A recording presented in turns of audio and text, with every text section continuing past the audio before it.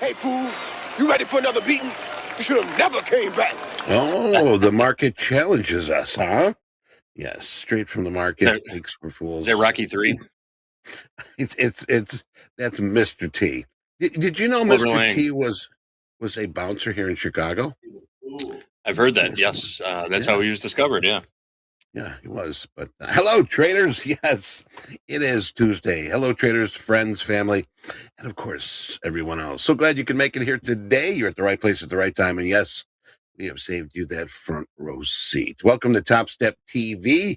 Yes, the coolest and most knowledgeable show that you're going to see on the internet here for traders just like you. This is Opening Call. He's JD, and I'm the other guy.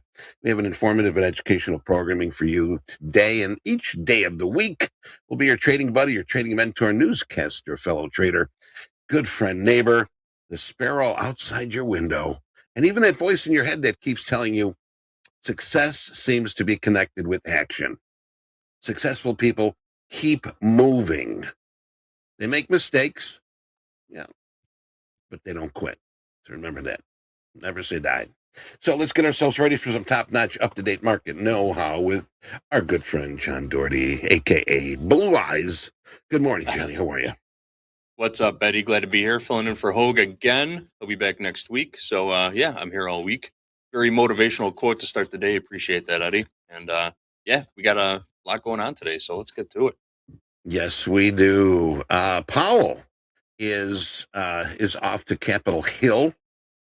Spotlight turns on Capitol Hill today as Federal Reserve Chair Jerome Powell, Uncle Jerry, starts his 2-day semi-annual congressional testimony with the appearance before Senate. Yes, I did say that. Economic data released before tends to point to cooling inflation. That's while the job market's also showing signs that the monthly of the tight policy is taking its toll. Powell insisted last week when he was over in Europe, ECB's Bank Annual Forum in Portugal, that the wine was delicious and the cheese was fantastic. And he did say that the Fed still need to move more data to ensure inflation moderately. So obviously that's just more fuel for the fire. Of course, this is going to be filled with lots of if, ands, or maybes. So similar comments look likely. But Powell faces a tricky balancing act, making sure price pressures are restrained and while not hitting the U.S. economy too hard. Yeah, he's been hitting us when we haven't been looking. Dow futures, we do see that the Dow here right now, contracting about 42 points, 0.1% higher. S&P 500, looking at the S&P right now, we've got that looking very close to the top here, playing off the top, climbed about 11 points. NASDAQ rose by 66. The broad-based Index 500, NASDAQ, closed yesterday at record levels on increasing confidence that the Fed could be, possibly, soon start to ease up monetary policy. Yet despite that tone, there was a decline 10% in the benchmark 500 stock before the U.S. presidential election in November is highly likely. This is coming from Morgan Stanley Chief Investment Officer Mike Wilson saying that we should probably see a decline 10% before November. So we'll keep an eye on that. That's for sure. Thank you, Mr. Wilson. Yes, what else do we got here, JD? What do you got for us today? Pardon me. Well, for those in the chat asking where Hogue is, he is fine. He is on vacation, a much needed, well-deserved rest time for the Hoagland family. Eddie mentioned earlier, Powell testimony. Jerome Powell, Uncle Jerry, and Janet Yellen both testifying on Capitol Hill today and tomorrow. Today they're in front of the Senate Banking Committee, and tomorrow they're in front of the House Financial Services Committee, fielding questions on economic policy and banking. So that's going to be our big market moving event today. Other than that, we had the NFIB Small Business Optimism Index out. I just had the results up. Let me find them again. Came in actual 91.1 versus a consensus of 90.3 and a prior of 90.5. So a little better than expected there. Outside of that, we have Michael Barr, Fed speaking at 8:15 Central Time. Again, Jerome Powell at 9 o'clock Central Time this morning. 52-week bill auction at 11:30, 3-year note auction at noon. And Michelle Bowman speaks at 12:30 Central Time. Later this week, we do have CPI, PPI, CPI Thursday, PPI Friday, and the University of Michigan Consumer Sentiment. So inflation data still coming out later this week. Overnight, we had some not much of a shakeup in Asia. Shanghai Composite closed up 1.26%, Nikkei up 1.96%, and the Hang Seng was unchanged on the session. Stocks in Europe trading lower this morning. This happened yesterday. All stocks in Europe were trading lower ahead of the U.S. Open. FTSE right now down 0.5%, DAX down 1%, and the CAC down 1.3%. We currently have the VIX sitting at 12.43, U.S. dollar index at 105.06. The yield on the 10-year Treasury note resting gently at 4.291%. As far as your Mag 7 stocks go, yesterday was a mixed close. Apple up 0.5%, Amazon down about 0.25%, Google down close to 1%, Meta down close to 2%, Microsoft down 0.25%. Nvidia was the high flyer, up 1.8%, almost 2%, and Tesla up 0.5%. So kind of the opposite there. Going into yesterday, Nvidia was the only laggard on Friday, and yesterday was the only one really holding high above water, with the exception of Apple and Tesla. But that's what I got on the economic front. What's happening in the world of crude oil, Eddie? The world of Earl black tea, Texas gold. Crude prices edged lower. We're seeing the crude here a little bit rising. What I was watching right now is gold had a nice little run. Little run to the upside here, but we're talking about crude right now. Crude, Hurricane Beryl caused less damage than anticipated, but still damage is damage. I don't know where they're putting this here. Easing concerns over supply disruption. We did see that the U.S. crude WTI fell 0.5%. Brent dropped 0.4%. The worst of Hurricane Beryl appears to have passed, and now the market awaits assessment of the damage along the infrastructure in Texas. Early indications suggest that most of the infrastructure has come unscathed. Still, there has been some damage. Most participants are also keeping an eye on the situation in the Middle East. API releases its estimate weekly crude inventories, as JD mentioned, later this session, with a draw expected. Now, we'll see what happens there. You know, if you're a crude trader, don't take what is expected. This is something that is just spin the wheel, roll the dice, flip the coin. We'll see what happens. So, given that, we've got tip of the week. Yes, tip of the week here.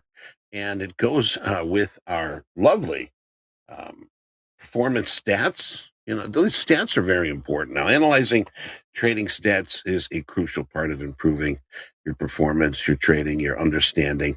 One of the things here that we've got, profit and loss. Calculate the average amount of money made on winning trades and the average amount of money on losing trades.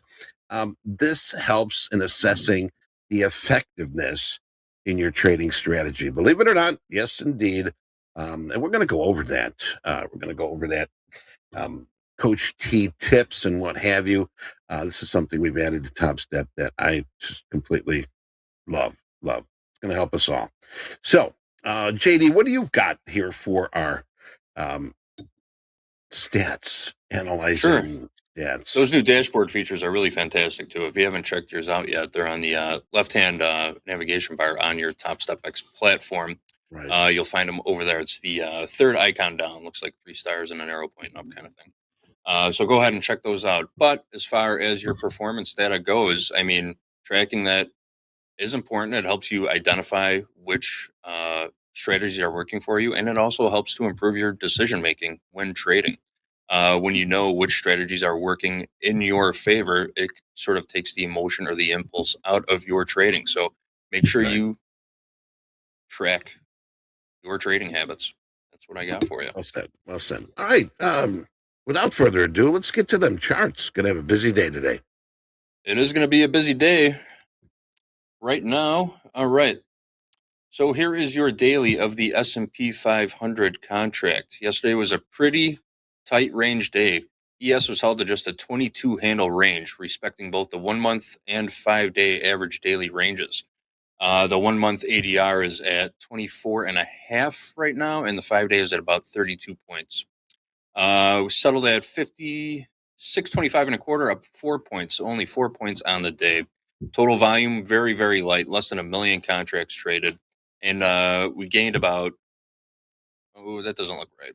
What was our open interest? Hang on a sec. We gained 300 in open interest. That's it. I thought it said 300,000 for a second, but I knew that wasn't right. Only 300 in open interest gained. So it was a low participation type of trading day yesterday. We still closed on new all-time highs, though. Okay, so we were in a nice period of consolidation there. I drew this box in yesterday. I redrew it today. Going back to mid-June, that we finally broke out of last Wednesday here. We made some nice follow-through to the upside Friday and yesterday, though it was on decreasing volume. You see this volume pattern down here. Either traders are still on vacation mode, or we could possibly be coming into approaching maybe a temporary high. When you see steadily increasing volume like this on an up move, it's typically a sign that the move is petering out and a pullback could be coming. I personally hate picking tops in this market right now, but the signals are all sort of lining up that this rally could be petering out just a little bit, like I said. So unless we get a decent boost in volume today, we might get some solid failed top trade setups later on. We'll circle back to that later on this afternoon, though. All right, here's our 30-minute. Let me scale this up. And my profile's not in there. Hang on a second. All right. So I think we can all agree yesterday was just a sloppy sort of chop fest, you know. We took out the overnight high right on the regular trading hours open here, printed a new all-time high, fell back inside of range and value from Friday, and just sort of chopped around. Initial balance held as the high for the day. Then we spent the rest of the day just chopping inside range, inside value from Friday. This morning, overnight inventory, pretty balanced, maybe a little bit long. We put in a new all-time high overnight, bounced off this level 3 or 4 times up here, right around 56.40. Finding rejection there, trading back inside of range from Friday now. So we're seeing, so I would say continued acceptance of higher prices, but that rejection is a little questioning. I like to see weak overnight highs get taken out early on in the session. But for right now, trading back inside range, though we are accepting higher prices, the move right now is to stay patient and wait for better trade locations. Looking for cheap trades on both sides of the market today. Might get a cheap trade popping above that new all-time high. Printing a new all-time high and maybe a pullback in. It looks very rangy right now. This is a perfect Dolby range box that I'm seeing on this 30-minute chart from the overnight session. So that could be a decent play heading into the open. All right, let's go over and take a look at our NASDAQ. Here's our daily of the September NASDAQ contract. Same as the ES, pretty tight range yesterday. Yesterday, the September contract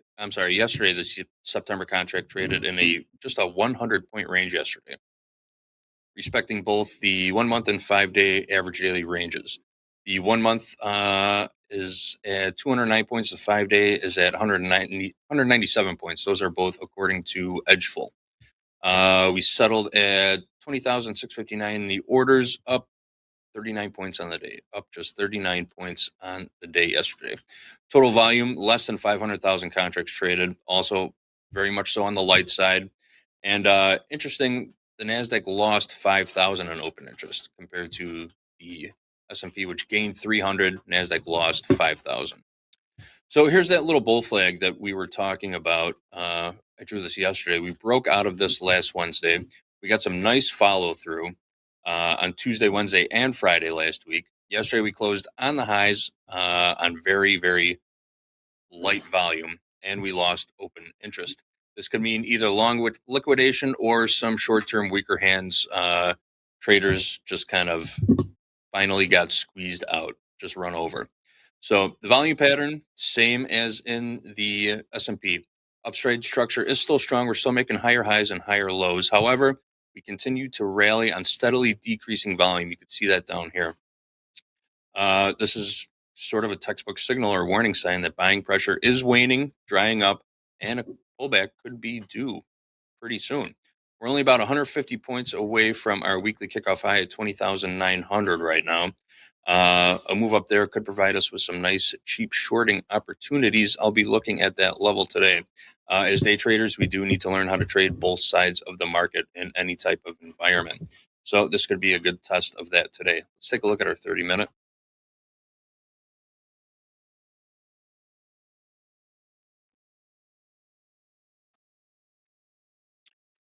All right, so this chart looks a little bit different than the S&P did. In the S&P, the initial balance held as the high for the day. Here, we took out both ends of the initial balance, basically consolidated for the entire session until this late spike going into the close. Anyone trying to short this this one yesterday afternoon just got wiped out right before the bell. If you remember that, we were trying to trade it live during power hour, but that rally at the end just kind of took the wind out of everybody's sails. It was a real nice pop.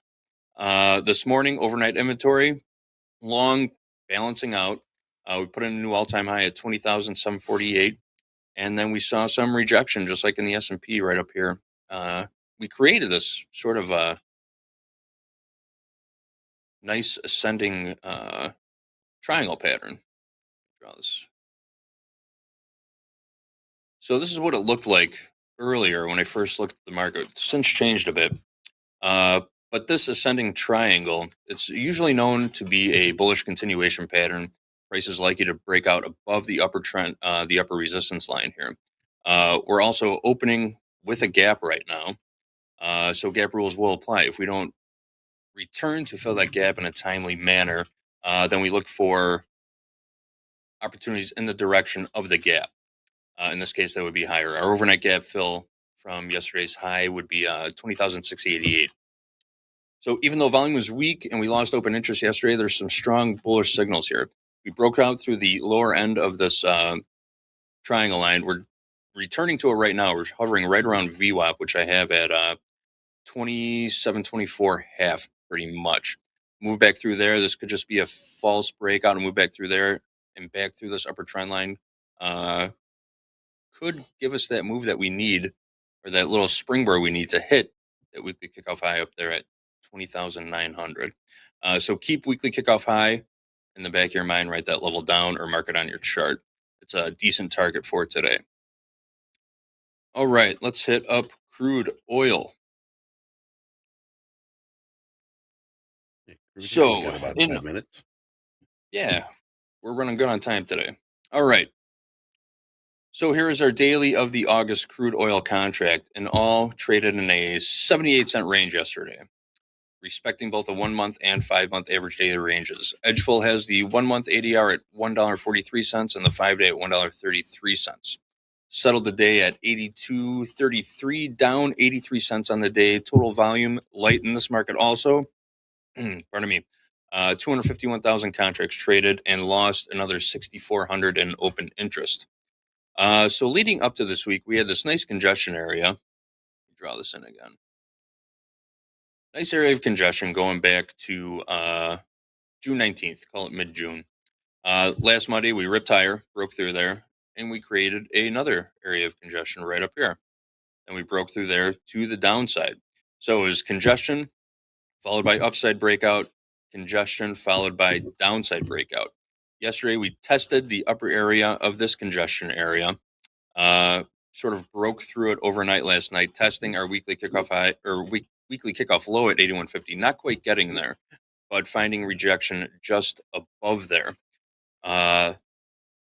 We have decreased volume on this little breakout, and we're losing open interest. So it kind of looks like some profit taking to me. We tested this swing high back here. If you can see where my pointer is, what date is this? April 26th. That high was 84.46. We tested that twice in the last couple of days, in the last week. Just couldn't quite punch through there, though. That might have been enough to get some positions to liquidate. Let's zoom into our 30-minute.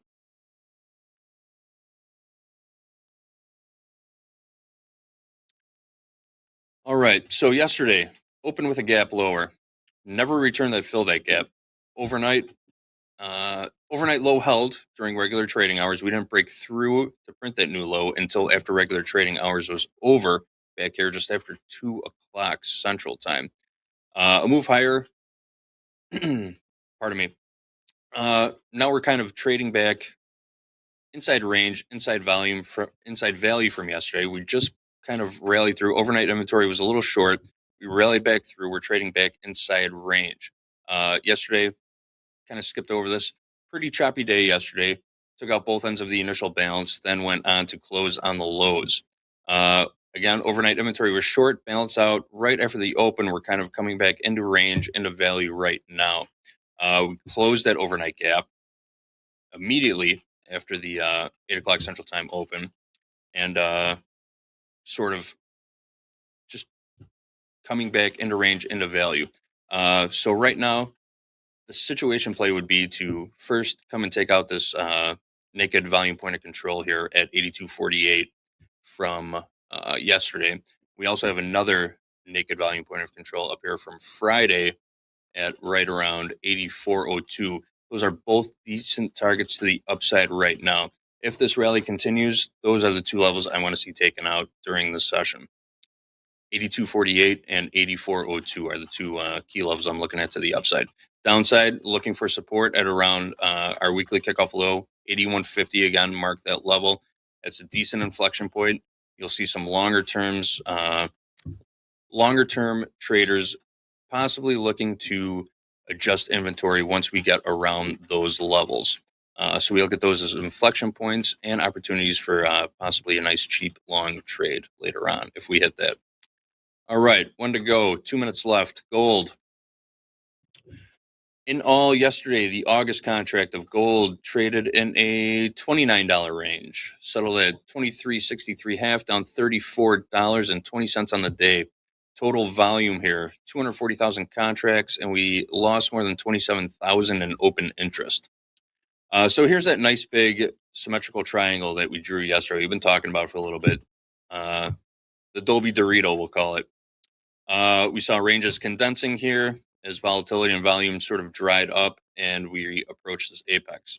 Wednesday, we broke out, closed above the upper trend line. Yesterday was definitely, closed above the upper trend line and had some nice follow through. We had a rip on Friday, and then yesterday we sort of fell back. Yesterday was definitely an inside trading day. We did not test either the high or the low from yesterday, from Friday during yesterday's trading session. Volume is weak. We lost a good chunk of open interest. I think there's some indecision in this market right now. We're right in the middle of a range going back to April here. We've seen a number of technical patterns fail to play out. There was this double top up here that we got no follow through from. We had a bearish ascending wedge formation that we talked about a few weeks ago. No follow through there. And then we have this symmetrical triangle, which we broke out of, but still waiting to see some real movement or follow through for. At the end of the day, this market is just trading sideways. We're range bound right now, and it's consolidating. Let's zoom into a 30-minute real quick. I hear rips in the background. We're going to get them in here. We got less than a minute. All right, overnight inventory. Overnight inventory, pretty flat going into the open.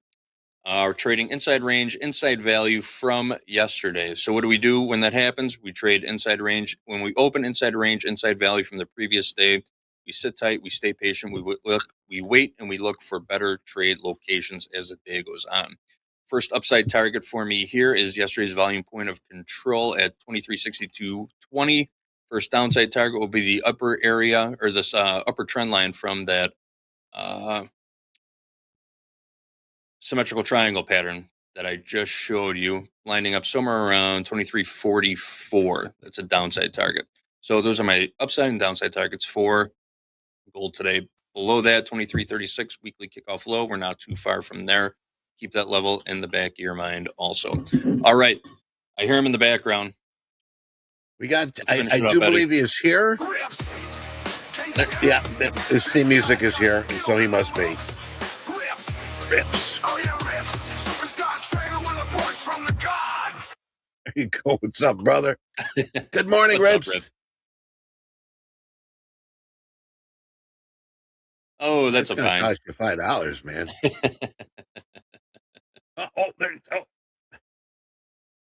Oh, there it is. It's the dang button on the thing. Hey. Oh, that's okay.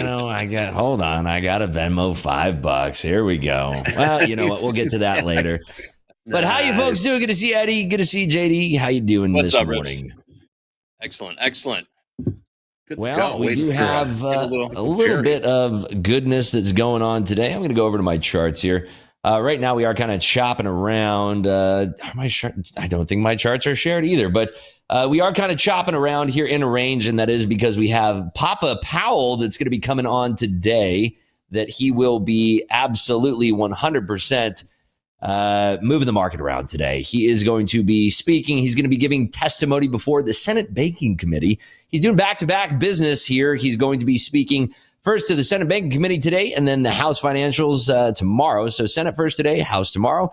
He's going to have the exact same testimony, but the magic really comes in after when we have the Q&A. So he's going to give his short testimony. The algorithms will have access to that testimony the moment that it drops. Could be an hour before he actually takes the podium or the whatever you want to call it, his seat in front of the microphone. But that's what's going to be moving the market today. We also are going to be hearing from Michelle Bowman later this afternoon. And then right now in about, right now we should be hearing from Mr. Michael Barr, who is the vice chair for supervision. He is a voting member. Bowman is a voting member. And then, of course, Jerome Powell, Papa Powell, he is the voting member of all voting members. He is the decision maker, and he is going to be the one who's leading us to the promised land today. But as you can see here with my chart, we are just chopping around in this range right now, back and forth and back and forth. So we'll have to see if we're going to be waiting for Papa Powell to deliver those remarks to move the market, which is going to be happening in about 30 short minutes from now. The market open is going to be gracing us with its presence in about 2.5 minutes here. So what are we looking for out the open? For me, I'm likely just going to be sitting on these old dogs here. I'm going to be sitting on my paws and just waiting for the market to unfold and give us some type of price action that is worth trading. There's going to be a lot of order matching that's going on today, but I don't expect a lot of extreme volatility until Jerome Powell takes his seat in front of that microphone and starts delivering his testimony before the Senate Banking Committee today. So that's my story, and I'm sticking to it. What are you folks looking for? JD, are you looking for anything specific? Eddie, anything? I like the way this gold sort of ran north for a little bit, but we're getting those big pullbacks. I'm hands off right now. JD, what are you looking at? Yeah, we've got some nice 30-minute ranges from the overnight session in both the ES and the NQ right now. Breakouts from there, maybe some false breakouts. After Powell testimony, those might be the plays for the day. You got my charts up right now. These are perfect ranges from the overnight session. So you could either play those ranges leading up to Powell or wait for the breakout after Powell testimony. But markets will be moving today, and we're going to be trading on probably both sides of these ranges, I'd assume. So we'll wait and see what happens. I'm not averse to taking trades on both sides of the market today. So that's what I'm looking for. Yeah, and Powell will begin speaking at 9 a.m. Central Time, 10 a.m. Eastern Time. Correct. That is 7 a.m. Pacific Time. So be on the lookout for that. And again, the testimony that he has is already prepared and will likely hit the algorithmic trading robots well before that you can even hear him speak a word. So that's going to be hitting the wire first. The algorithms will react on that, but then the magic comes in the Q&A, which he will be grilled by the members of the Senate today. I'll keep an eye on that for everybody, too. You know, I'll be watching the news here. I'll pipe it in. I'll throw it in chat. Anything important, I'll come in and I'll share it with everybody. Does he get those questions ahead of time? Does he have time to prepare? Usually no. For this type of, this is his semi-annual testimony. Yeah. Usually no. What he does prepare is his initial opening remarks and talking about the economy. Right. So. Cool. All right, we got a minute here. Inside a minute here. Why don't we bring in? You can pull me out and bring in that handsome kid. What's his name again? Oh yeah, Andre. Bring in Andre. What's up, everybody? What's up, Rips? Hey, what's up, buddy? How you been? Good, man. What's up? Happy to share the stage with you this morning. Any trades so far for you? No trades. Looks like the bell just rang, though. We've got the bell here. Let's hit the bell. We didn't even get in the gates. There's no ponies in the gates. Shotgun start today. Let's get it. Oh, my goodness. Right from the stalls. Go. All right, Rips. Yeah. Tell us what we're looking at here. We got NASDAQ open a little bit higher and S&P. Talk to us, Rips. What are we seeing here? Right now, the S&Ps and the NASDAQ are kind of just fiddling in the middle here. Looking over the Magnificent Seven right now, Amazon and Google are both the biggest ones catching a bid here. NVIDIA is looking to break out above 130.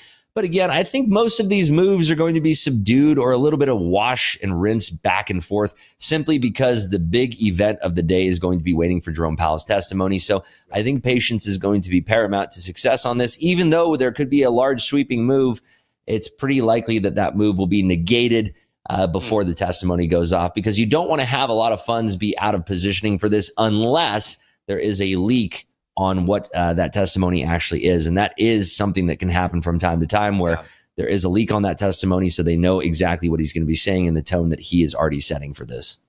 Yeah, that's interesting because Financial Juice says it's 7:30 Central Time, so about an hour ago, Powell's testimony text ahead of Powell's text ahead of testimony. So it sounds like someone perhaps got their hands on it. He's even posted right here. This did get leaked. I haven't seen anything hit the juice or hit the wire just yet, but like you said, I wouldn't be surprised if it does. And algos are going to be scraping this thing, right, Rips? Oh, yeah. And that's going to happen the moment that it's published. If it's already out, then there's clearly something that wasn't all that important that really hasn't moved the market. Because as you can see, I have my screen up, but, the market is just really not moving. Oh, my goodness. Who are these handsome devils? Wow. Got the A team here. Oh, my goodness. What's up? What's up, John? What's up? Dakota? Can't hear you, Dakota. Yeah, you can. You can hear me. Now I can hear you, Dakota. Oh, I'm not on 500 from Dakota. Dakota's 500. You don't. $5 doesn't hurt guys like him. Who ordered filled? Michael, what was the trade you put on? I put a 5-lot long in my Express account every morning. Wow. Michael, that was questioned in the chat late yesterday. Is Michael really going to be putting on a long every morning? There you go. Well, I love it. 2 days in a row. It's In the happening. Express How's it account, working? Yeah. How's it working so far? I'm looking yesterday. I think I probably busted out of my DLL. No. Well, today's Really? looking hot. Yeah. I'm up 1,200 so far. Yeah. Yeah, there you go. I'm just Looking trying dang good. I got that info, by the way, the back testing MP. We can talk about it later. Let's Nice, talk about Jack. that later. Yeah. I got to find Nice, out Jack. my Express account. Jack, if you get a chance, Express account ending in 7153. If you or somebody on there, I just want to find out what yesterday is. Actually, I can find out. Hey, Jack, you got a new picture on Venmo, huh? Looks good. Yes. Wow. Somebody said that I had to have one because they didn't know who they were sending to. It was just my initials before. So there's my face. You got the Dakota seal of approval on your Venmo There's profile my pic. $5. Atta boy. I did look at buyers came out of shot out of a cannon here on the NASDAQ. Just here we go. New all-time highs. Trade 20,754. Here we go Dakota. again, Andre. I can't help it. I can't help it. It's not my fault. It's the market's fault. I didn't do it. The market did it. Andre, check that. I made 3,000 yesterday, and they closed me out at the end of the day. So Ooh. no, I made more than that because I'm up 2,000. I made $4 grand yesterday, trading 5-lot long. All right. You're long another 5-lot today. Taking into the close. Yeah.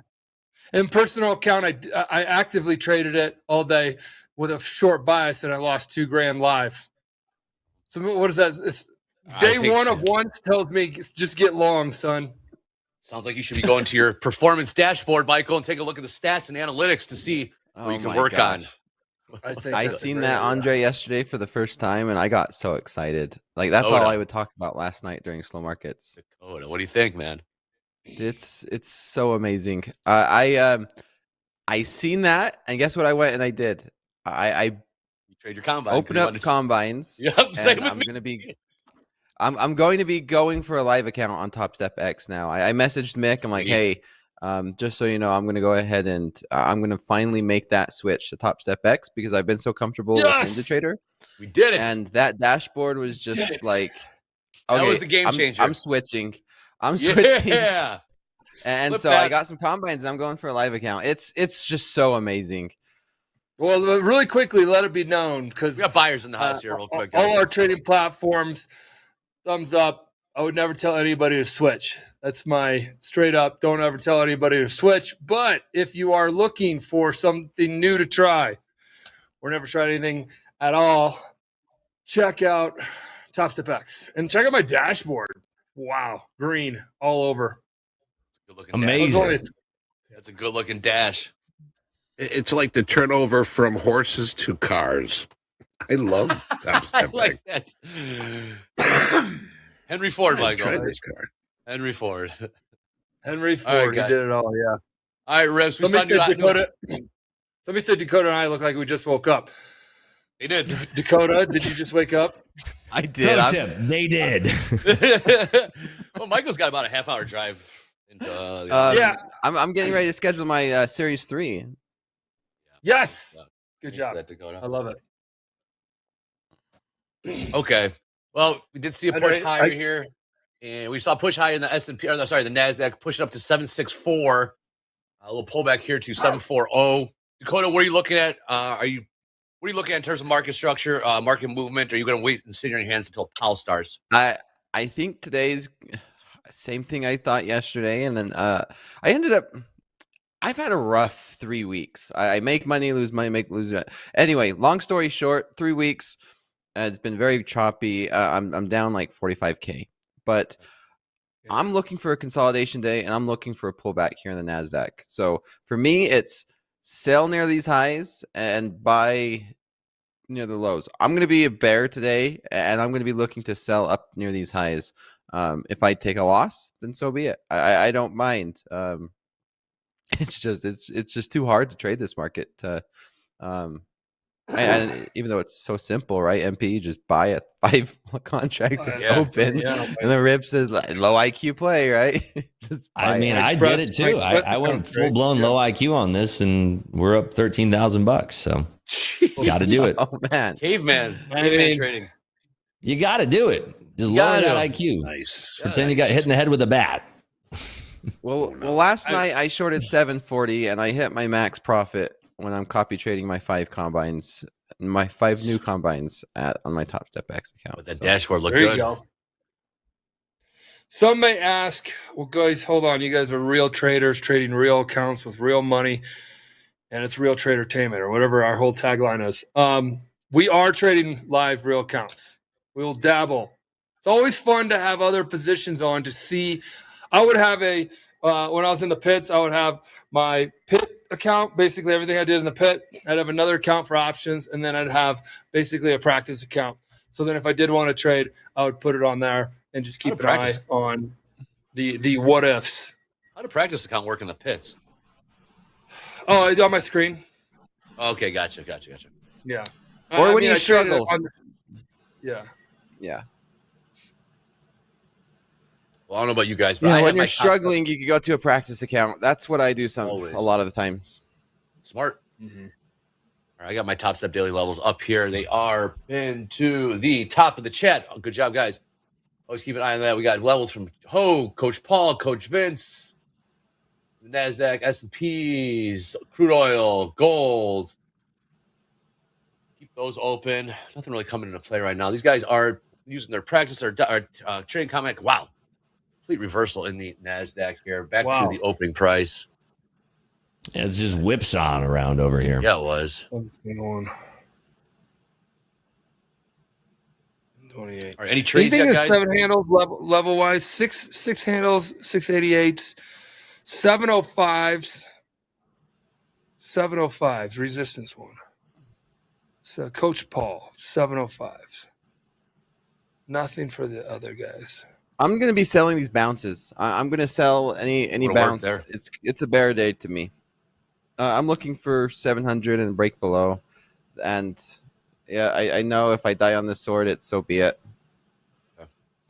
I think it's going to be wise to wait for Mr. Jerome Powell's testimony to see kind of what we have going on here. I think that's going to be paramount to having success for today. He's going to be speaking in about 20 minutes. Hey, Rips, any key things you're looking to hear from him? Obviously, the obvious things, interest rate cuts and stuff. But a lot of times these Congress people get up here. And there's on their soapbox, and they want all eyes on them type thing. Yeah, I would like to hear him really pick a lane and stick to it. I would like to hear him say that doing this or that. If he sticks into a lane, it's going to make for a much easier trade. If he tends to make some commentary and continue making commentary along that same line, pick a hawk or a dove, whichever side it is, we'll get congruency. And as long as we have those equities following suit, we should have a nice, clean trade. I don't expect that, but that is the dream scenario. Gotcha. They don't stick to lanes. Usually, I mean, that's the case. Usually it's a little bit wishy-washy, but like on this last FOMC, we had a very congruent price action to the north side and then a nice subsequent sell-off. If my memory serves me correctly, or maybe that was 2 meetings ago. But anyway, it's it's one of those things where if you're patient, you wait for a potential of one sweeping movement to one certain side of the tape, then you can catch that move. And that's all you really need to look for on a day like today. If that opportunity does not present itself, then so be it. You wait for tomorrow. Haven't seen anything coming out of bar yet. For that, Hey, somebody in here goes hawk. Andre, somebody in here goes hawk too, and you're pretty down with top pop culture. You know exactly what it is. You know exactly. Is that going to last for more than a week? Is that going to last for more than a week? It lasted like a month. Yeah. no. I think the 15 minutes. The girl's riding her fame. She's on her 13th minute of the 15 minutes right now. She's making some big money too. She did it. So I think she knew an apparel guy. She's got the swag out, hats, shirts. Yeah. Oh wow. I'm gonna buy you a hat. Well, Michael. that's good. Well, she's capitalizing on that. I'm gonna buy you a shirt, Michael. You know what's funny? For this show, on my way to Costa Rica, I was down in Houston, and they had a bunch of Nassau shirts waiting at gate 42 outside of it, and waiting for our flight. And I go on there, and I'm just looking at these dumb shirts, and it goes, "It's not rocket science." So one says NASA, it's not rocket science, and then in quotes or parentheses, oh wait, yes it is. I bought one of those just to wear on the show at some point, but I haven't really got around to that. It's like when you wore that "I Love New York" shirt when we were out in New York. We had you wearing that. Yeah, we went to Montauk and then the surf club or something. They're like, you can't get in. I'm like, come on. I had the sleeves cut off of it. Anyways, Great tourist. Here's smooth crack of a chilled Celsius. James's ears are definitely tuned to the music of the god because that's exactly what that was. Beautiful. What flavor are we going with today, Rips? Today we are tapping the Rockies with a nice ice cold non-carbonated peach mango here. Oh, by golly, it's delicious. You know that Celsius was sponsoring a few of those NASCAR cars here in Chicago. Saw them passing around. Hey there, look, Celsius. We are we're looking to sign a X Games gold medalist, Mountain Dew, like every gold that Mountain Dew tournaments do. World Series or World Cup of skiing, half pipe super champ, and bronze and silver medalist in the Olympics. Now, if you can look up all that, you can guess his name. But he's sponsored by Celsius. Just got sponsored by Celsius. Topstep is working on his entire helmet and his shoulders to say Topstep on them, to take a kind of a Red Bull helmet. And we're looking at a couple other athletes. Why are we doing athletes? Because they got regiment, routine, discipline, and they go for the gold. But he is he's sponsored by Celsius. So maybe if he signs with Topstep, we'll have him on here, and Rips, you and him can Celsius it out. Celsius. Oh, I'd love that. Speaking of, do you still have your case of Celsius, or did you blow through that quick? I haven't touched it since that one day.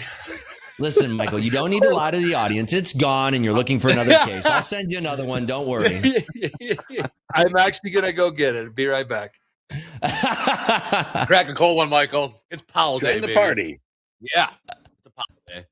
All right, last trade X 20,736. Yes, chilling right around VWAP right here is 5637, 5637. I got VWAP at 5636. See some volatility. Dow just selling off because Dow touched 40,000 yesterday. We were currently trading 39,538. 39,538. Again, we touched 40,000 yesterday in the Dow. So nothing but selling since. So good on you. Oil right in the middle, trading right just beneath $82 even. Let's trade $81.95. Gold looking like some push to the upside here. High of the day, 23.75. Last trade, 23.71. Rips, Dakota, any trades just yet? Like I said, I traded on. Oh, go ahead. Yeah. I was gonna say I just shorted 744. 744. How many times?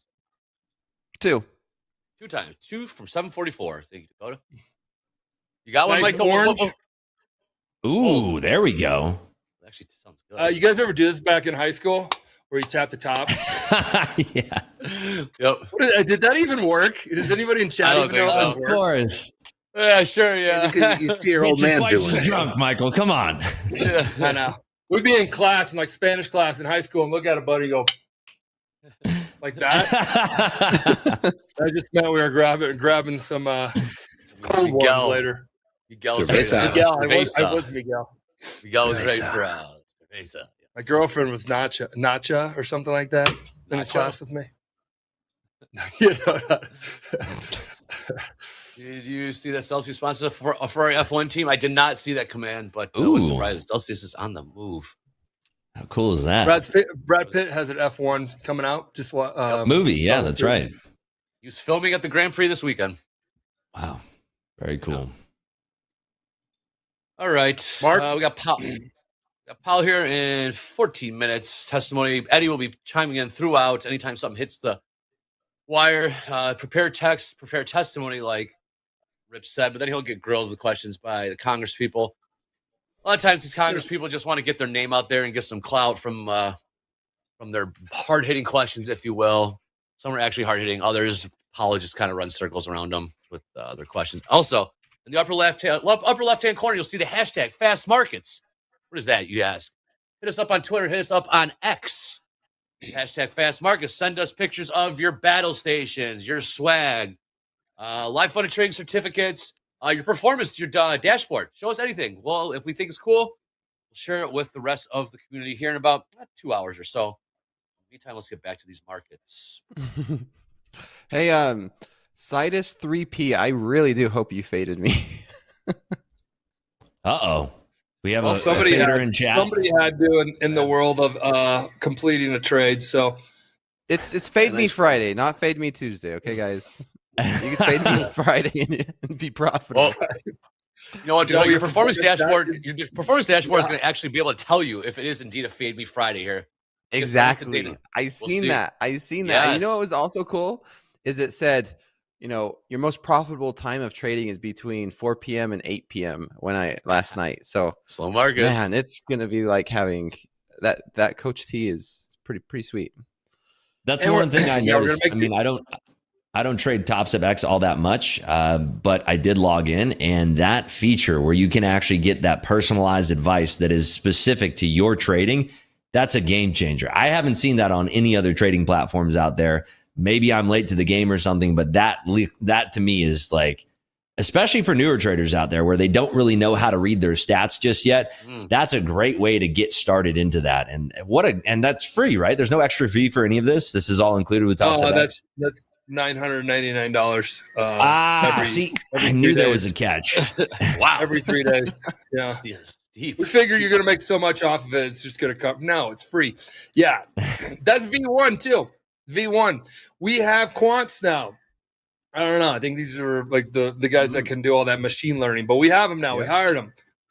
And we got all the data in buckets. They give you like a whole thing on like Legos. And I know that we're all different colors, all different shapes and sizes. And then your data's got to get in the right spot with the right Lego, with the right color, the right size. And once you do all that, then you can start to use that data in a way that you can feed things back to people, as well as get it to the machine learning phase. Hey, Dakota, you know, your alarm goes off, you go to log in. Oh, did you know today's your worst day? Fridays are your worst. I mean, like, it tells you, like, right when you log in and right when you go to put on another trade, possibly, it may say, or whatever. I don't know. We haven't got that far. But the whole goal is to kind of give you a heads up on your patterns of your behavior before you do them, because you have a pattern of behavior.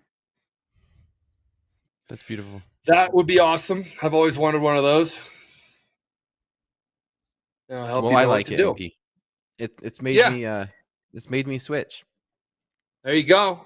And you know, once you switch, it's like I have been on T4 for 20 years. Swear to God, 20 years on the same platform that people are like, "Oh, it's archaic." I know. Yeah, I know. It's simple. I don't miss it. I don't miss it at all, even though all my trades go through it in the back end. But the front end is all TopStep X. The front end, this is what we mess with. But enough of that. We're trading 35s, 27 35s, 20,735 for all those truckers on the road. That's what I'm going to call them now, Andre. In Dakota, let me ask you. You went short at what, 34, 44? 44. 44.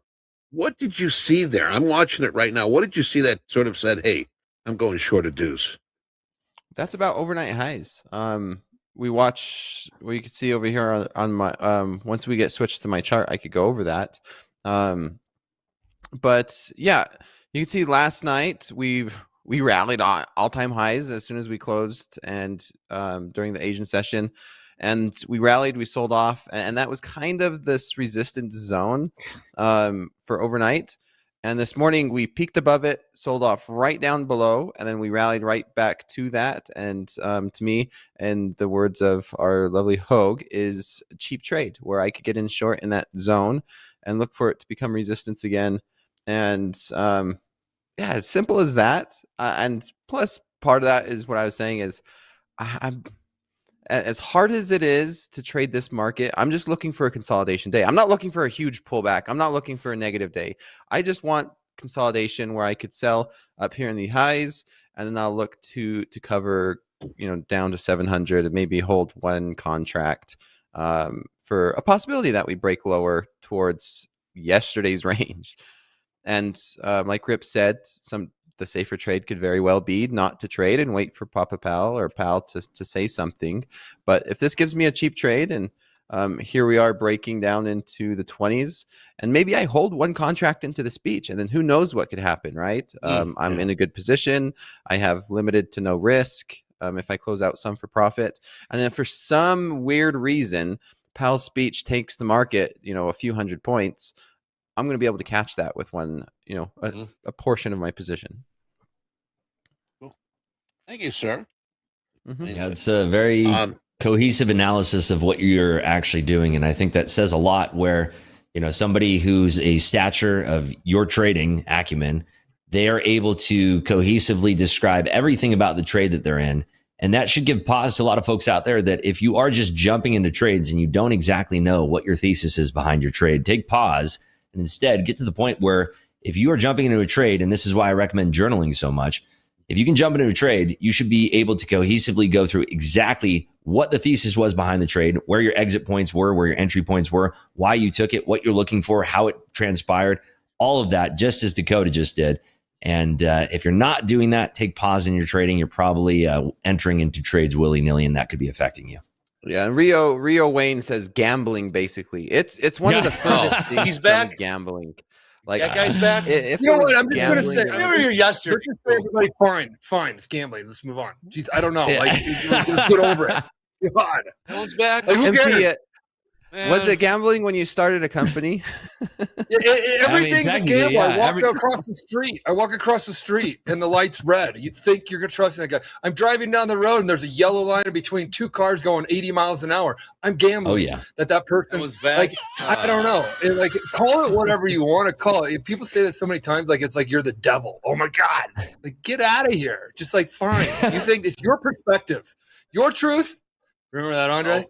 My truth, life is and a gamble. the truth, and the truth. Oh, why are there three different I've truths? had debates with, we're growing up in Utah. You can imagine how strong the LDS community is. I've had not arguments, but very strong debates about gambling with my bishops, and because I love poker, I love going to Vegas, and I had to how do I explain to him this is not gambling? Because the LDS has a huge hedge fund that they buy and sell stocks, and it's the same thing. You invest and you put money at risk when you know the probabilities are in your favor. This is the same thing. I know that over the long run, a long sample size, it has a positive expectancy, just like buying any stock, just like doing anything, buying a house, starting a business. You're putting your money at risk where there is some risk involved. You just have that confidence. You understand what those risks are, and you understand the expectancy of that risk. So in general, personally would love to. In general, really quick, Rebs. Oh no, go ahead. You personally would love. I want you to go next. I mean, I personally would love to know from that person's perspective, what is the trade that you put on that isn't a gamble? Because I'll tell you something. Yeah. You can put on your little trade that you think isn't a gamble, and then some big player can come along and completely take the opposite side of your trade and keep pushing on you and pushing on you. And you can't do anything about it. So how is that not a gamble? I mean, you can't predict what's going to happen from other participants in the market. So I'd love to know in your world, what isn't a gamble? Yeah. Okay. So we're all moving on with the gamble. And in the end, it's the expectancy. So you can gamble going to another prop firm if you're going to get paid out. You can gamble eating at a 2-star Mexican restaurant, where, I mean, like, you could gamble about anything. So gas station sushi. Let's celebrate gambling and let's not demonize it. Yeah. Hey, we got Powell coming up here in about 3 minutes. Not going to be right away, but I'm going to be eagle eyeing the hot wire, see if anything does come out. Wow, we are pushing crazy. Oh, yeah. Back revisiting those Globex highs right now. Getting a little wild and loose up here. This is what it did yesterday. This is exactly what it did yesterday. Well, they came back and they said, it's all about probabilities. Hold on. Wait, isn't that exactly what gambling is? Risking via probabilities? Rio. Who's this? No, you know what was gambling? I went on a canoeing trip up at Jackson Hole in the Tetons. That was freaking gambling. Paddling in a canoe for 17 miles. Oh my gosh. Hey, tell Michael that, Dakota, would you? What do you mean? I was on the water yesterday. I was on the water over the weekend, paddleboarding with my kids. My wife ran into a tree, and the baby's 2-year-old and the 4-year-old fell off of her paddleboard. Overboard. So yes, I can relate. That's gambling. Unlike the city over there. Oh man. Shy City Andre. Actually, Dakota, Andre and I are into rafting. We do it when he comes out here, and we go on Roaring Fork. Arkansas River's another great one. So you were rafting or canoeing? I mean, did you have rapids? Or No, we were canoeing up in Jackson Hole, Jackson Lake in the Tetons. Yeah. There's a huge lake there, and we canoed 17 miles. Like it was like 8 hours one day, and then pitch a tent and like mosquitoes, spend the night there, and then wake up and paddle all the way back. Awesome. It was a fun experience. Lots of beautiful scenery, enjoying the outdoors. But will I do it again? Probably not. One and done. My arms are burning still. I was just gonna say, bet your upper body's ripped right now. Oh man, it is. It's wrecked. Yes.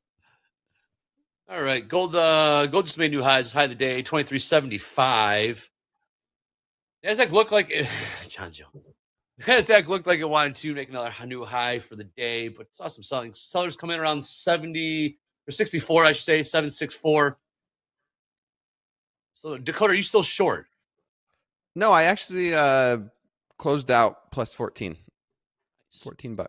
Plus 14. Oh, plus $14. You said when we say plus 14, I think you mean either 100 or thousands these days, but 14 it is. Love how humble you are. Plus 14. Oh no, it still means $14 where I'm from. 14 is 14. Oh, wow. It'll be 14 grand. How you been swinging? Aganda and I'm gonna talk to our compliance team, see if we can. Why Kenya's on the list? Nairobi and Lamu are both places that I visited, and I met with a funded trader out of north of Nairobi when I was out in Nairobi.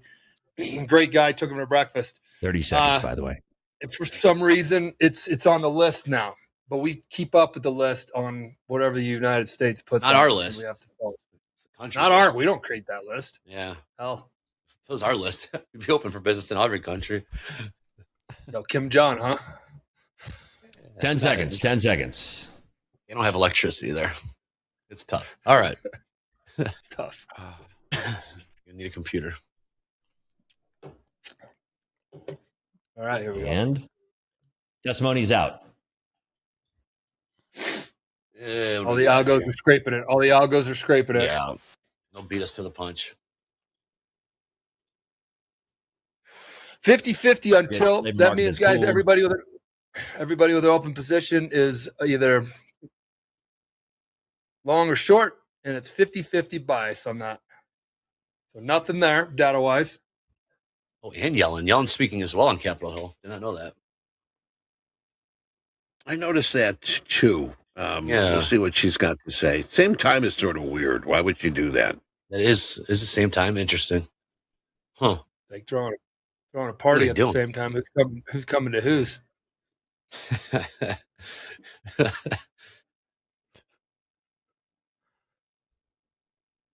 No rate cut expected. Basically, the text is almost verbatim of what he said last week in Portugal. Okay. Inflation is strong, but not overheated. That's the takeaway. Yep, I'm short. 46 again. 46 and 3/4. There he goes. There goes that boy. Oh. I have not seen it. What house accounts do we have going on? We got to get in these summer dull markets. Ooh. I would say short. I'm gonna have a short bias today. I'm based off of what market's doing right now. We've failed twice to break higher. I think we go back down to yesterday's range. Eddie, any hot takes? Yes, we got one just popping right now. Policy rate cut is not appropriate until the Fed gains greater confidence inflation, headed sustainability towards the 2%. He also says that the elevated inflation is not the only risk we face. More good data would strengthen our confidence on inflation. So these are the hot ones. Posted one just a little earlier about the first quarter data did not support greater confidence in inflation. So I am the prize here. Kicking out one more here. He did say we have made considerable progress towards the 2% inflation goal. Recently, monthly readings show modest further progress. So these are the hot ones coming over the wire. What are you doing? I hear some order filled. Is that MP over there pushing them buttons? Oh yeah. Oh, that's on my personal. How are we doing over there? He's getting short. He's getting short again. Down 500 out of the gate. Uh-oh. Down. You're getting short, aren't you? Right around there, yeah. I have a lot of levels in the 6 handle on our daily levels. When I say I'm looking at my personal. But Andre is doing a great job gathering all the data for a house account. Yeah. How do you want to do that? Do we have to wait till that paperwork, the house account stuff gets hammered out before we keep doing the house account? I guess you can do house account trades, right? Or is it? I got it, and then you all will have it. Yep. So regardless, I'm on, which means we can do it. Okay, cool. We got to get our team trading account going. So, you got a great May. Oh, not so great June, and July started off. Mm-hmm. All right, taking a look at the levels here. I got S&P levels. Take a look at NASDAQ levels. They're pretty tight right here. What's the last trade? 750? We're in the middle right now. We're hovering around 750. Yeah, in the middle. Pull back to 659. 659 is settle. Have something there. But right now we're in the middle based on all these levels. I'll keep Some it more posted. Powell comments here. He does say reducing restraint too late or too little could underlie or unduly weaken the economy and the job markets. He also did say reducing restraint too soon and too much risks reversing inflation's progress. We don't want that. Restrictive policy is helping out put the downward pressure on inflation. He also says the U.S. economy, IOS, expanding at a solid pace. He's got some comments here coming out. They're sort of hitting the wire pretty quick here. Just trying to get the most important ones. Labor market conditions have cooled while remaining strong and are not overheated. So basically, this is just sort of rinse and repeat what we have known here for a while. Yep. Yeah, this is basically the same thing you said back in Portugal. Yeah. Gold falling out of bed here. Gold is falling out of bed. Gold down about $9 in the last 3 minutes or so. I'm not sure what happened there, but tapped the high of 23.78, now trading 23.67. MP carving up the market, getting short. I keep hearing order filled in my ear. MP, what are you looking at doing over there? I'm short 41s. Good. Gold really heavy here. Yeah, gold's falling out. Gold's down about $14 now. I'm not out. This thing. Okay, let me see.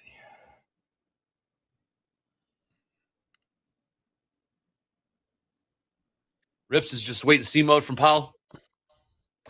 Yeah, I'm trying to actually reverse MP's trade here. I'm seeing if I can catch anything to the long side as we are dipping down here. Yeah, if it wants to firm up a little bit, I am Gandhi. I'm out.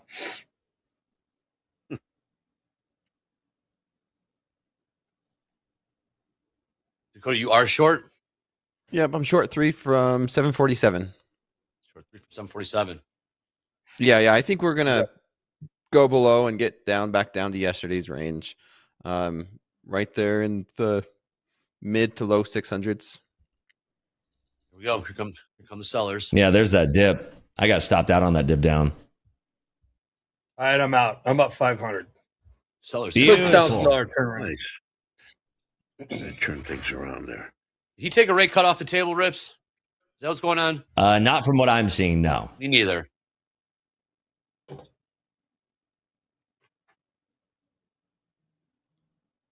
If you got your levels page up, go in there and hit the refresh button. Got some live updated levels coming at you.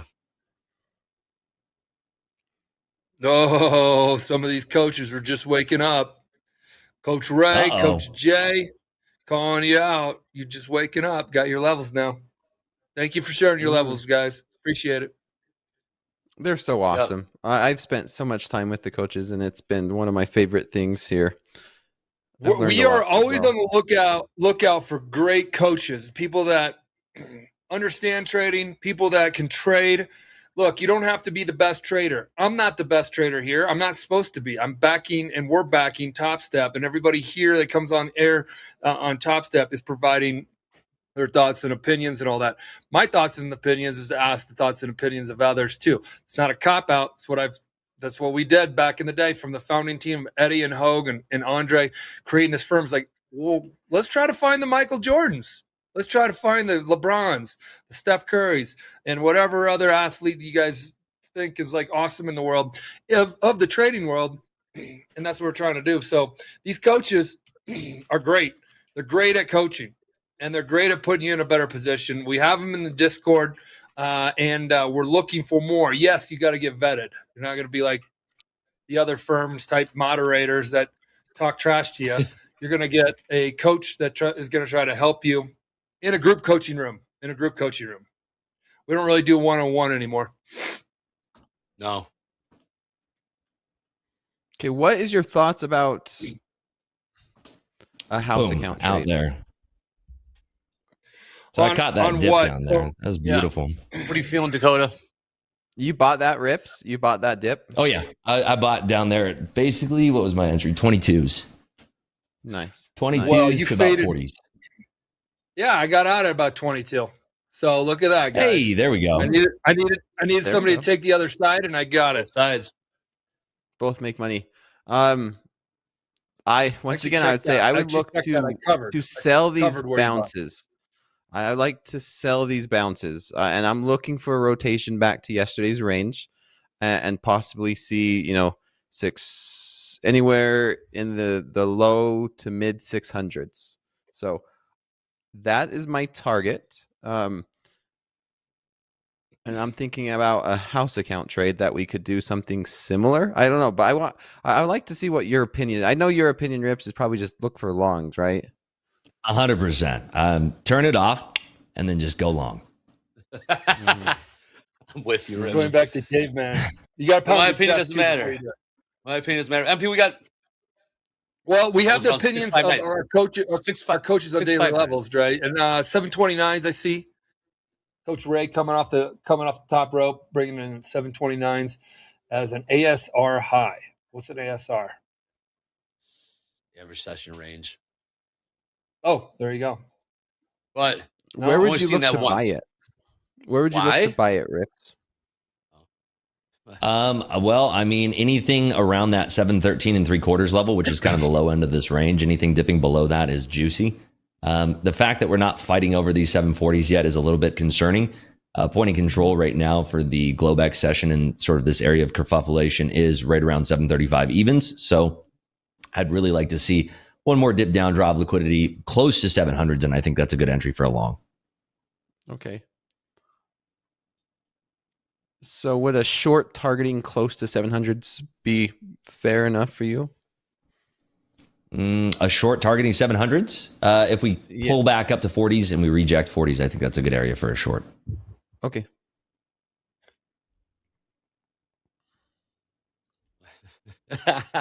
Like that, Jay. Oh, Jay heard that, yeah. Okay, we'll hold off on news and hot streaks for the time being. Markets are moving. Powell is getting grilled on Capitol Hill. There's no way these Congress people actually write their own questions, right, Rips? These are all their clerks and stuff. They don't know anything about economics. Yeah, I mean, they're too busy living the high life and getting free stuff. That's why they join up in the first place. Yeah. All right, we are ripping above that 745 level now. So, I mean, we still are just kind of banding in this area of liquidity, but we are seeing the Magnificent Seven lighting up. The only laggards that we're really paying attention to here are Microsoft and Meta. Microsoft's really putting a wet blanket on the party right now. Apple, NVIDIA, and Tesla are all kind of shooting off to the moon here. NVIDIA's just skating to the north side here. What's NVIDIA trading? Are we above 130 yet? Oh, yeah. Oh, yeah, 133 1/4. Yeah. Oh, baby.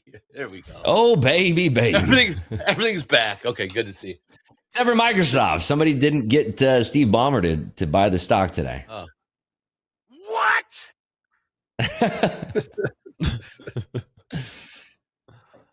Yeah, the old turn off the noggin and go long strategy still intact here.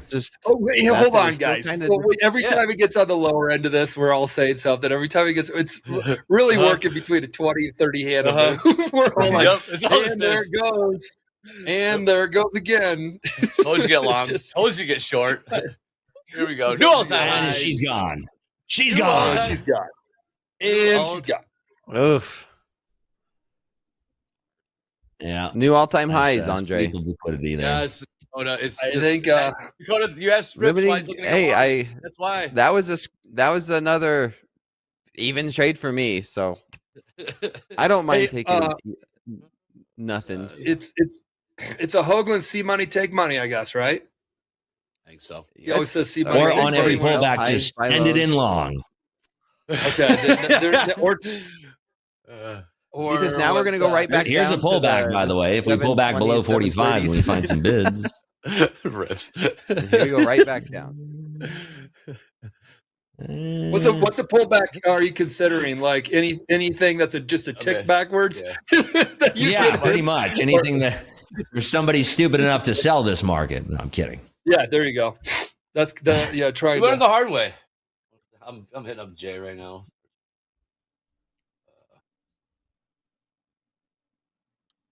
See, weekly kickoff high from Hoag in 5,700s in the S&Ps, 20,900 NASDAQ. There's nothing above there. We can get there. All right, is everybody flat right now? Can we get a P&L update if everyone's flat? Yep. All right, cool. Can we get a P&L update when you have a chance? 13.5 copied fives. Go. Thank you. How long does Powell testify? Oh, this is going to go on throughout the entire morning. We'll have a lunch break, and if they feel like keeping it going in the afternoon, they'll do that too. They go as long as they want. Oh, yeah. So we got Barr done, Powell done. We got three-year note auction at noon Central Time, but that's a ways to go. We got our eyes on the markets. Wide range. There's a range-bound trade. Dobies, do you consider this a range-bound? Look at the 5-minute on the NASDAQ. Just the range is 50-point range. It's a 40-point range. 40-point range, yeah. Yep, from 760 to 720. Got Coach Jay here. So right now it's 40 right now pullbacks. it's kind of on the high on the 5 minute. If you just go the 5 minute, even the range since out of the open, it's on the high side of it. So everybody could be like, the obvious trade right now is like, well, get short. It keeps going down, selling back to the 20s. That's what side of the trade you're on. Bitcoin futures are moving up too, by the way. Well, that's good. I bought Bitcoin. Yeah, you Did you? What are you long from? 55,000? I'm trying to make up for my Chewy losses that's going on right now. Sitting that stupid trade with Roaring Kitty. You and Roaring Kitty, arm in arm in this trade. So stupid. It is. I watched this stupid video too. I'm just like, come on. But the dude's got 274 million, I guess. I don't know. If I was anybody, I would silently back. I would silently back him, but I don't think he's moving markets now. He didn't move Chewy, unless he did. I don't know. Oh, he moved it. Jack did. Oh yeah. I mean, that's why you got in, right? You moved it. That's true. Jack. I did take make the high print. I love Jack's low-key admiration for Roaring Kitty. Jack's also low-key probably has an option spread going on it right now. Yeah. Are you on that GameStop trade yet, Jack? Or are you still in that? No, I'm still in it. I don't want to jinx myself, but I'm going to declare victory on it too. Oh, be careful. Be careful. That's hilarious. That's why I don't like stocks, really, because then you get stuck and you're like, I'm just going to hold this for the long haul. And now you got like $5,000, $10,000 wrapped in a stock or 20, whatever that you don't even want. You don't even want. And you're like, well, now my cash position is pretty low, so I can't really trade that much anymore. Go trade futures, man. That's what all my long-term investments are. Just short-term trades. I've ended up holding. They started off as a short-term trade. That's such a common thing I see people holding. You can't lose money if you don't close it. That's true. It's not a loser until you close it. It's not a loser until you close the trade. It's not financial advice. It's just a joke. It's just a joke. Yeah. Dakota. You gotta be careful. I know. Sometimes people don't know when I'm joking, and sometimes it scares me. Yeah, I know. I figured out your humor about 2 months or a month or so after he started on air. I'm like, I don't really understand. He's kind of quiet. He's kind of. Next thing you know, I'm like, oh shit, I get his humor. I like it a lot. And then you start to see how you like engage with others, and I'm like, all right, this guy's perfect. We got to get him on fast markets. Perfect. Oh, he just called. Well, I mean, you also like traded well to get the. We got Yellen speaking too now. Spotlight as well. All right, get ready for this. Right, we're up at this bleep show. This bleep show is about to get started here. I wonder if Nick for Tick, are you here?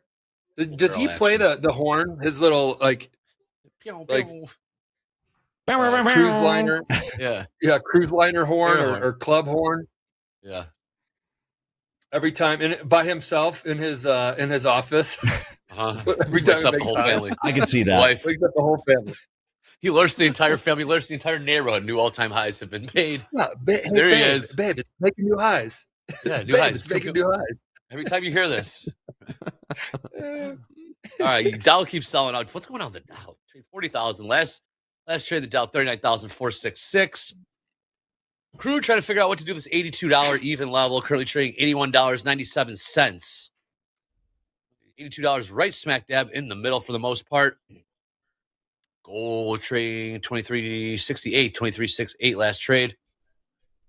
Big wide range. It is a range trade. Dolby confirmed in the chat. It is a range-bound trade, but it's a wide. Dakota said 40-point range, lower end to the upper end. S&Ps. Everything's just kind of in a holding pattern right now. There has been money to be made. Definitely has been money to be made. Yeah, they're waiting for the Q&A, I think. I think you're right. But see profit, take profit right now. Runners. From a technical standpoint, a break of 751 would signal maybe a run back down to the bottom of this range. Oh, you are so short. And a break of 64 to the top side would be super strong. to the north side. Here we go. So I've never seen this Dakota. Perma bear. This is the pissed off Dakota who's just so sick of this market just going up. Yes. Got to turn off the brain and just send it in. Yeah, man. You really do. You get bears up in Utah, Dakota? No, but I had bear spray over the weekend. That doesn't do They shit. gave us a big fat can of bear spray. That pisses the mama bear off. That just makes it bad. Yeah. Makes me I saw my first bear in Aspen rolling out at about midnight Saturday. Really? Me and my wife driving. She's like, "Oh my God, there's a bear!" Where was it? Massive black bear. Yeah, right going out to Independence Pass. Over there. On the way out there. Right outside of town. Just running around. We had a couple steaks left from our dinner. I just threw them out the window and drove away. That's not true. Bears aren't that bad, MP. It's the moose that you have to watch out for. It's 100% the moose that you have to watch out for. And Andre yelled at me. I picked him up. I picked Andre up from the airport when he came into town. It was like 8 or 9 o'clock at night or whatever. No, actually, we flew in together. And we got my truck. Go to turn on there's a gravel road we got to take. Two, they're middle, probably teenager type ones. Two of them right there, right in the middle of it. I stupidly get out of my truck just to be like, oh my God, Dre. I mean, they already were 30 yards away, but closer than that. I'd take a bear over a moose any day. Yeah, that's what they're saying. We were on the water on Sunday. They're like, we see moose, and they'll get right in the water. And if you're going down on a paddleboard, you got to stop. You got to be far enough away because those things can rip through the water. They're fast. They can swim too? Damn. Oh, God, yeah. They're great swimmers. That's incredible. Hey, we got 61. Anywhere you go. Toast is right. 6,100 people watching. Please click like. Please click subscribe. Thanks for tuning in on this J. Powell Testimony Tuesday. We broke 51. Broke 51. Not a lot of absorption down there. It's time to go long, baby. I think rips every. That's okay. That's okay.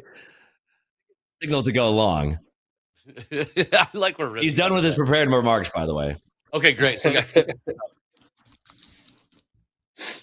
So that's it for prepared remarks. Now it's time for Boomtown. Yeah, let's see what he says. So this is that juicy pullback that we're talking about. Dakota was like, if we get a pullback like this is where we're looking for a long. His quote, not mine. Yeah, I sold 51s. I'm just a one guy. This might be made upside and downside today. We got to get a house account play going, Dre. We're in the range right now. We got to break out the range. The team can figure out the range. Okay, we can. 33s, huh? It's tricky with this Powell going on.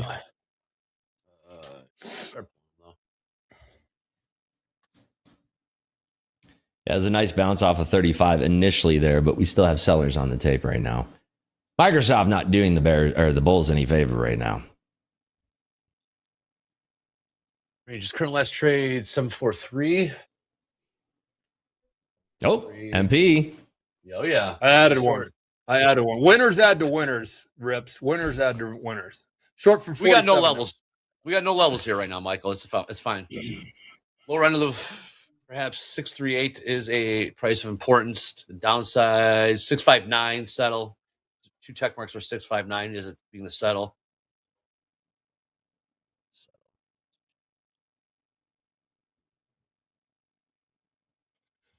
Ray. Average pullback about 40 points. Jay. That's still it's still very thin here. Yeah, very nice. You take profit on one? On a one guy, yeah. Carving it up. When I do that, I work myself into a better average position. Carving. If I have like a few on and I'll take a couple off, then I'll like, hey, that one that I'm going to leave on, technically on this whole trade breaks even, a lot higher than my entry. Fair. How long would you plan to hold this last contract Would you try and hold this last contract to see if we break this range to the low downside now that everything's I mean, right now I would. Close. Well, here's 22s again. Can we break 20s? Like right now, I'd have no problem taking this off because it's where we were all like last time. We've talked about see money, take money. Move it to break even, MP, and let's just let this thing run. I know it's not a house account; it's your personal, and you could do as you wish. But I'm for letting this run to break 700. And you're in a position. All right, I can do that. You're in a really good. I have position. a break even. You guys can see it, guys. All I did was just listen to Dakota. I got on, woke up late this morning, stumbled in here, and then just listened to Dakota. Nice hungus. No, if you listened to me earlier, it was just chop fest. But yeah, that's the range. We're at the bottom of the range. Buy the lows, sell the highs. That's play of a range. It hasn't extended past the range too much like it did on the highs. Well, now I guess since the open, you're gonna play the open. Cash open. Yeah, Amazon and NVIDIA coming straight down. Microsoft, Meta, Apple's pulling back a little bit. Google also kind of under the VWAP here. So we are looking like it is coming down here, testing 706, 705, right through that level. There's 700s on the ticket, Dakota. There you go. Very nice. 685 target. Yeah, I like that. We just swept 695s and we're already trading 715s almost there. Wow. Yeah, I didn't have time to... No, you will have time when Topstep X has those hotkeys coming out, which are right on the horizon. I've heard. Ooh. They're a few months out. We got a couple other awesome stuff coming out. You can break up your brackets. I just covered that one, so I'm up 1,600. You can cover your bracket. That's okay. Good job. Yeah. So when you put right now, like when you put a 5 lot on, and you go to grab your brackets in the chart. Let me do this. I'm gonna go on Rip's side of the game. I'm gonna get long a 1 lot. Right here. Really? Okay. So here's my bracket. I know. Here's my brackets, and then you could put this right here, and then this one up here. Oh, hold on. This one up here, and here's my bracket. So if I had a 10 lot on, I could then take these brackets apart and kind of have. Right now it's like all in, all out with these brackets. Oh, or gotcha. Start going. Yeah, if you start like peeling them off manually, then that's fine. But you can bracket these out. So guys, that and also if you guys notice right here on my screen, this turns into green and this turns into red because I'm long right now. So now you're in the money. Questions are starting there right now, by the way. I'm gonna take that one off. Great. That's $300. I'm up $2,000 now. Look at you, MP. Look at this guy. Carving it. Look at him. That was it. That was the trade. That's all we was looking for. Was just a push to 700 and the bottom of the range, maybe a little bit of a break. Beautiful. That's a good call. Yeah, so we have more and more features coming out for Topstep X. I think that's what excites me about it. Like I'm never going to tell anybody to switch, but this platform, the guys over there that we're working with, they just keep, and they all know trading, and they're like, and their roadmap is literally they're grabbing it from right here on right here right now. This where you go to feature voting, and here you go, guys. Oh. This is where they grab it. So like we can design this one. Now some of these ones I'm pumping them up to move to the top of the list through executive decision. Which ones do you like the best, MP? Or have you been trying to push to the top? Hotkeys. I mean, for me, hotkeys. People are talking about it on Twitter, hitting me up on hotkeys. I like breaking up the brackets for sure. Cool. I like the ability to follow and chat with the trader. Oh, that might be coming down the road. We got a comment from Mr. Powell. Most recent labor market data sent a pretty clear signal that the labor market has cooled considerably. That's the first one from his questions, I believe. Labor market's more or less back to the pre-pandemic level. Right off the wire. Pine Script. Okay, guys. Yeah, I'm going to ask them about Pine Script. Pine Script. Where are we at? Okay, what else you guys want to know? Yeah, he's taking orders. He's taking orders. I go right to the team. There's no beat around the bush here. Look at that. Direct access to the top of the food chain here on Topstep Love TV. that. Just go right to it. Last Hold on, I'm going to trade. go get to work on it right now. Exclamation point, exclamation. Last trade, 20,704. Let's see what these NASDAQ does with the 700s here. Dakota. I like 630s. 630s. Wow. Maybe 610. I'm selling the next pop. We got 2 check marks for 659 longs, MP. Ray and Hogue. 695? 659. 659. 659. Okay, cool. And then Dakota like 30s. Yeah. I mean, it's a decent Jack. range, but basically 39 to 60, kind of right that zone, right where Hogan they like the long is 59 is the top of the range, and then to me, I'm thinking 39, 40 would be the bottom of that range. It's a support resistance zone. Just copy Dakota feature. Well, there will be a feature, guys. See all these coaches levels. You'll be able to add that indicator on here. And when a coach level shows up here on your charts, if you add the indicator, you'll see them all. But the cooler, I think the even cooler part, because I trade with a dome or ladder. I call them a ladder, but a dome is that level will be able to show up highlighted on the dome at the price level. So you see it on your charts. See the precision on the on your dome. That's coming. We're talking about trying to get indicators from TradingView. What did he say, Rips? What about API access? Are you guys going to be granting API access? That's that Pine Script talk, I think, or maybe there's going to be an API. I think they're doing something with an open API. I think. Gotcha. They're going to make it so you can so the algo traders or the machine or the computer, whatever, automated strategy traders will have this as a great option for them as well. Automated, there you go. Lord Yeti, yeah.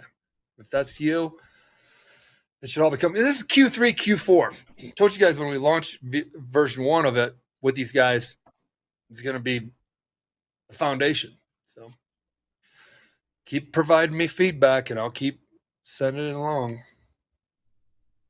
Just coming over the wire here, Sunshine Sally, Secretary Yellen, restrictions on investment. Once again, she's talking about China, into China for artificial intelligence, narrowly targeted at clear national security risks. So this is coming from the Financial Service hearing and our good friend Janet. Good old Janet. She's got a thorn in her side with China. China. Crude new highs here, $82.29. So it looks like they figured out what to do at the $82 level, bought right through it. I wonder if, who does she have a thorn in her side with? China. Last time she was on too, she was talking about China. Restrictions, investments regarding China. What if China's like, okay, she had a bad time at Dollar General. Kind of like the Karen of the geopolitical environment. I like that one. That's pretty accurate. I feel so sorry for Karens. Karens is great. I know a Karen. It's like, what? Like stereotyped as coming out of the gate hot. Buyers did step in. Well, for a hot second. Buyers finally stepped in here in the Dow. Well, that's just the Dow. No one really trades it, except for my man Dolby Time. Paul says more good data would strengthen our confidence. So obviously they're going to make data-driven decisions, just like you should be making data-driven decisions using your performance dashboard here on Topstep X. I just looked at mine. God, I hope you don't get poached by some hot radio station, Andre. Your plugs are great. You like that one, huh? That's good. It's the truth. I mean, it's the truth. Now you get to know yourself more. Nice. Well, that's the pullback I wanted. That was like the biggest pullback since July 1st. I mean, I thought you were going to go back further. Yeah, I know. He kept looking at the calendar. He's like, first. Oh, Jay is long the YM. He's 75% long in the YM, 72%, 73% long in crude, 50-50 in NASDAQ and ES. A lot of 50-50s in ES NASDAQ lately. We've got one big tilt one way or another there. Gold, 66% long. MP, just not 50-50 in the NP and Q and S&Ps.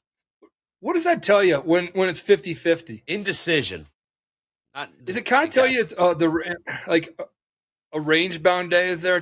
Let's start talking about that, you and I, a little bit more, because it's been 50-50 for, there hasn't been a lean in the tilt. It hasn't gotten tilty, like 80% bias to one side or anything like in a while. Yeah, so I don't know if this is just it's just slow, steady rise, rally when it's like this, because there's no true like lean. Nick for a tick.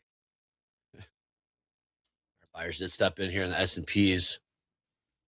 Still tight ranges, I must say. S&Ps, I got 12-point range for the day. NASDAQ, a little wider. About 90-point range so far. James Hansen, I'm not trading, I'm driving. No trading while driving. No trading while driving. Hey, crude making new highs here. Keep pushing. $82.34. We did see gold fall out of bed. Buyers did step back in. Gold, downside, low of the day, 23.62. Popped up about $10 off of that. Currently trading 23.71. Rips, any more trades? I know you're very bullish right now. Anything that looking for pullbacks here to potentially make new all-time highs here, trading 20,800 or so. That's what we'd be looking for a target. And that's very realistic. We got the pullback. Like that was the biggest pullback for a while. And if we do start to rally, that was the one for the house account right there. July 1st. That was the pullback. Like as sad as that is, like that was 80s. We didn't have anything in the 780s, did we? No levels on it from our coaches. Or sorry, 680s. No, 659. 659 settle. Two check marks. So 688 is yesterday's high. From a technical standpoint, we're at the bottom of that range again, and support can become resistance. But I wouldn't take this short. Because that was the pullback I was wanting to see. But from a pure technical standpoint, this was the support area, and support can become resistance. And so maybe there's an argument to be said that this zone that we're going into right now can start to become resistance. Or you just send it in long. Either way. Yeah, it's not something I'm very comfortable with, because that good was for either one. Revs. Yeah, if we break through this, then essentially we're right back into that range, and it would be 760. What do you call that? Is that jughead trading? Caveman. Knuckleheaded trading. Yep. Knuckleheaded trade. There you go. Sorry. Caveman. What was the breaking point? What was the tipping point? You said, "Screw it, I'm never getting short." Because I remember, a couple weeks ago, it's just like buy, whatever's here, just buy it. What changed you? Are you just like all time highs? What? Yeah. What turned you into the perma bull? I'm sure it was. I mean, the fact of the matter is that that's the market that we're in. It just doesn't stop going. And we're in an election year, and crazy things happen in an election year. So you might as well juice it, right? Yeah, just juice it. Yeah. I believe that's a Nike slogan. Just juice. Yeah, I think they did. They switched it. Yeah. They switched it right when they bought Tropicana. Oh, wow. That was you're better than that. Zingers. You got better. I practiced my stand up out here. Oh, goodness. We can do. All right. All right, I think this could be a good time to get some stats in here, maybe some news. JD has a little bit he wants to do right now. Oh, does he? I gotta hear. Called Hot Streaks. All right, it's a pretty popular bit from what I hear. Yeah. Okay, I gotta hear this. It's not really a bit. We're just doing hot streaks. All right, here they are. Oh, it's a bit. What do we got? Jacob. Oh, Jacob. No change in list because all these traders extended their streaks for another day. Jacob is now 1 day away from tying the record of 42 consecutive winning days. 1 day to go for Jacob. 42 days, 41. That's 2 months worth of. Right. Dakota, I think you'll get a kick out of this one. So Dustin there in third place is now in his third consecutive day of $1 profits. If I didn't know any better, I'd say he's going after that Cicero 50 clam challenge plaque that we talked about a couple weeks ago. Whatever. There's a plaque. That 15,000 for Jacob is amazing. Having that much profit and that consistent is just beautiful. Yes. Thank you. He's I was up just there. going to say $50. that's very, very, very tough. And that's over 2 months because we had days at holidays in there and everything too. That's bananas. And he doesn't Most I've trade ever every seen day. was 41. Yeah, in my 20-something years, the most I've ever seen was 41. It was Chris Reuter. Eddie knows him, CDR in the trading pit. CDR was his badge, just like that. And 41 days. He I was had like a rocket 20. scientist, though. He was It was brilliant. great. Yeah, Jacob only trades maybe 2 or 3 days a week. He takes a lot of time off in between winners. Oh. Well, he did trade Friday and Monday, so that's 2 consecutive days. But normally he'll take a day off between winners. He's doing great, though. That's incredible. great. 40 days. All right. Yesterday's best live funded P&Ls. Okay. A lot of green yesterday, if I remember. Oh, yeah. Yeah. Pinson got a shout I know out that during the Dakota shoulder guy. tap yesterday. I know that There he is. guy.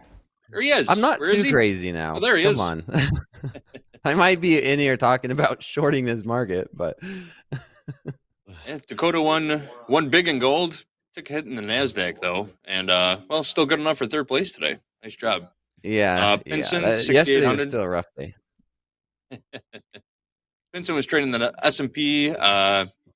Sagar trading the NASDAQ. Osano with 4,100 trading the ES and NQ. And Chi with 2,200 trading the NASDAQ. Wow. I've also got yesterday's payout leaders if you're interested in that. Absolutely. My new favorite stat. Here we go. Some familiar names. Balkaron's back on the leaderboard. Nice $31,000 payout. Adrian's been on the leaderboard also at 29 grand. Jacob W. Not the same Jacob that's on our hot streaks list. I checked. Different Jacob W. I thought that we had a little story going there, but This last week's payouts or yesterday's payouts? yesterday's payouts. Okay. That should have updated. But 93,000. there are your payouts from Monday. 93 G's. Okay, so I'm looking this up. I always think it's kind of fun. 15 great ways to spend $30,000. What? Is there a thing? What's that all I got a about? bunch. Where did you Google that? I Googled that. Yeah, but it's like so many on this website. It's pretty scaring me. Show says It's Bestie hard. vacation. That's a sweet bestie vacation. Build a deck. Okay, 30 grand. Build a deck? I mean, there's You got to do that, Andre. You got to build a deck, obviously. 30 grand, huh?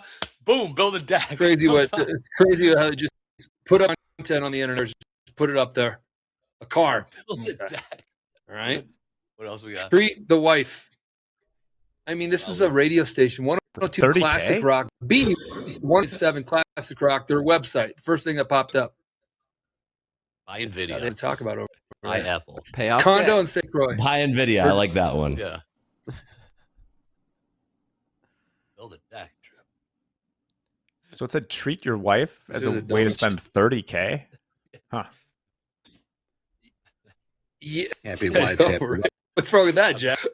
Yeah, Jack, go on. I've just been lowballing. I mean, I think your wife would completely enjoy that, Jack. Nice save, Jack. Nice save. Yeah, that's a low ball number if I've ever heard one. Nice save. Yeah, we got a Powell headline. I've Not likely. seen Next your policy spend- move would I've be a seen rate your- hike. Girl, to Treat your side chicks, Pandora says. Come on, Pandora. Man, now, Pandora. Where's what's his name? My wife's boyfriend says hello. Where's Marco been? I haven't seen him in the chat for a while. All right, buyer stepping in here in the ES. About 6 points. Last 5 minutes or so.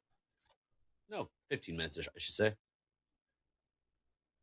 The NASDAQ, we're just kind of hanging in this zone that Yes, we is are. the bottom of the range from this earlier. Yeah, if we break out of these 35s, it's going to be a real juicer to the top side, Dakota. It's time to get on. Get in that live account would and get it see- long. I could see 760 if we do breakout rips. Like this is that zone where I would say it has a chance to become resistance, but if we break through it, then we go to the top of the range, which would be like 760s, like you said, rips. Right. And then why not all-time highs? Yeah, Dakota. Now you're coming around. There you are. Here Dakota. he comes. I was just wanting There we go. We're juicing, baby. Oh boy, are we juicing? Come on, we are juicing indeed. We are getting juicy. We're getting extra juicy over here. My goodness gracious. It is getting extra juicy here. I mean, the target that I'm looking for is those 745s to the top side here. We are up $2,100. I might actually peel a little bit here. Oh, you're long. But yeah, I'm enjoying this here. I want to see us juicing right through those 40s. Nick for a tick one air horn. Soon. It's within the hour, party Nick. time. Yeah, exactly. We'll have the party started here within the hour. We need to get that John Madden. We need the air horns. Yeah, because S&Ps are about to do it, I believe. Do you think they're going to do it, Andre? I think so, Rips. Caveman. We're just caveman. Oh, yeah. I mean, you ought to just send it in long. That's all you ought to do. Getting juicy, That's the way to make money in this market, Andre. You just send it in long. For the rest of the month. Like, that was the pullback for the month. We got it. That's all I wanted. Dakota's a bull now. Long, baby. Dakota's a bull. No, I mean, we broke him. You don't know how frustrating it's been being a technical trader and not getting a decent pullback. You don't do it. Turn off the brain. You got to turn off the old noggin. I just finally got it. We got that pullback I wanted. All right, I'm peeling a little bit here. I'm going to leave one as a runner here. I love how we all keep going runners. We all keep going runners, but then it just comes right back to our entry. I know. This is, by the way, this is in my live account because I mean I just wouldn't feel right not trading my live account here live on TopstepTV.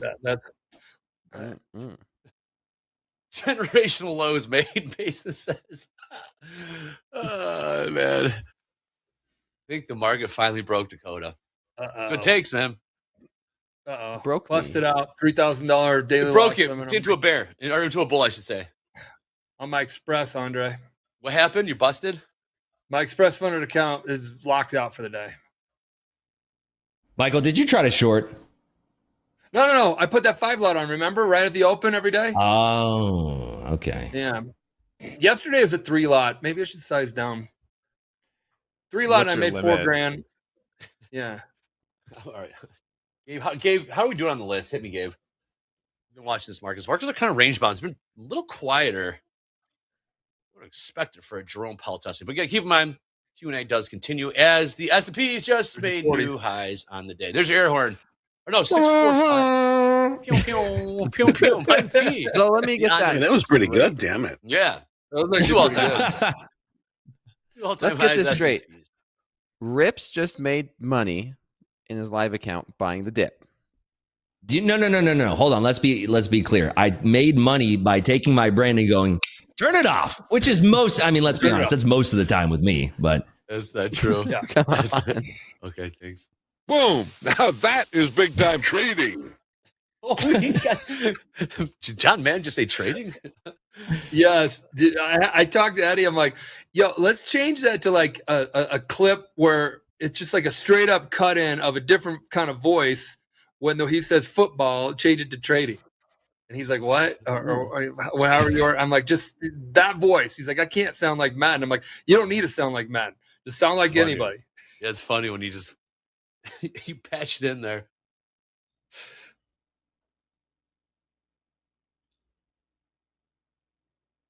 What about that house account? Should we light that puppy dogger up like a Christmas tree in July? We should. Pullbacks aren't the only thing. The pullbacks aren't deep enough to hit any of our levels right now, so we're gonna have to adapt on the fly here. Maybe S. Who needs level when you're trading without a brain, Andre? It's true. It's so true. Take a look at the S&P. Maybe we'll switch over to the S&Ps here, MP. Think about that. Funny thing you said that, Rips. I got a letter saying, or an email saying I need to shut off for Christmas lights, and that was in June. And somebody had turned them back on. I don't know, lawn mowing guy or something. I don't know.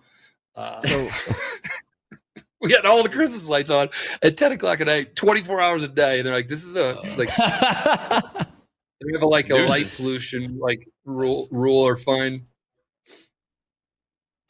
You guys are gonna hate me, but You're short. I'm still not a bull right now. I'm not sure, No, but we Not almost yet. had this you. is the zone. Like, if you look at my chart, this was the support resistance zone, and it looks like we just had a run for liquidity and sell it. Like, but that was the pullback, and I'm not looking to buy. I got stopped buy out or there, by the sell. way.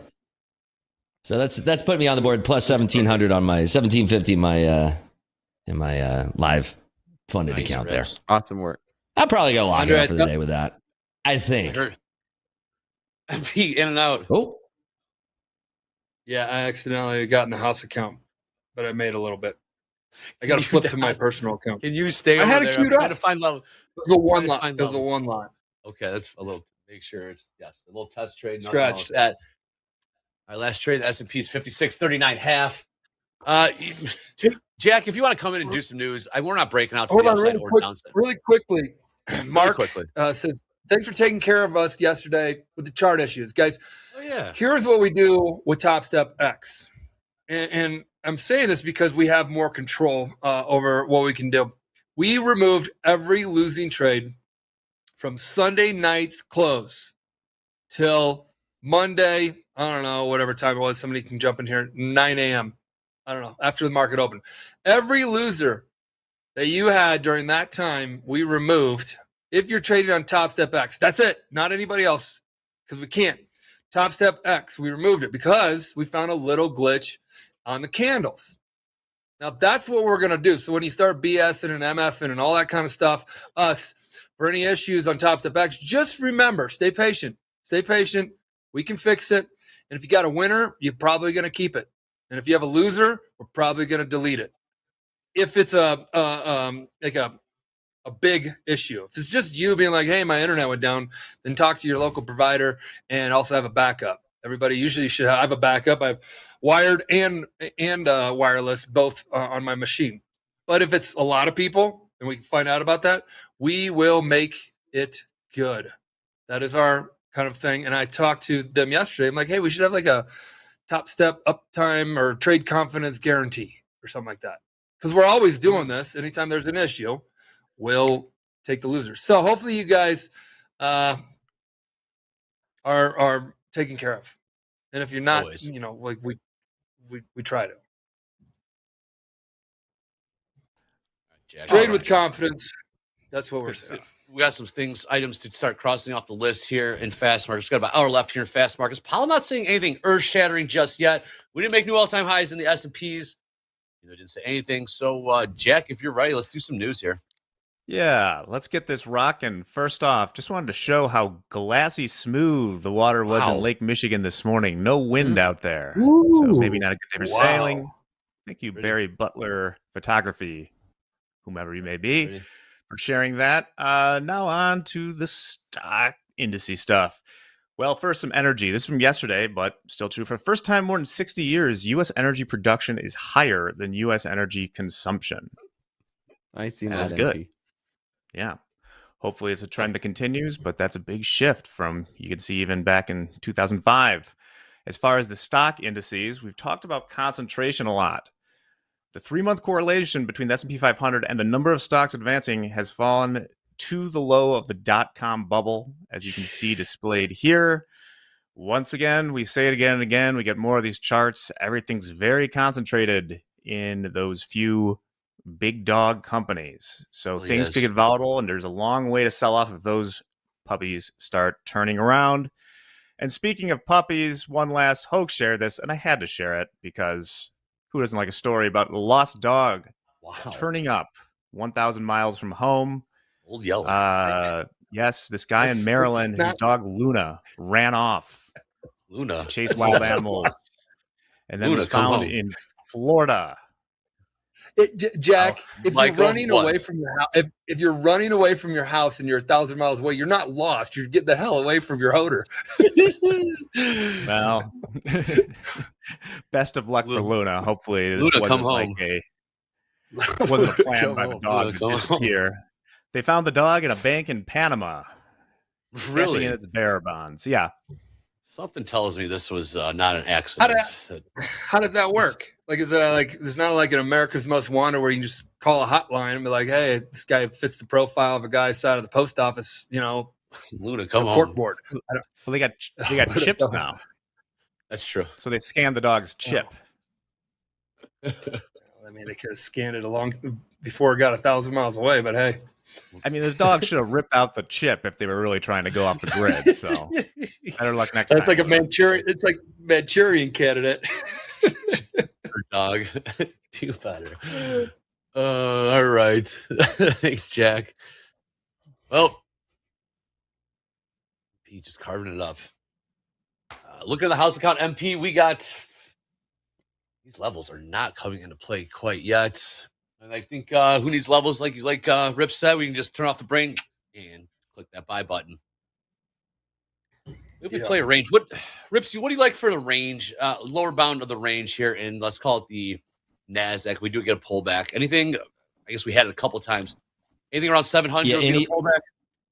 Anything below 713 looks rather juicy to me. So that's I think anything below that, eventually, I think you'll be right today. But what do I know? I mean, I'm throwing darts at a board here. I know what this trade's turned into. Yeah, Here we go. Support has become resistance now. That support that we were looking at in the zone earlier, it has now became resistance. This zone that, I mean, I have it marked on my chart, but so far it's been resistance. Like this was support since the open and throughout all that volatility.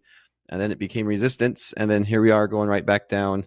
The question is, do we have a continuation and we have new lows, or do we just chop around? Like I said, that was the 100 pullback I'm looking for. If we do get down to those 630, 650, that's great. But I'm definitely not going to be trading this. That was the 100-point move I wanted. I don't want to do anything right now. Yeah, there was that dip below 713. Sure was. And will that be congruent? Who knows? But yeah, I mean, I have some breaking news here on my screen. This is from Bloomturd exclusively. They say market going up, so experts say to buy. Yeah, there you go. That's breaking news there. Sounds about right.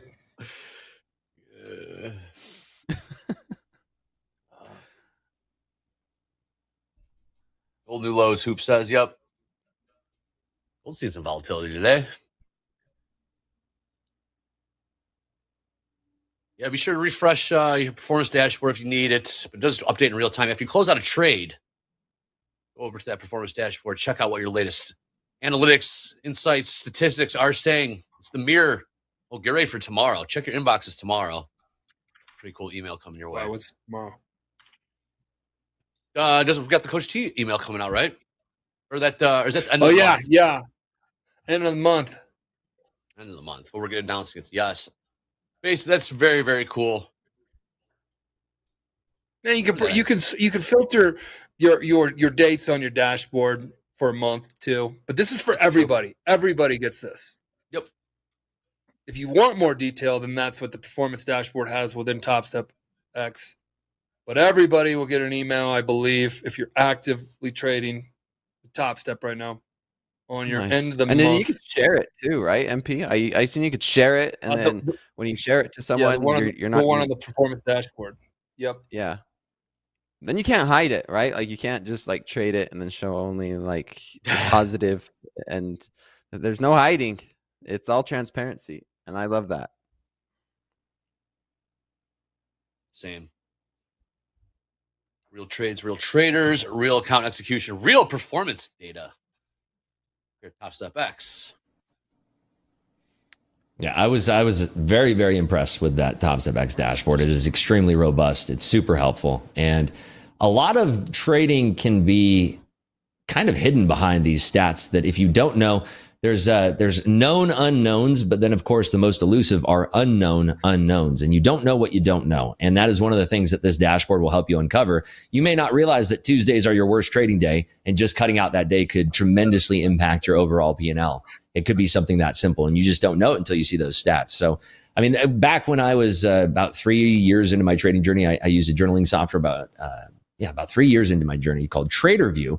And it's very similar to that, where it calls out specific areas of your trading edge leaks where you can improve upon them. And I was shocked at what I uncovered from that. And I think that a lot of you folks out there, if you're using Topstep X, will find the same conclusion, that you don't know what you don't know until you see it and you say, wow, that is interesting. Maybe I'll make a micro adjustment to my trading and the results could be tremendously impactful. I so like that. You do. I ask you too as well, Dakota.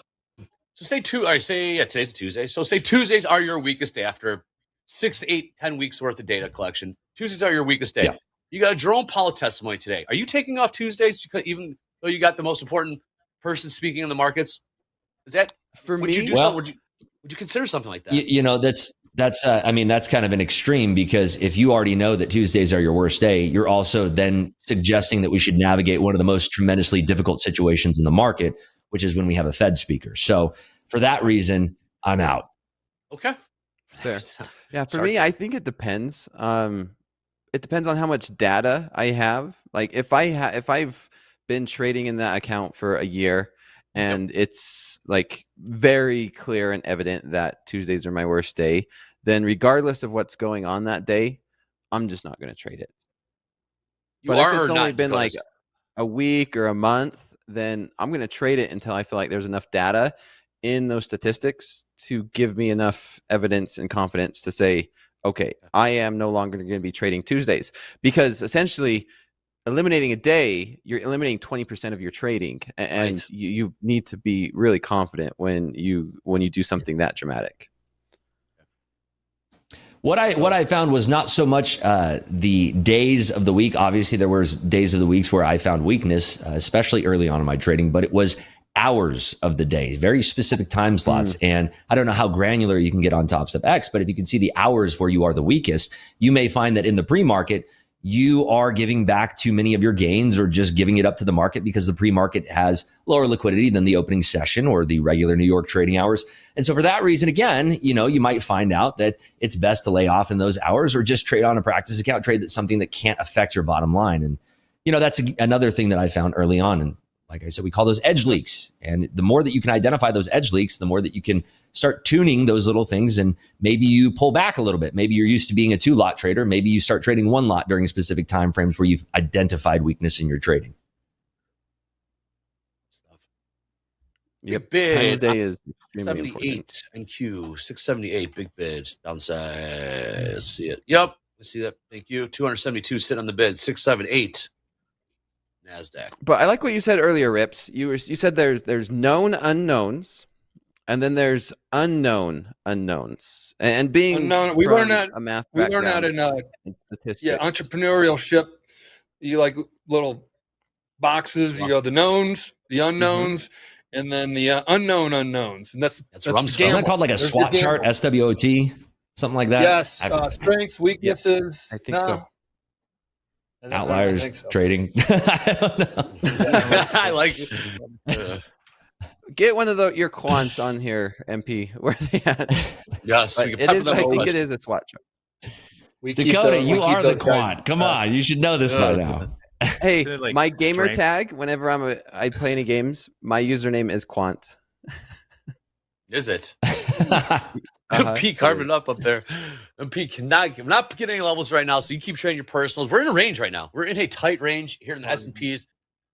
12-point range. Yeah, that is where I got that quote, by the way. It is a Donnie Rumsfeld quote. It's a great quote from the man. Well, so would unknowns be a gamble? Taking a gamble? Unknown unknowns, you don't know. You have no idea they even exist until they rear their little ugly heads. Yeah. And we learn that in entrepreneurial world. We learn that just in the world. You can start walking and get hit by a whatever. Unknown. Oh, I didn't plan that today. No shit. That's the ultimate unknown right there, Michael. You don't want that. That's blindsided by a bus on the street. That's one that's gonna hurt. Here we go. Test of 700 again. Let's see if this holds or if we're gonna just puncture through it. 659, 2 check marks. Yeah. Now, where's the hindsight? With hindsight capital, that support became resistance, and it worked out pretty well. And so, I have not re-entered the market yet. And I said earlier that I'm not interested in trading. And because my analysis was to the north side and this is rolling over, that to me is a clear sign that I'm done for the day and I'm going to be locked up. So I'm certainly not going to be trading today, even if we had a tremendous roll from here and it looks like an easy momentum trade. That's how I know. That's just my own personal way to gauge my own temperature in the market. Yep, you have your times. Rips. You do trade pre-market, right, Rips? Oh, of course, yeah, every single day. So you sometimes very unsuccessfully. It's pretty much a full day. Yeah, it's pretty much a full day for you. Yeah, that's a very good point, Rips. My day trading journal agrees. Moves the upside. We have. It's like crew just tagged. Because think about it. If I can't read the market correctly with a trade that I didn't even take, why would I then want to risk my hard-earned capital? I'm up $1,765 in my live account. I don't want to give a single red cent back. Great self-awareness. Yes, lock it. You could be able to lock that out on TopStep X. Just saying. Great self-awareness there. Made his money to the upside. Ask, how come Rips never trades during TopstepTV? Catch up, buddy. Rewind. I traded my live account today, my friend. Just did. What did one tomato say to the other tomato? Oh my gosh! What, Michael? Oh, what I know this one. I know this one. Catch up. Yeah. Said, catch up. Oh, that's a different version. I don't know what's the joke. He smashes it's like what one? I don't know. All right. Okay, we got. Oh man, we got a 3-year note auction at high noon Central Time. Then we got Bowman speaking in the afternoon, 12:30 Central. But right now we're watching Jerome Powell getting grilled. Capitol Hill here on TopstepTV. Hashtag fast markets. Submit your battle stations, cool swag, your pins. Those pins are pretty cool. Trading certificates, your performance statistics. We'll round those up and turn those back around to you guys in about 50 minutes or so. Michael loves Fiction, by the way. Tony Smith. That's definitely in Pulp Fiction. Oh yeah. When was that? I don't remember. Samuel L. When they're doing the Big Kahuna Burger scene? No, I don't know. It's when else are they talking about ketchup? Character? MP loves what's his name? Quentin Tarantino? No, the girl. MP loves ketchup for the record, though. Everything on steak. Love ketchup. Tuna fish. I mean, I'll have whatever I want on it. My meal. No disrespect. I always start with, hey, no disrespect to the chef, because I just kind of think it's funny to say that. But can I have some ketchup? It is disrespectful to the chef. It's completely disrespectful. It is not. MP, do you eat Uma Thurman? Thank you. You have to answer this, MP. Do you eat ketchup with your steak? I'll dip it. I like condiments. Period. Give me like a bunch of them. So gnarly. Well, it's not like I'm new to the game on it, because you go to steakhouses now. They're like, oh, here's our 16 different sauces that you can add. It's a new sauce game. Well, yeah, I forget you're a farm boy. You grew up on a farm, so you've had fresh. Like, have you butchered your own cattle and cut your own steaks? I've never taken I didn't start on the kill floor with them. No, but I've taken them to a butcher shop. Had them do the dirty work. Yeah, and then we share it with families. That's kind of how it works. Sorry if you're vegan, but that's also how millions of other people do things too. Dakota and I had some really good steaks when he was out here. They were fantastic. Oh man, they were some of the best for me. Rips. Where'd you guys go?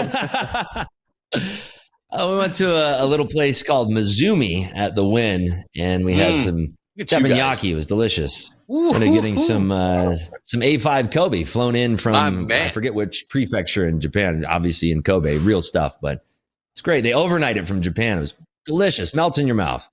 It's that hits different. A5 hits different for real.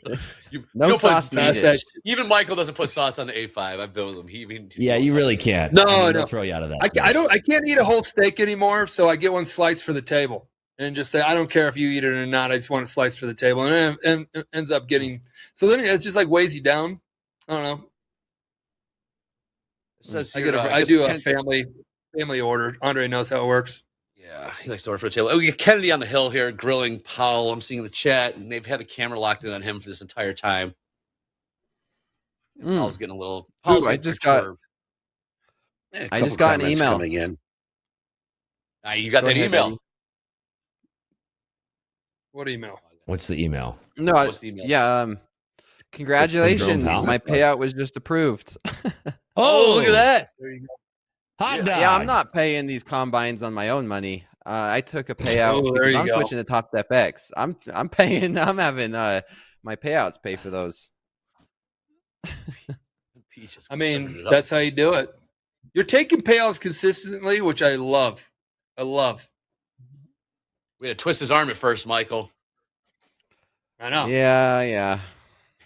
yeah. Well, I had to go back. Oh, I don't know if you guys have it. Oh man, that's funny. Dakota, maybe you still have it on our I have a channel that I'm in where like people are like, here's a payout that got approved and blah blah blah blah blah. So I saw Dakota's coming. Yeah, I know where you're going. I jokingly go the whole team that's in that channel. Here, let me find it. I have it. I have it. I sent it to Dakota. They're all like, "What the hell? What do you mean?" One of the girls goes, "Hey Sarah, can you please approve two live payments? One's for 20 grand to Brian, the other one's for 36 grand for and the other one is Dakota for 26 grand. Both approved by Risk and Compliance. Thanks." I jump in here and Slack and I go, whoa, cancel the payment to Dakota. He's a scammer and a skeever who habitually exploits us with his DCA awesome high performing strategy. Yep, those old tricks again. I sent it to Dakota. I mean, I was joking. They all started laughing. It's kind of an internal joke, but oh my God. Dakota liked that one. I figured you would, Dakota. Yeah, that was pretty funny. MP on the Twitter. You gotta have fun with your team too. I mean, our team's great. Internal team. Oh, again, not likely. Next policy move would be a rate hike. But we are seeing some sellers here. Below 700. Yeah, yes, we are. We got two check marks, 659 for perhaps a long there, MP. 659? Oh, 659. Yeah. Dakota and his damn 3-bar reversals. Have you seen any 3-bar reversals yet today, Dakota? I've been doing technical analysis, and so far so good. I mean, like I was saying earlier, support became resistance, and here we are. Like, if you took that trade, that was beautiful, right? Very basic and simple technical analysis where what price, Dakota? We're in a nice 60-point range, and we broke down. We rallied back up. This was the support from earlier. This became resistance. Obviously, it's NASDAQ, so it's whipsaw and it chops everyone up. But yeah, like, of course, with hindsight, it's a lot easier to say. I do want to point out something very, very specific here that was very, very interesting about Dakota and his trades too, was that right here was when Dakota had said that I'm considering now going long. And that is when I covered most of my live account of that trade. And then right when we got stopped out was when you said, actually, I haven't changed my mind. I am still a bear. So basically, you actually called the top of that range, believe it or not. I mean, I believe it. It's you. It's Dakota. So to go long. I think that was it. Well, no. I mean, you said that I'm thinking of going long. And then that is when I covered, because usually when you get people that after a big run like that are like, oh, yeah, I'm convinced I'm going to go long now. That's when I close, because usually that's the sentiment. I mean, just gauging on sentiment. And then when we had that drop, I got stopped out. That's when you said, no, I'm still a bear here. So you were spot on with your analysis. I think you top tick basically that range there.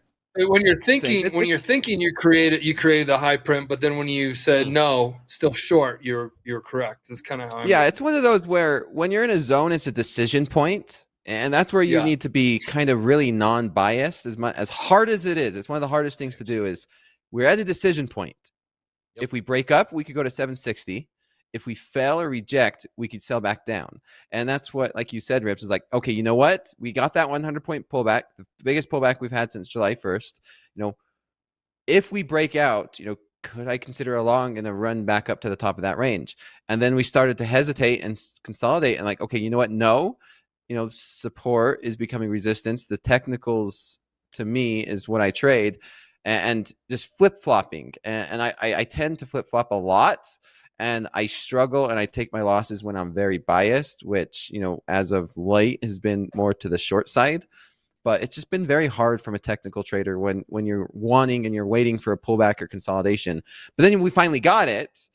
And then it's just like, oh man, do we buy it or do we continue to have the consolidations? But it's just like, just have to follow the rules and play technical analysis. And I don't mind taking a nice, ugly, long streak of losers, which I do more often than anybody else. I lose a lot more than everybody. I remember that. I have 50K drawdowns more often than I really want to admit here to the internet streams. It's all relative, though. And you did say something quite interesting there. You did say that you're flipping and flopping on your bias. But let me ask you a question. Has the market been congruent in its direction today? Yes or no? No, it's not. Of course not. And so you flipping and flopping your bias says to me that you are actually in tune with the markets because you are following these trends of the markets quite well. And you know, one thing that I just absolutely can't stand to see from the peanut gallery is that, you know, when you're calling for a short, the market goes down. And then the moment it starts to turn around, like we are having a small little bounce here, everybody's like, oh, ha, ha, ha, ha. See, it's not a short. Well, I mean, trades are just moments in time. If you're taking a short, there's nothing that says that you can't cover it down there, right? Or, you know, maybe you're adding on a pop.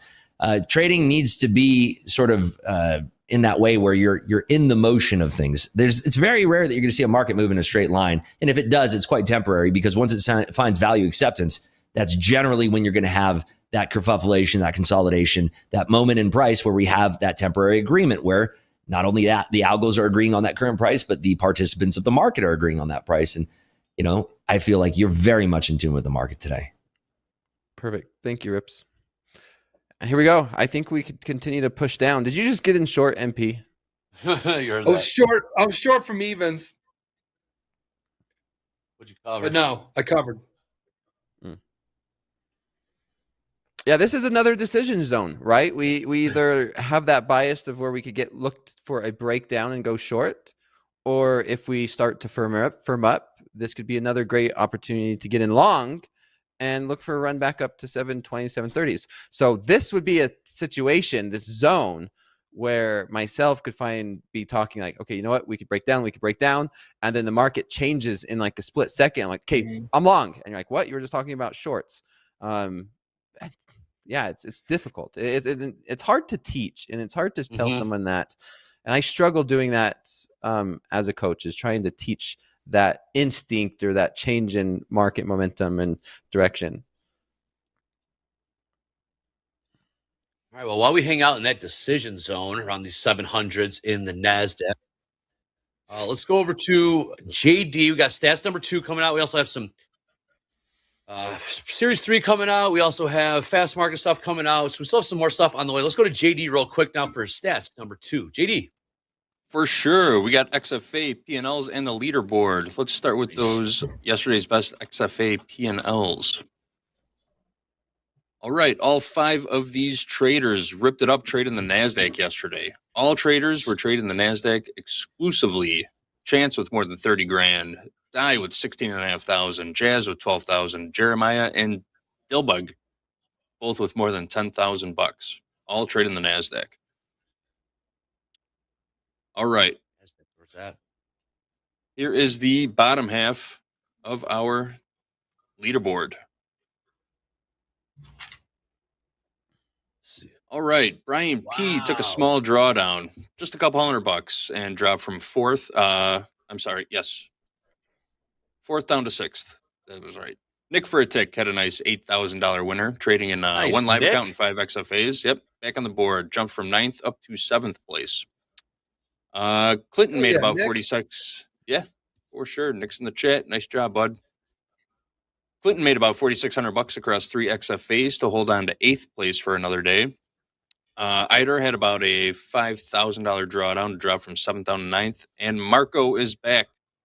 Marco pulled in close to 10 grand trading the Ultra Bond. We don't see too many Ultra Bond traders, do we? Jack's ears just perked up. You beat, baby. Yeah. Marco was in 14th place yesterday. Right. That whole list is gonna be $100,000 in the next couple of days or weeks. All right, here is. Frankly, I would have expected better from Jimmy the scumbag.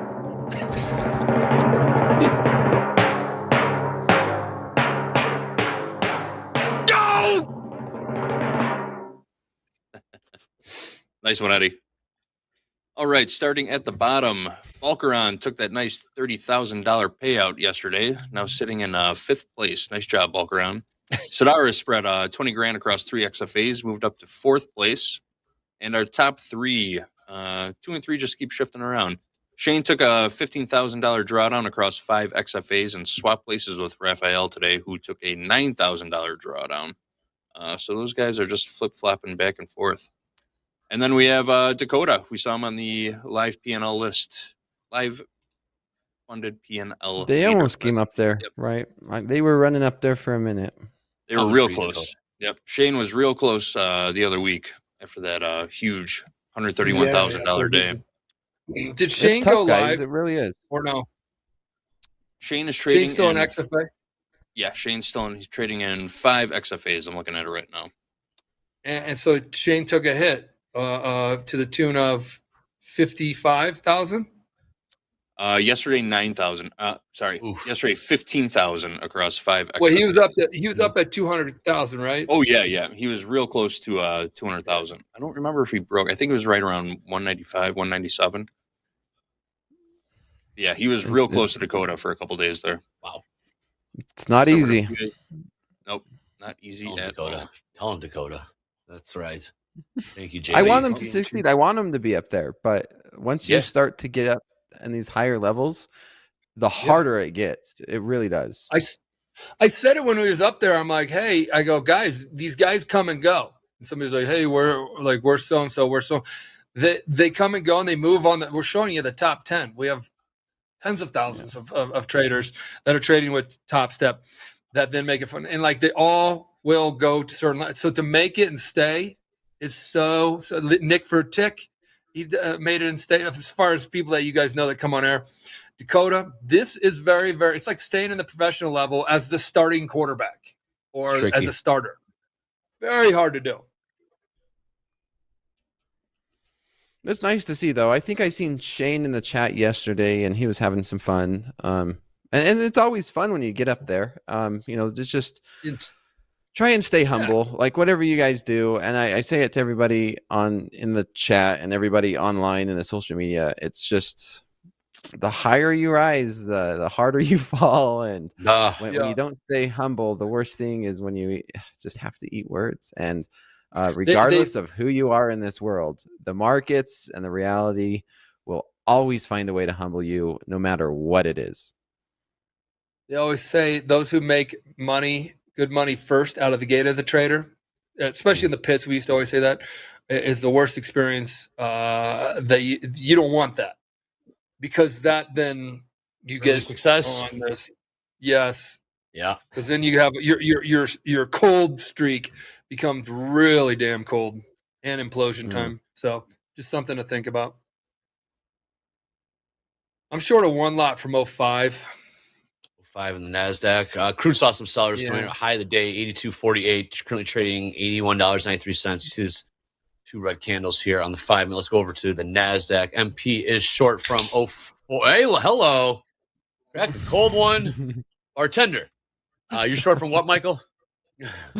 05. 05. Short from 05. Currently trading 698, 697, 696 now. Yeah, I like that. I like that short. If we break down, it's going to, it could very well gain some momentum. And I think, like I said, those 630s, 640s can come into play. But you're looking at MP's screen right if we're all being honest, MP, I don't think you'll hold it that long. I know. There's patterns of my behavior as well. Coach T's going to start helping me out with them. I was going to say, go to your analytics dashboard. What do you mean you're going to say? What? You're going to say that you go bleed over in your personal life? I was going to. Wow. Wow. I was going to say, go see what Coach T has to say about trade duration, Michael. Trade duration. Get your mind out of the gutter. I know. My trade duration is really bad. AKA, it really chews your market. Getting an over trading point, you get in a very expensive clearing. Like, we don't have commissions on Topstep X. Another great thing on Topstep X, and 0 commissions, but everybody still has clearing and NFA that hits your account. There's a fee there, and then you just miss moves. I will say this though, MP, you're really good at cutting those losers short. Like, that is awesome. Okay. I mean, sounds like it cut everything short. So Microsoft and Google are both bleeding like crazy right now. S&Ps are dropping. We are tickling towards the lows of the session here. He's out. Right, I covered. Dakota's laughing. Dakota just called. I heard it and I just instantly knew. That's okay. That's okay. Money's money. Money is money. It's in your pocket. Crude's still seeing some sellers here, but yes. And what was it, Rips? What was it? Microsoft and what? What is selling off? Microsoft and Google are both bleeding tremendously. Meta and Apple starting to follow suit there. But we did have a little bounce there from 73 all the way back to about 90. So about a 17-point bounce. And back down. Here we go. This is, I guess, this is why you're giggling there, Dakota, because he shouldn't have covered, right? I just love the markets. It's fun trading. It's the best. We love right? this. He's looking at him. He's in the zone right now. No, I'm not laughing at any particular. It's just, yeah. Just shut up, Dakota. Never. This was right at that level that Hogue wanted to buy. Is that right? Hogan 659s. 659s. I got settle 659. Yesterday's high 688. We're through those. 659. Coach, it's just settlement. Coach Ray, and John. Let's see what Jay's got to say here. Because that could be a point right there. This was what yesterday's high was 670? 688. Okay. I'm seeing here from John from Hogue. If these are up.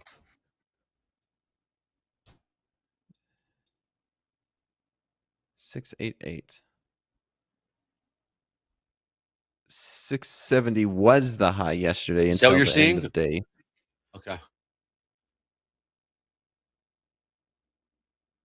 Yeah, we broke it at the end of the day, but 670 was the high of yesterday until the end of the day. So 670 to 672 and a half. 670 yesterday's high, not 680. Roger that. 67. Thank you. Yesterday's high. Did you buy that MP? I covered it at 80. Okay. Oh, hold on. No, I covered it at I covered it at 80. We're selling the crude here. Went to center my screen about 76s, but didn't want that because I wasn't trying to get long and covered it at 75. That's my center. I always click this. That's why I can't wait for hotkeys, because then it'll just be center your DOM instead of me double clicking. Yeah, I might like those hotkeys. Last night, I had an oopsie. I had a nice trade on, and I accidentally clicked the flatten all button when I was trading a different market, and it flattened everything. I was like, whoops. In there. Yep. The old fat finger. Yep. Right, crude's down about 80 cents here in the last 15 minutes. Crude down about 80 cents. New lows of the day, $81.59. Low of the day. Last trade, $81.63. Chart up there, you're seeing 1, 2, 3, 4 red candles to the downside here on the 5-minute chart. Everybody flat right now. Dakota, you're flat. MP flat. Yeah, we need we should really look at a house account play. Looking.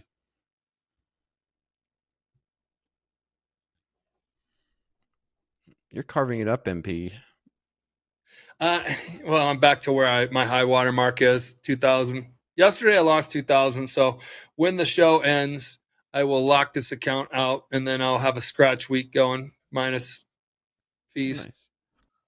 Just a heads up here, inside of about 2 minutes here, we got a 52-week bill auction going to hit the wire. Is that a guess? What are 52-week bill rates going for? Or what? Was the yield on the 52? Previous 4.895%. Damn, that's pretty good. 8. Okay. Pretty Not bad. good, man. 4.9, 4.8. Remember back in the day, you're like, and that's like pre-COVID, right when it started or right before it started? I mean, nothing. Yeah. You get nothing. 0.5%. 0.25%. Yeah. All right, Dakota, you like those levels? Yesterday's highs, what did you have it at 670? Pretty much the low of the day today. No, I don't like those levels. I was just saying it was a level because I seen MP going long there. So it wasn't a bad long. But the levels that I am liking is like the low 600s. It's like 639 to 650, 660 to go long. And then if not there, probably maybe like 610 to go long. So if we're going to be going long, those are the areas that I'm liking to go long. But until then, I do like the short side. And I would actually like to look at areas to go short until then. Either short or just hands off. Hands off is probably the smarter play, but it's like right now the market's going down and the market is in just kind of a consolidation mode. We're still above yesterday's highs, and I wouldn't be too out of pocket if we do continue to sell off. So if you asked me, Dakota, how do we play a house account trade? I would just say short. I would just say find a way to get in short and look for a run to those low 60s that I've been trying to look for since the beginning of today. So you got basically you and Rips are fading each other. Fair? Well, it's different. We were taking opposite trades at opposite time frames, so it's completely different. It's not like we were fading each other simultaneously. It was I actually used Dakota as a signal for when I should have covered my long, and I did, and I ended up covering my long here at the top. So, I mean, that's pretty close to the top tick of that range. Different styles trading different ways. Okay. Yeah. Unlike the chat is the pure fake. Yeah. Well, hindsight. Well, Hindsight Capital is about ready to open up its doors, by the way. I saw that. Getting there. Wheels are turning. You're going to like it. Jack is the what are you, the copywriter and the PR guy and all that of getting it off the ground? Managing director. He's the MD. Managing director, the GM of Hindsight Capital. Hey, quick Delta update here at 10:31 Central Time. minus 8,100 ES, minus 1,400 NQ. Now congruent with market direction, but nothing crazy. Okay. Can you find it to short the market right here, right now? Is the question. I would say if the S&Ps broke those lows, yes. Really? 52-week bill bid cover coming out 4.775%, which is way lower than 4.915, which it was prior.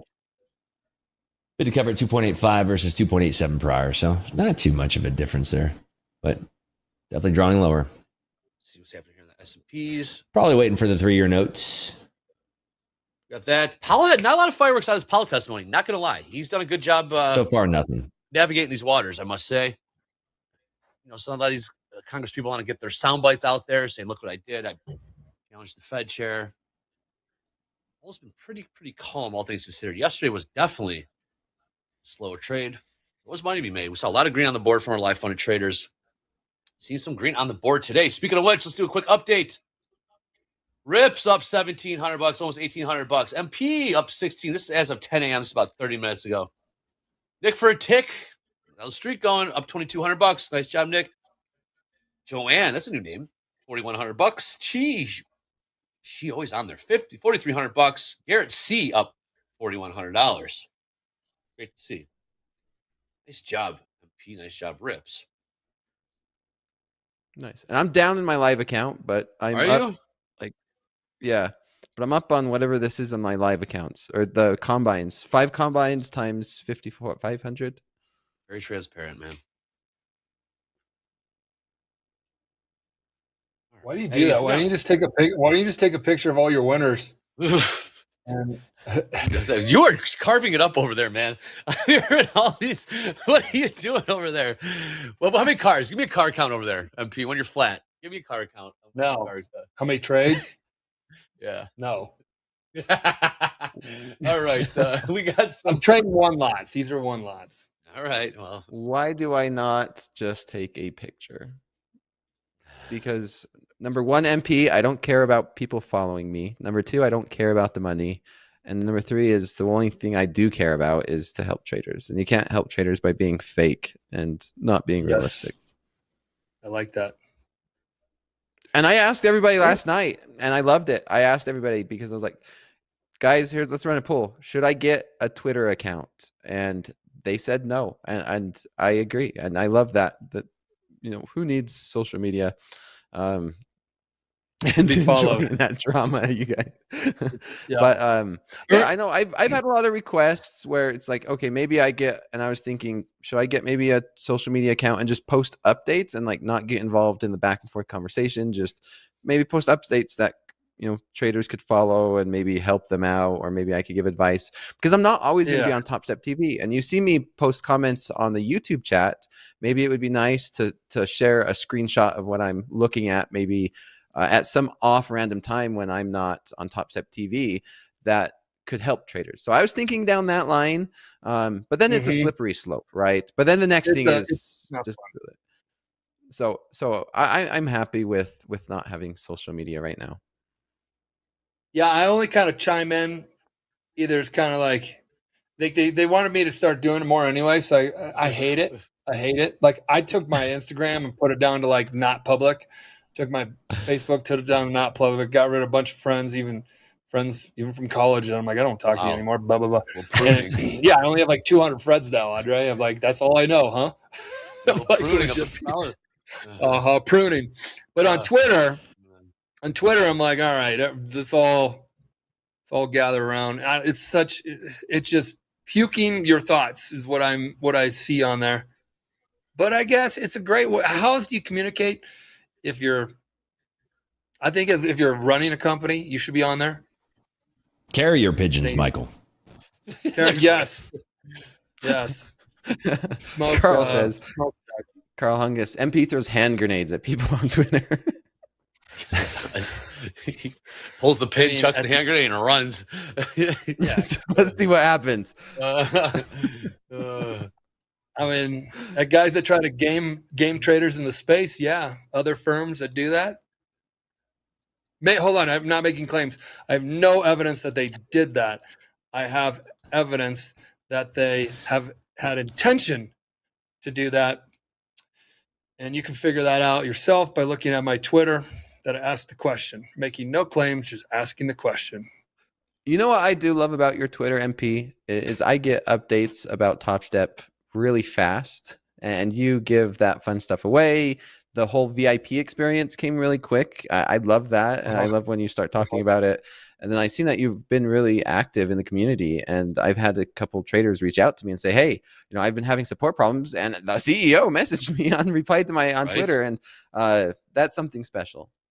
It's where you have the CEO that has the same level of respect of the people cleaning the toilets as they do anybody else in the company. And I think that's highly appreciated.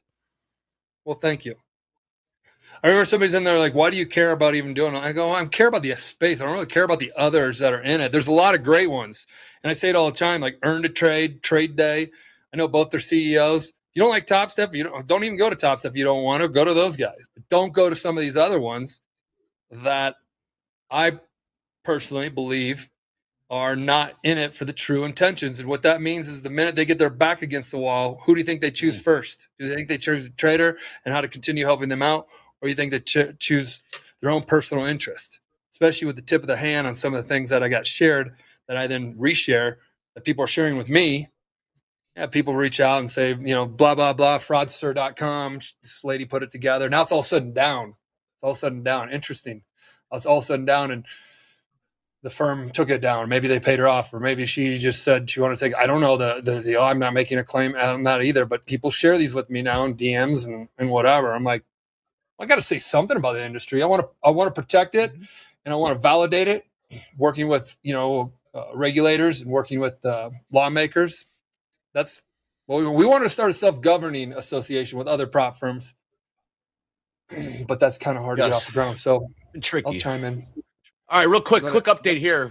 If you had a Topstep X account marked as, quote, ineligible due to the losses that were already removed from yesterday, your account should now be eligible again. Please refresh your platform. If you need further assistance, please reach out to support.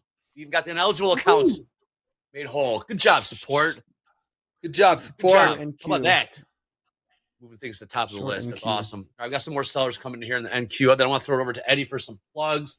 Let's see what they do with this sell-off here in NQ. Buyer step right in. Buyers keep defending this level right here, Rips, around the 70s. But we are still in, like Dakota said, quite the downtrend here. It just is very choppy. I think that we will see a little bit of a release of this chop once we have the conclusion of the testimony and the Q&A. I don't think that there's any good trade location right here and now unless you're going to be taking a smaller lot size and a longer term trade. It becomes very difficult to hold trades if you're holding larger size through these fluctuations in price. Agree, Rips. Did you hear that, RSG? RSG? Stop bullshitting and start trading, they say. RSG, grab ass. There you go. Well, all right, just gave you some information. We're done playing grab ass. Throw it over to Eddie. Eddie, let's go to some plugs. Eddie, take it away, my man. Pluggity plug. Oh, we were talking about this earlier this morning. TopStep X Performance Dashboard. Yes, this is like superhero stuff. I'm digging it. Got my charts up there. Yes, you do. And where you're going to find this is if you sort of scroll over and watch the bouncing arrow. Going to bounce all the way over to this third icon here. Third from the top, it looks like 3 stars and maybe a chart. It says performance stats. So what you're going to do is you're going to click on that. This is going to give you what your trading has been doing. I'm really digging this. You're going to have a Coach T tip. It's going to show your total P&L, trade wins, average win, average loss. We were talking about that earlier with our TopStep tip of the week regarding wins and losses, how important that is. Daily wins, profit factor. And of course, it's going to give us some nice graphs here too. You can scroll up and down here. I'm going to pass one up here real quick here. But daily account balance. Okay. More comments from Coach T, and they're personalized too. It's not just a repeat. You're going to see the same one, but these are personalized. Mine says your target win was $1,004.40. The largest loss was $789. Aim to keep your largest loss smaller than your largest win. But I've got there. Showed me what I did on Monday. I've got today's trades. Now, what's going to happen is Tuesday, it's going to give you real time what you're doing. So you don't have to wait until the end of the day. It's going to update that right away. As soon as that trade goes in, which I think is really cool. So there are some of the stats here. We've got our cumulative P&L and daily P&L scrolling all the way down. It's going to show you what you're making on each day. Now, I just was sort of trading just to get some numbers up here so I could do this plug. But those are the days. Every day that you trade, it's going to list in the calendar whether you're up or down on the day. And I think this is solid gold, even though I do like to trade gold. But this is really cool. Other plugs that I wanted to do, and I'll remember using the key stats to focus on improving discipline, building stronger habits. This is what this is about. And the performance dashboard includes personalized stats, P&L breakdown by calendar, and a trade log. So good stuff. Also, we were talking earlier about the monthly recap email from Coach T. Now, tomorrow, you can expect a really cool new email in your inbox with personalized trading stats. Now, these stats are going to help you know what you need to focus on, what you need to improve on, and how you can get better. So we're going to be sending this out to all our active traders once a month. There you have it. Another thing that's been sort of viral in the chat, we did mention there is going to be a free reset. Yes, there is. Not today. And to be totally honest with you, they don't tell us when they are going to launch the free reset. So we don't know. People are asking, let us know what day. I honestly don't know. So stay tuned because here's the clue. Later this week, we'll have a fire drill for one free reset, and that's going to be good for everybody there. One free reset. So there you have it. There are the plugs for today, and we're going to send it back to the all-star cast that we have here, and let's see if Andre is back on. There you go. I'm here. Nice short. There you go. Back to you, Andre. Thanks, Eddie. One free reset coming up this week. We're not going to tell you when. Hell, we don't even know. They tell us like Honestly, Morning. they don't. Trader- Yeah, You don't tell us, Eddie. Eddie, You don't tell us. whose performance dashboard is this? mine. Ooh. What? Mm. Guys, He likes it. look at that up and to the right. Can you go scroll up? Eddie, Yes. magician. Look at that. It's excellent. Wow. You got to show that to the wife. All right, man, your mind's in the gutter today, Michael. It's okay. All right, It's okay. Thank you for the good stuff. I love this. I mean, this is sort of giving me a little kick in the ass to say, okay, be careful what you're doing. Do not put greed in the factor. Do not have revenge trading. This is really good. I love it. You know, that's been you've been a great coach since 2011. When did we start? 2010 working together. 2010. Yeah, I started giving advice. I tried to at least. Yeah, we don't call it advice because you can't give advice unless you get past Series 3. We call it giving our feedback. Never telling anybody what to do. Hey, I see you're doing this. Have you thought about this? Eddie's been the champion of all champions. Probably talked to, I don't know, what do you think? 10,000 traders or more. I don't know. At least Thousands. Yeah. One of my favorite things One-on-one. about that dashboard, if you scroll down, Eddie, is that calendar. It reminds me when you, MP, had your sticky notes behind you. Mm-hmm. Yes. All these when I first started. That's right. Yeah, I remember that. Yeah, That is very important for us as traders. You click on it, it's going to give you a little outlook of your trades. I mean, this is good stuff. What did I do Dakota, today? you can't. I know. Check that out. Look at Eddie coming out of the hole, firing away. Yeah. Another good short. I caught a nice little run. Yeah. I hear order filled. Who is that? Is that UMP? He's just the only one and only. The one and only Mikey Joe. Short. Mikey Joe just carving it up today. Mikey Joe. Mikey Joe. MP. I was thinking, Dakota, on that calendar, all the green ones, and then the post-it notes, putting behind my thing. If that was you, you'd create your own green screen. You know? Wait. Think about it. Maybe just a monitor. That would be pretty cool with just the monitor. Uh-huh. Or maybe it would Behind just you be like a red screen with like 1 or 2 sticky notes that are green. That just outweighs all of them.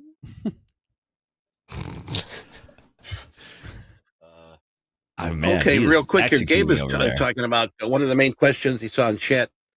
Will there be journaling features soon? All right, Yes. it is coming in the future. We are going to develop with the performance dashboard. I know we've got an emotional journal available on TopstepTV link. That's a link I share with everybody. You get that emotional journal. I'll share that again here real quick. But we are working on a real badass, kick-ass journal for this Topstep X. They were Good going stuff. to roll Thanks, it Gabe. out. Yeah, Eddie, they were going to roll it out with this, but then I think they wanted to make it a little bit more robust. So they kept it out of this one. Dakota, I'm short. You short? No, I was actually just going to be talking about if we are still talking about a house account trade, that was it. And I think you just took it. I think you just took that short in your personal. I mean, right? I'm short Are you 2 short for me. 700? Yeah, right. Okay. From 20,699. Mm-hmm. Well, levels never really came in today. Maybe we can adapt on the fly, perhaps a little better, but it really came in. I'm not gonna lie, just Jerome Powell testimony. Not the volatility I was expecting, Rips. Maybe I should Well, I think that we're gonna find that volatility once we have the conclusion. I think that's what we're kind of waiting for here. Kind of like his FOMC days. You know, I'm watching these yelling. Oh yeah, what she's hitting the wire here. She's definitely pro Biden. Anything she's saying here is just one sided. So I'm not going to take it for granted. I'll post them, and you can do what you want with them. MP, he's not stepping down. He's not. No, he's I not. thought he was. Might have our next death in an active sitting president since FDR. Do your impression. All right. We got about 8 minutes left here on Fast Markets. These gentlemen are up today, trading it up nicely. Rips up money live. Here come the buyers. My goodness, how do you stay short? How do you stay short in this market for any period of time? Yeah, I just got stopped out. Tough. Right back to VWAP in the S&Ps. VWAP 56.36. Last trade 56.37. Hovering around this 20,700 level. We do have a weekly kickoff high to the upside target of, Hogue said 20,900. 20,900 weekly kickoff high. That's about all we got in terms of upside targets. So if we want to do... Andre, Undauntable. I'm doing a performance dashboard plug. Undauntable. I love that Coach T's telling me my most profitable times between noon and 4. I've been telling myself to stop at 4 p.m. for weeks. Well, now you got Coach T telling you as well. Listen to Coach T. Nice. I think we're going to have more from Coach T here in a little of a liver version of Coach T, Michael, if I'm not mistaken. I think I saw some previews of Not totally live. Not totally live. I'm curious, is Coach T have a saying where he's like, Michael, kind of chill out on those Zoom meeting trades? Sorry. One eye in the market, one eye is... Yeah, I mean, that's where my manual lockout button needs to come in a little more. Yes, I think we got more from Coach T here in the next few weeks and months. See, right, Michael? Coach T is going to be coming at you hard, not just Coach T is going to be coming at you. Eddie knows all about that. Eddie knows about the Coach T. It's going to be pretty cool. Oh, we're going to have fun with that. Yeah. Oh, yeah. More to come on that. Do you hear that, Dakota? He's just... What's the contract count? Pull up Just the audio and the visual going on with UMP where you just your order fill. You just close it and it's all coming together, isn't it? It's all coming together. You guys, we're laughing, but I just want you guys to know this guy, this man right here, he loves trading. Trading is in his core. It's in his bones. Yes, he's CEO, founder, but he is a trader. He rolls out of bed. He is a trader, man. It's this whole thing started. Just loves trading. Talks markets all the time. It's up until about 9 more minutes, Andre. 9 more minutes, and I got to take this hat off. Then I have to do Topstep meetings. There you go. Till 2.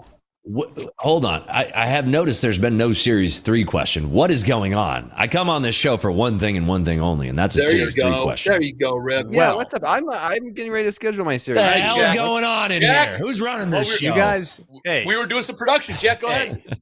Hey, guys. You guys are firing off trades every 33 seconds or so. That's true. It's been hard to Cut it off.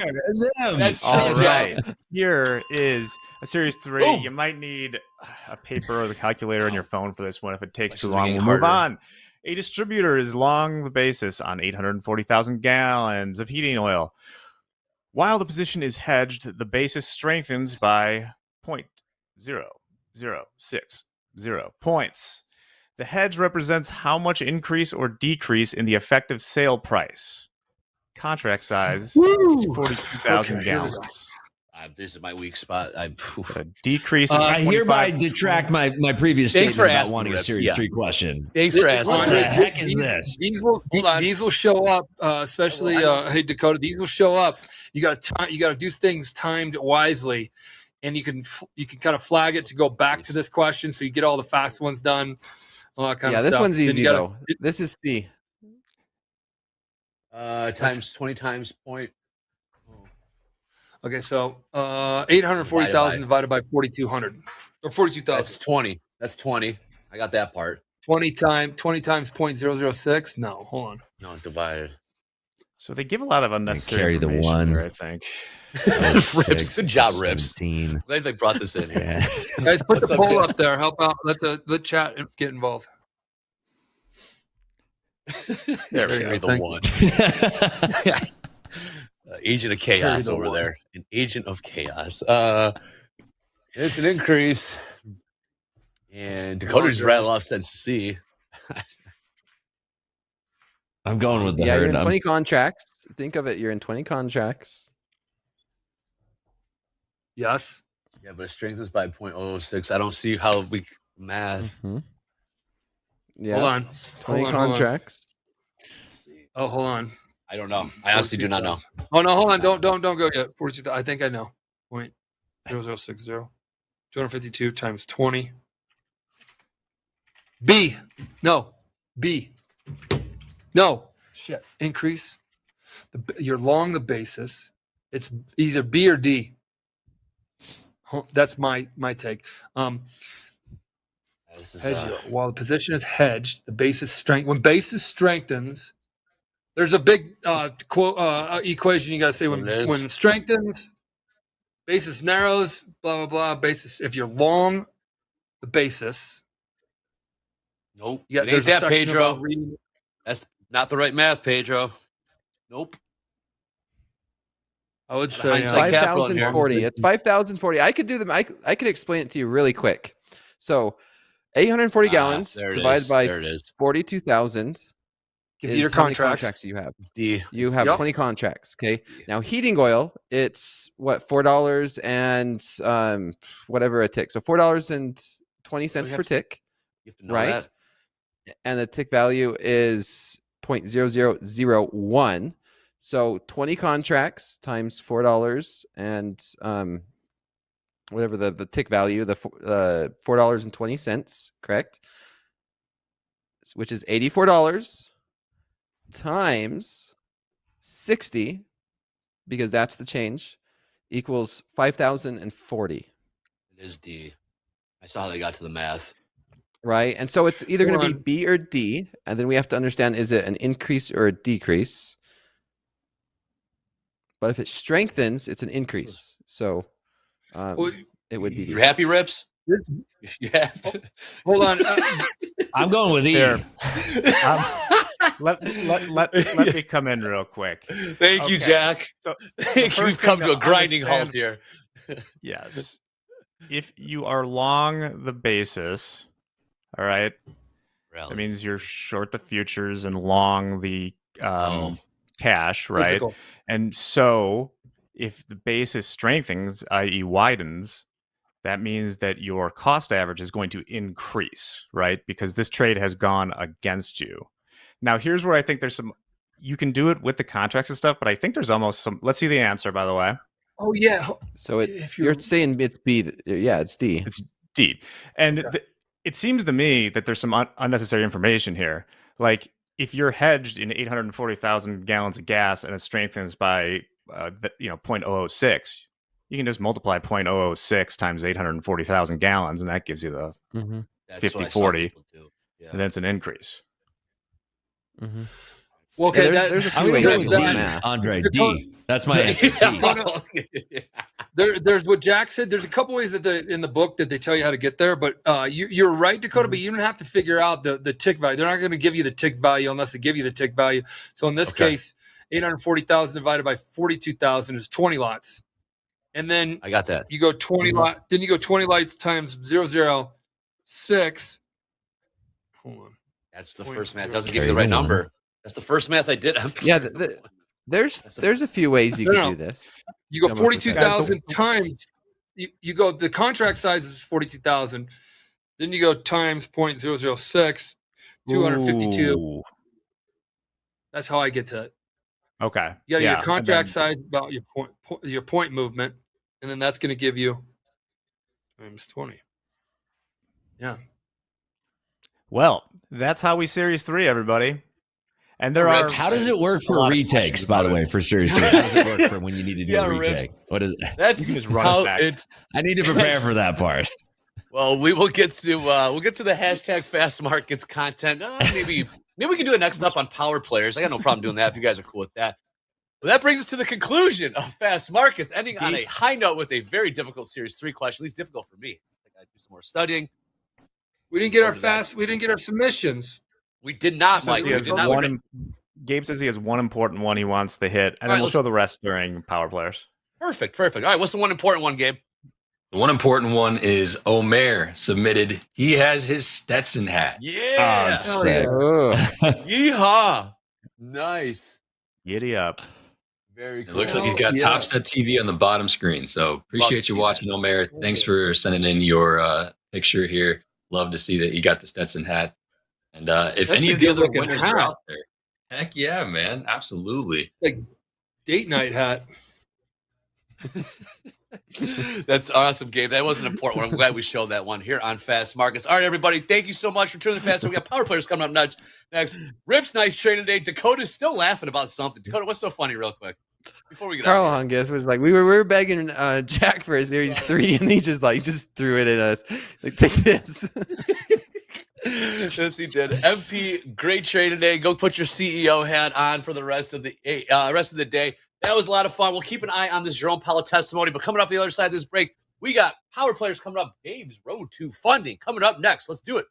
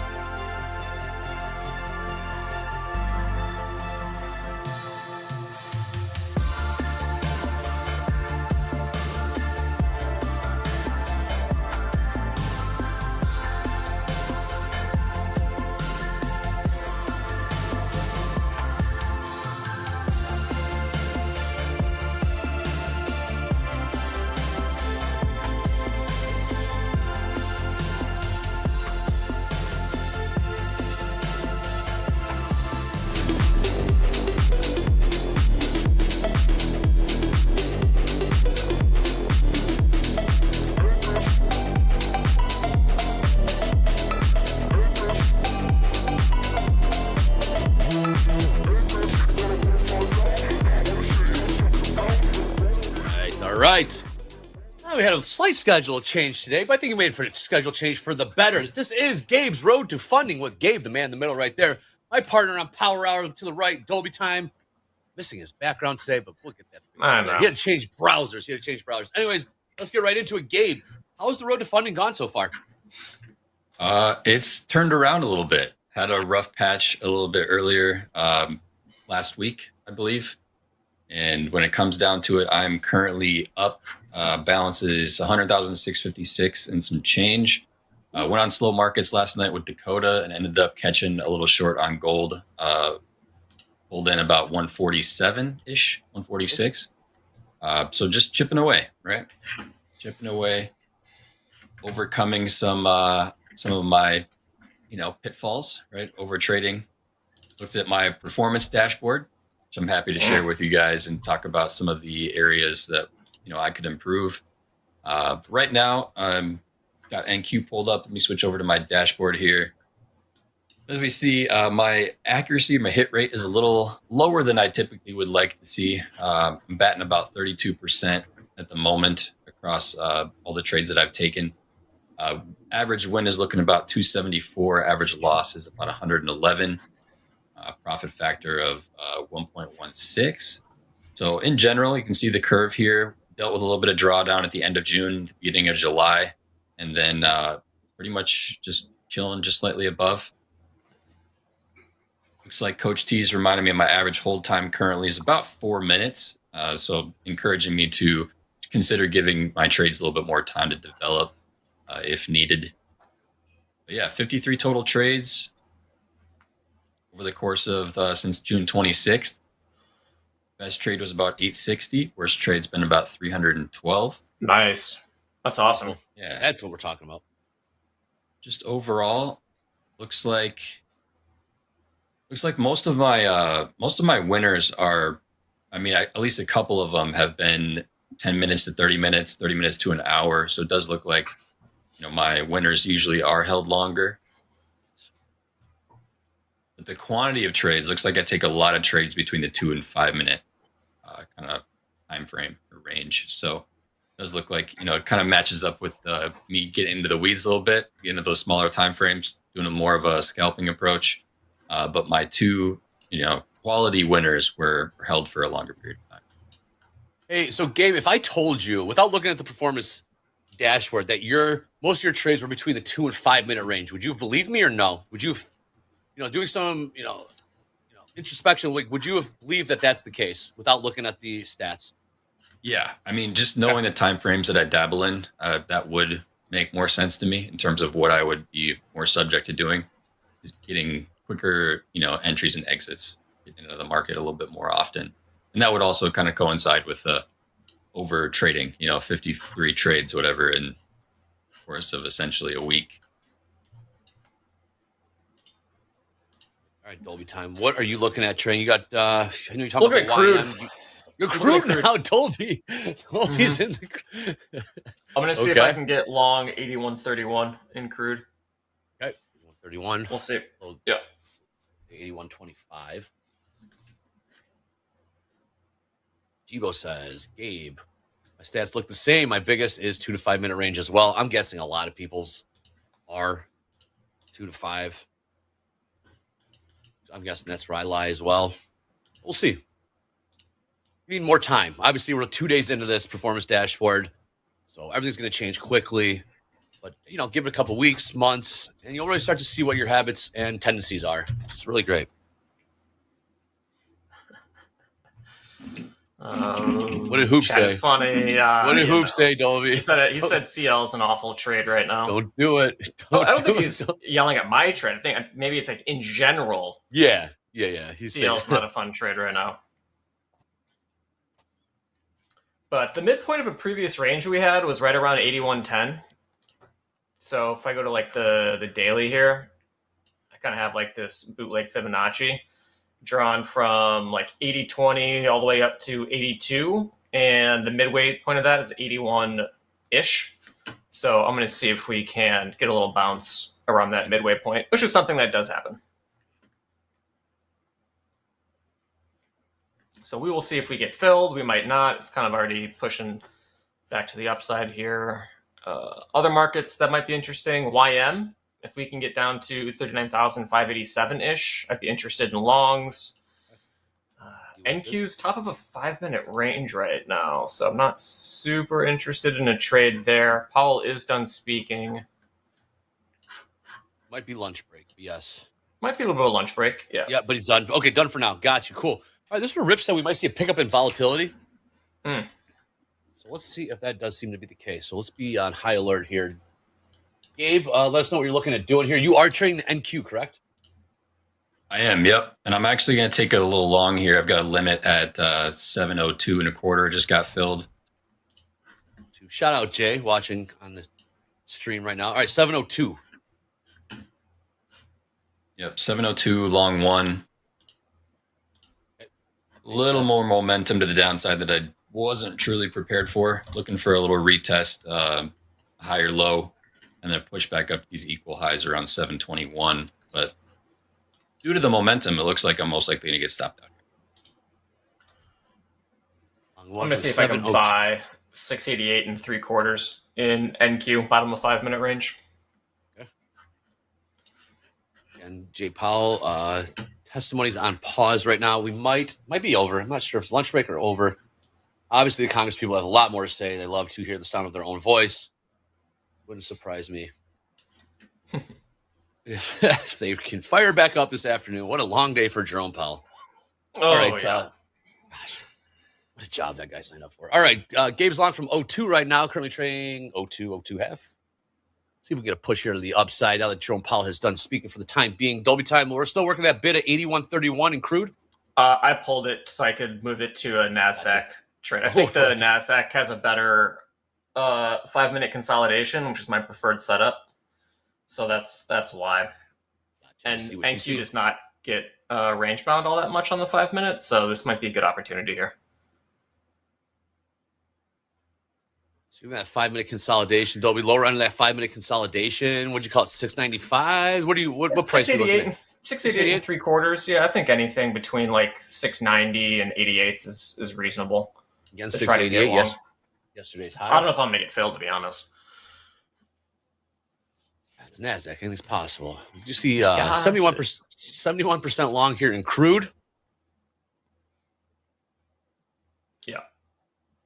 Yeah, crude's probably kind of in lunchtime right now. Not a whole lot going on in there. Hurricane's pretty much wrapped up. We're going to start getting. What else is waiting for? Start getting some of that rain now. We are. Yeah. Actually. Ooh, Dow's in a nice 5-minute range, looking to break to the upside.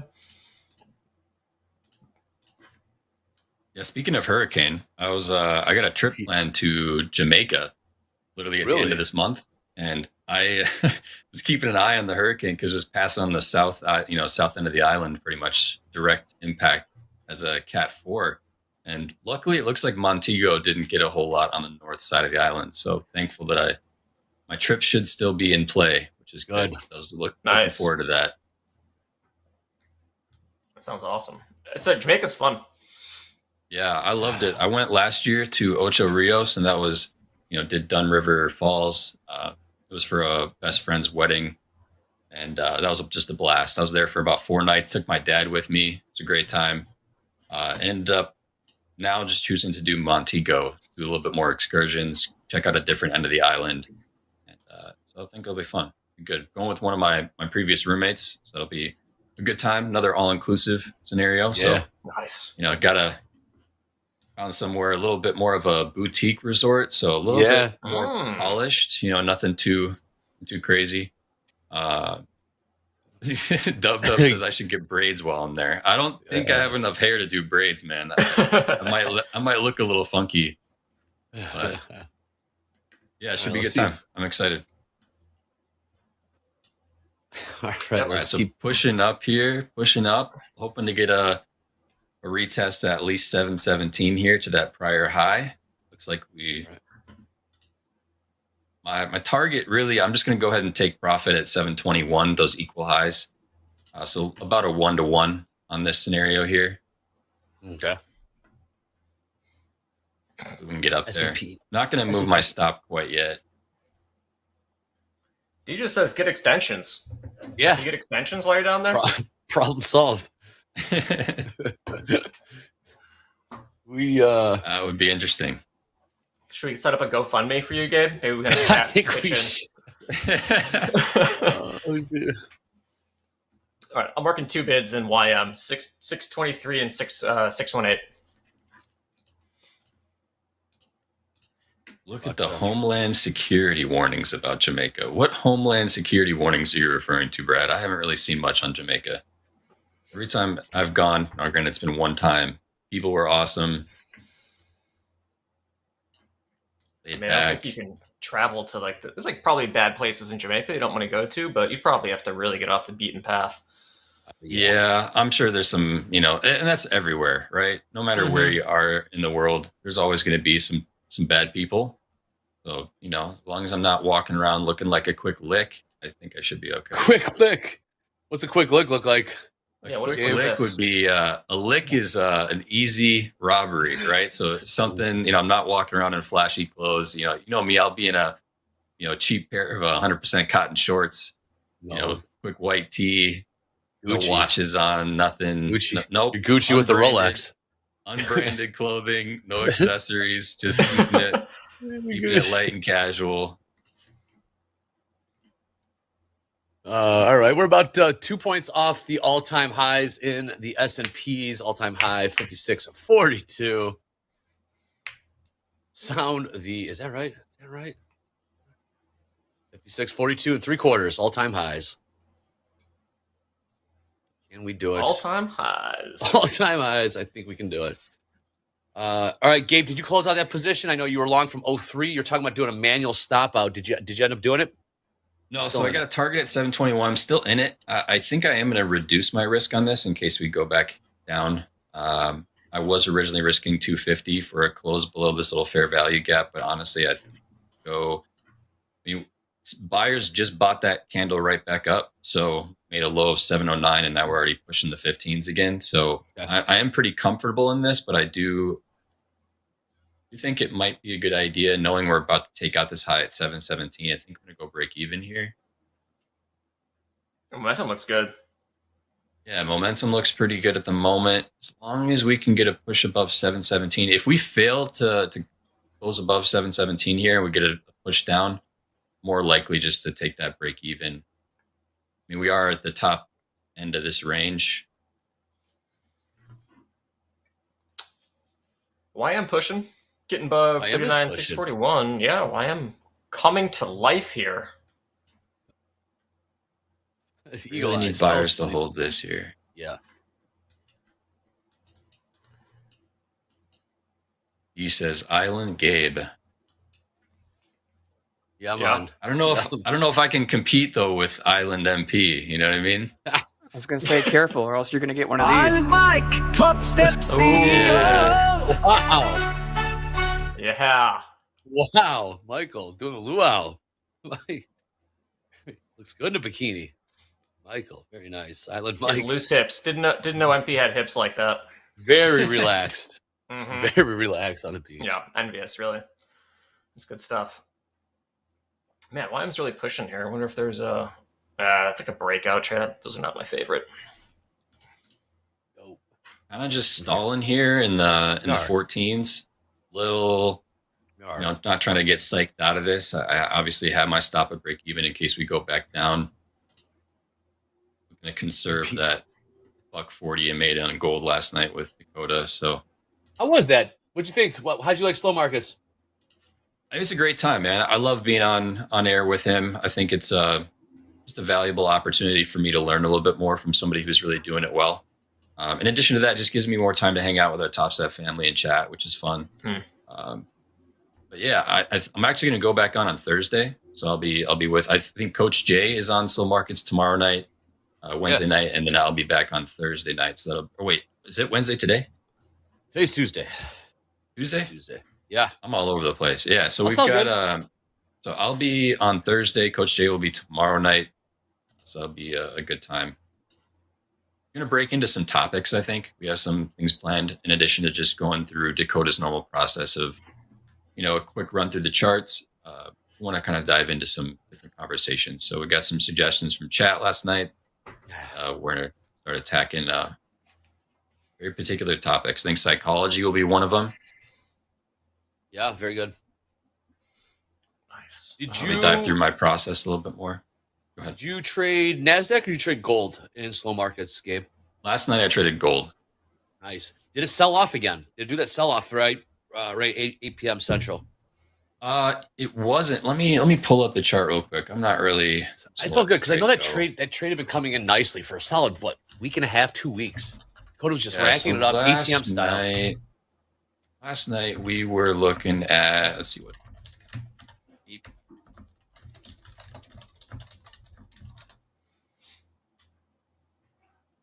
Let's see here. 8 o'clock would have been, what, 20? So we had to push up. So last night we saw some initial momentum in volume come into the market. 8 o'clock pushed higher, came right into an area of supply that I was looking at. And then as we started pushing back down, created a lower high here. So I got short. Actually, if my execution is probably on, they're not on it currently, but looks like I just got stopped out of break even, by the way, on that trade.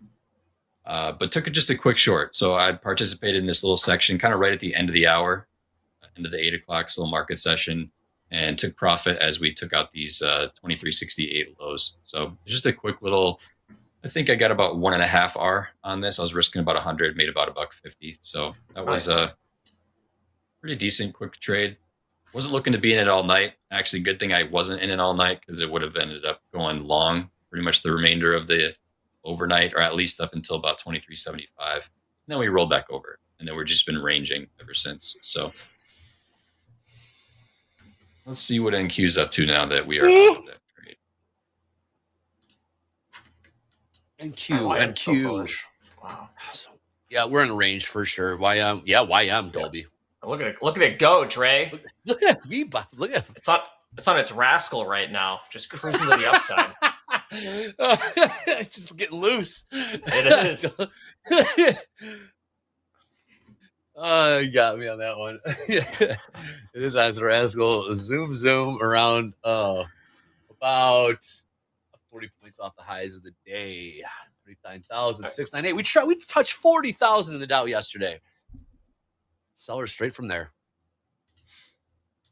A couple people asked in the chat, is there any way to kind of find me on social? I don't want to, take the focus off on air at all. But if you do want to take the time to check out my stats, I did post my shareable link for my performance dashboard on my Twitter. So I'm going to just drop that in the chat real quick. So for those that want to check out the stats and follow that journey in a little bit more real-time fashion, in addition to like the few segments that I'll have on.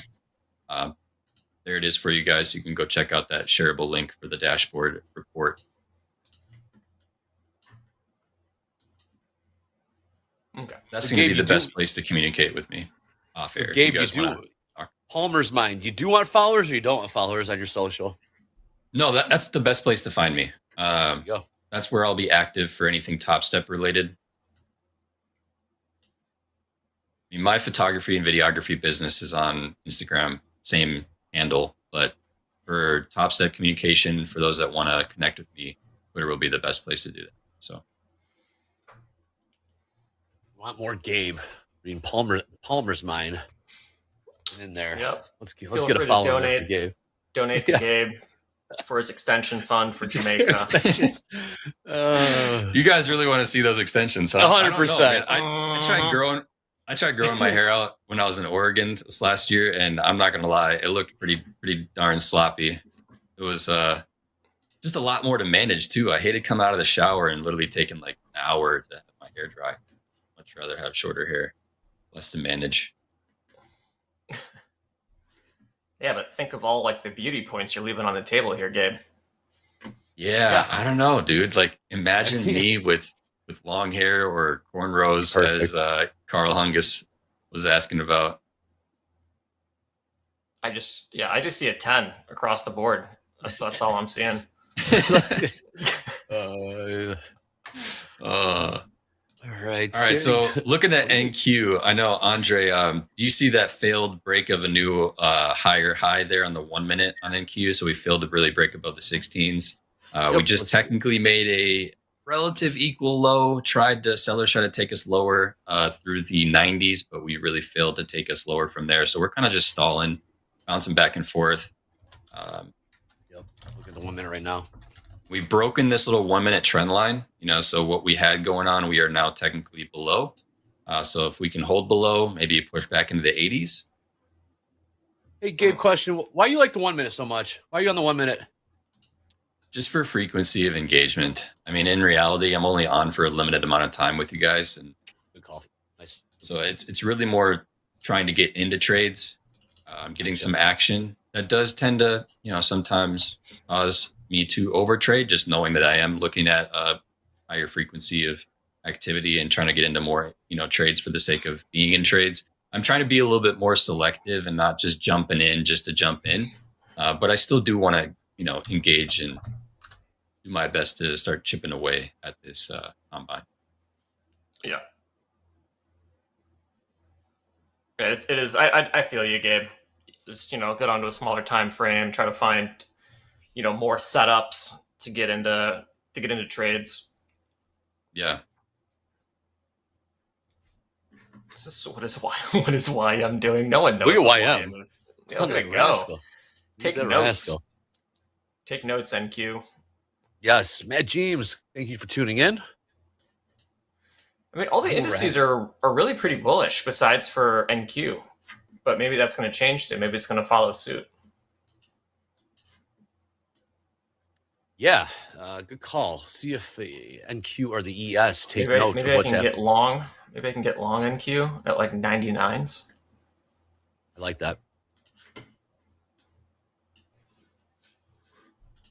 Oh my gosh! You guys see the picture that JD just put in chat? Hold on. This is not going to look exactly like me, but it's got some resemblance. Right, I'm gonna. Okay. Nice. So JD says Gabe with dreads. I'm not sure if. Oh, I can grab it. Probably not showing. Hold on. I don't see it. It's in the production channel. Never got the invite to that one. James has us covered. Thank you. All right, Dolby, you are in from what price? You're talking about 98s, 99s. What price did you go on from? 20,699 3/4. Gotcha. Just one. I'll add a second at 693 evens, and I have a stop, like a 10-point stop. So total risk on this trade will probably be around like $300. I did initially want 690s. It would be very unfortunate if we went down to 690s, and then that's where we bounced. But we will see.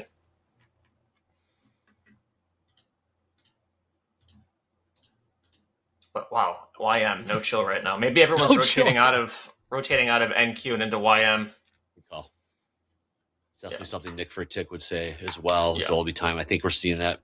Liver and onions are back on the menu for YM. It's psyched. it is psyched. All right, according to JD, this is what Gabe might look like with dreads. Oh. Okay, Gabe. Oh my goodness. Could be worse. Yeah, it could be worse. Looks natural. Could be worse. Is that a Mike Tyson tat? I don't know, man. That looks like scars. What's that? I was about to say, that scarring style of tattooing where they purposefully tear out the skin. True. No, is that a thing? Yeah, that's a thing, dude. I don't know what the name of it is. Somebody in chat probably knows, but oh yeah. Okay, long 2 now at 20,696.50. Looking for a bounce. Okay. Nice. We're about to get a close below. I'm gonna try a short here. No. Not intentionally fading you there, Dolby, but I'm gonna go with this break of trend back into the 80s. Oh man, I wanted 690s. Move my stop to break even when we get down to 88.25. I'll just make new highs. Not the NQ. Not the NQ. Maybe we'll take notice. Might be seeing a rotation right now. I got real close. Real close to my go back up, please. James in the chat, long 1 and Q from 20,708. Stop at 683. Profit target 648. 748. 748. What's up, Gabe? Scarification. That's what it's called, by the way. Oh, that sounds like fun. Yeah, no, that's not my style, not my cup of tea. I got one tattoo, and that's all I needed. How many likes do we have to get for Gabe to get scarification done? That's a great question. That's a great question. What's your price? That. How many likes? I'm not taking likes for that. I need real money. You'd have to send me some real significant dough for me to do any sort of scarification. Everyone has a price, Gabe. That's true. Yeah, but price is not likes. That's for damn sure. Not his currency. Not my currency. He wants the greenbacks. I'm not enjoying this trade. No, what is going on right now? I'm gonna get stopped for minus 280 if I had to guess. Yeah, I'm out. So I initially wanted 290s. Let's see if that would have been the wiser of the trades.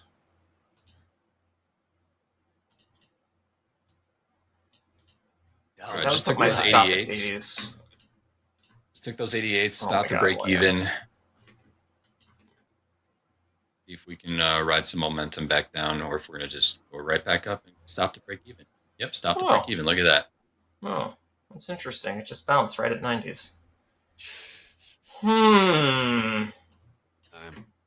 Sweet little Angel says Gabe gets to take whatever's made from the next house account trade. I like that idea. For sure. I don't know if MP will donate that to me though. I know it's going somewhere way more important to him. I doubt he's gonna fund my braids? My scarification or braids. Scarification? Yeah, one of the two. Braids maybe, because you could undo those. Scarification is a one-way street. You can't really undo it. Kind of like trading. No do-overs, no mulligans in scarification. No mulligans in trading. How about that? The parallels. Kevin, I gotta drive the segment. Can't trade. Yes. Tell me I can't call my broker and have him undo my trade right now? Is that how this That'd works? be nice. Oh, I mean, CL would have been a good one too. Damn. Scarification trading. Parallels you did not know existed. Some decisions are permanent. Yes, they Every single one in trading is. It really is. Isn't it crazy? No do-overs. All right. We're trying one more long in NQ at 688. Okay. Did you get filled or are you working? Not yet. Working. Okay. This is the bottom of the 5-minute range. Yes, it is. Let's take a look here. Crude was rocking and rolling here. That crude's kind of sold out. Last trade, 81.55. I know Dobie was looking to get long from 31. Price never came back to him, but he did read it well there. Oh, hey, NQ here. NQ here. We're looking at some size to the downside. 272 on that bid. That's been there all morning. What is that price? Sorry, it just ran away from me. Let me find that again. Here we are. 20,000. Yep, 686 quarter. 20,686 quarter just got pulled. Are they watching TopStep TV? Just pulled it. Are they watching TopStep TV? And we called it out. Is that MP? Is he like on a side account, putting in 200 and pulling it? That could be. But that, where did it go? All right, that was there this morning. Okay, cool. All right, so here's a nice retest of that 15-minute demand in the 85 region. Low of the demand would be 66 and a quarter. Prefer to see us hold this level. I wouldn't mind jumping into a long as long as we can close back above this 88 and start pushing higher.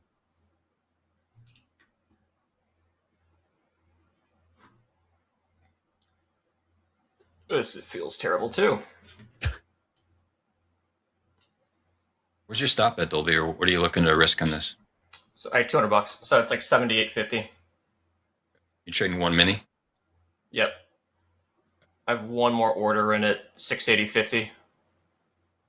What made you? I know that you were back on the micros with me for a little bit, and then you and I looks like we both switched to minis. Any reasoning behind that, there, man? I had a conversation with Mick. Okay. Just figured you'd start with one mini, one guy, or two at the most. Yeah. Initial plan was just to roll with micros to get like my feet wet, and then kind of scale up the account from there. And then as soon as I hit plus 1,000, I was going to go to e-minis, but I had some positive encouragement So we're gonna go with E-minis. Okay, nice, man. Hey, after this, just want to give a quick update to the counter. Never got a chance to do that. Oh, well, I guess we got Gabe here. Hashtag Power Hour stuff.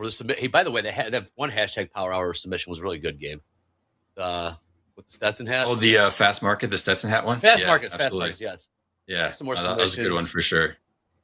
But we can catch up to those later. Maybe we'll do it in Power Hour. But hey, just want to let everyone know, coming up next, we got Top Quiz with who, everyone's favorite controversial Top Quiz host, Eddie and Marie will be joining him. Then we got Jack and Mick for Shoulder Tab. JD, Robert for group coaching. I believe the group coaching form is pinned to the top of the chat. Get those questions in. Very, very valuable session there. Then we got Marcus talking with D. That will be Eddie, Robert, Deeyana, Coach Jay. I like that foursome. It's pretty good. Then for Power Hour, Dolby Time, myself, Austin Silver, and always Dakota, Slow Markets, 8 p.m. Central. Here on TopstepTV. All right, we're selling off here in the NASDAQ. Not great. What the hell is going on? I don't know. I'm going to be down again. All right, I'm out. I'm minus 622. Why are they so? That was fun. Had a good time trading NASDAQ. Why? What? No idea. It is just rolling over. So Really much is. for that 5-minute range holding up. Expecting any news, Sergio? Or who's expecting any news? I don't know who asked that. No, we do have at the top of that, we have a 3-year note auction. We got Bowman speaking at 12:30. I think we might still get some more from Paul this afternoon, if I'm not mistaken. He's might just be just doing some liquidity grabs, stuff like that. And Q loves doing that. Looks like Nvidia is rolling over a little bit. That would certainly help. Yes, it is. Trading $130.50. High of the day in Nvidia, just under $134. So we're about $3.50 off the highs of the day. This is my punishment, Andre, for not trading the YM and trading NASDAQ. It's a message. Man, I like longs too. It's a message. That's the tricky part with the range bound trading. It's looked like we're in range. Lunchtime trade, range bound. You think all requirements for a range bound trade, range bound rules to come in, and then here we are selling off. Trying to track the new lows of the day, low of the day, 20,670 and a quarter. We're about 5 points off the lows of the day here in the NQ. While the Dow keeps making new highs, 39,000. Yeah, I passed up crude oil and YM for NASDAQ. That's dumb. I'm just turning off NASDAQ. Bye, NASDAQ. Bye. No more NASDAQ trading. Tis a silly market. Just a little news from the wire here. Looks like we are seeing some reports on Discord in addition to the chat about Tradeovate potentially having some issues in terms of connecting and logging in. So we are investigating further. And if we get any updates here from our team, we'll go ahead and share those to you guys as soon as we have some news. So if you are experiencing some issues getting into Tradeovate, just hang tight. If you have any trades open and you're in the Discord, there is a Get Flat channel that you can request to be flattened. So if you have a trade on that you're uncomfortable with and you aren't able to log in, please go to Discord and get into the Get Flat channel and submit that your account name and just request to get flattened. You can also reach out via Windy. There is a Get Flat kind of route that you can take with Windy to submit a flatten request as well. So just do that immediately if you are unable to log in and manage your position. And in the meantime, just be patient, hang tight. We appreciate you, and we'll update you further shortly. All right, guys. Well, that was a quick power players. Gabe's Road to Funding, I should say. Gabe, what's the final P&L today on Gabe's Road to Funding? $18. All right. Hey, I tried. Look at there you go. Here you go. Perfect example. Dolby, or it's more selling. I would guys. trade. Yeah. I would There's trade that with you sell-off. on a heartbeat. I'd take plus 18. I'd take minus 18 right now, to be honest. Or new lows. Yeah, I'm content with being green today. But yeah, new lows, momentum, man, just blew through that. What is going on? Oh, yeah. Roll over. All right, guys. Well, we got Top Quiz coming up next here with Eddie and Anne-Marie. So let's roll. There's Anne-Marie. Hi, Anne-Marie. I see you in the green room. Hi. She'll be coming up next on Top Quiz with Eddie. Gabe Dolby, keep some powder dry for Power Hour. We'll get him back here. But we got some sellers. We got some sellers coming here in the NQ. Now making new highs on the day. S&P's just chilling. Crude just chilling. Gold just chilling. Right now, the action is in the Dow and the NASDAQ. Top Quiz coming up next.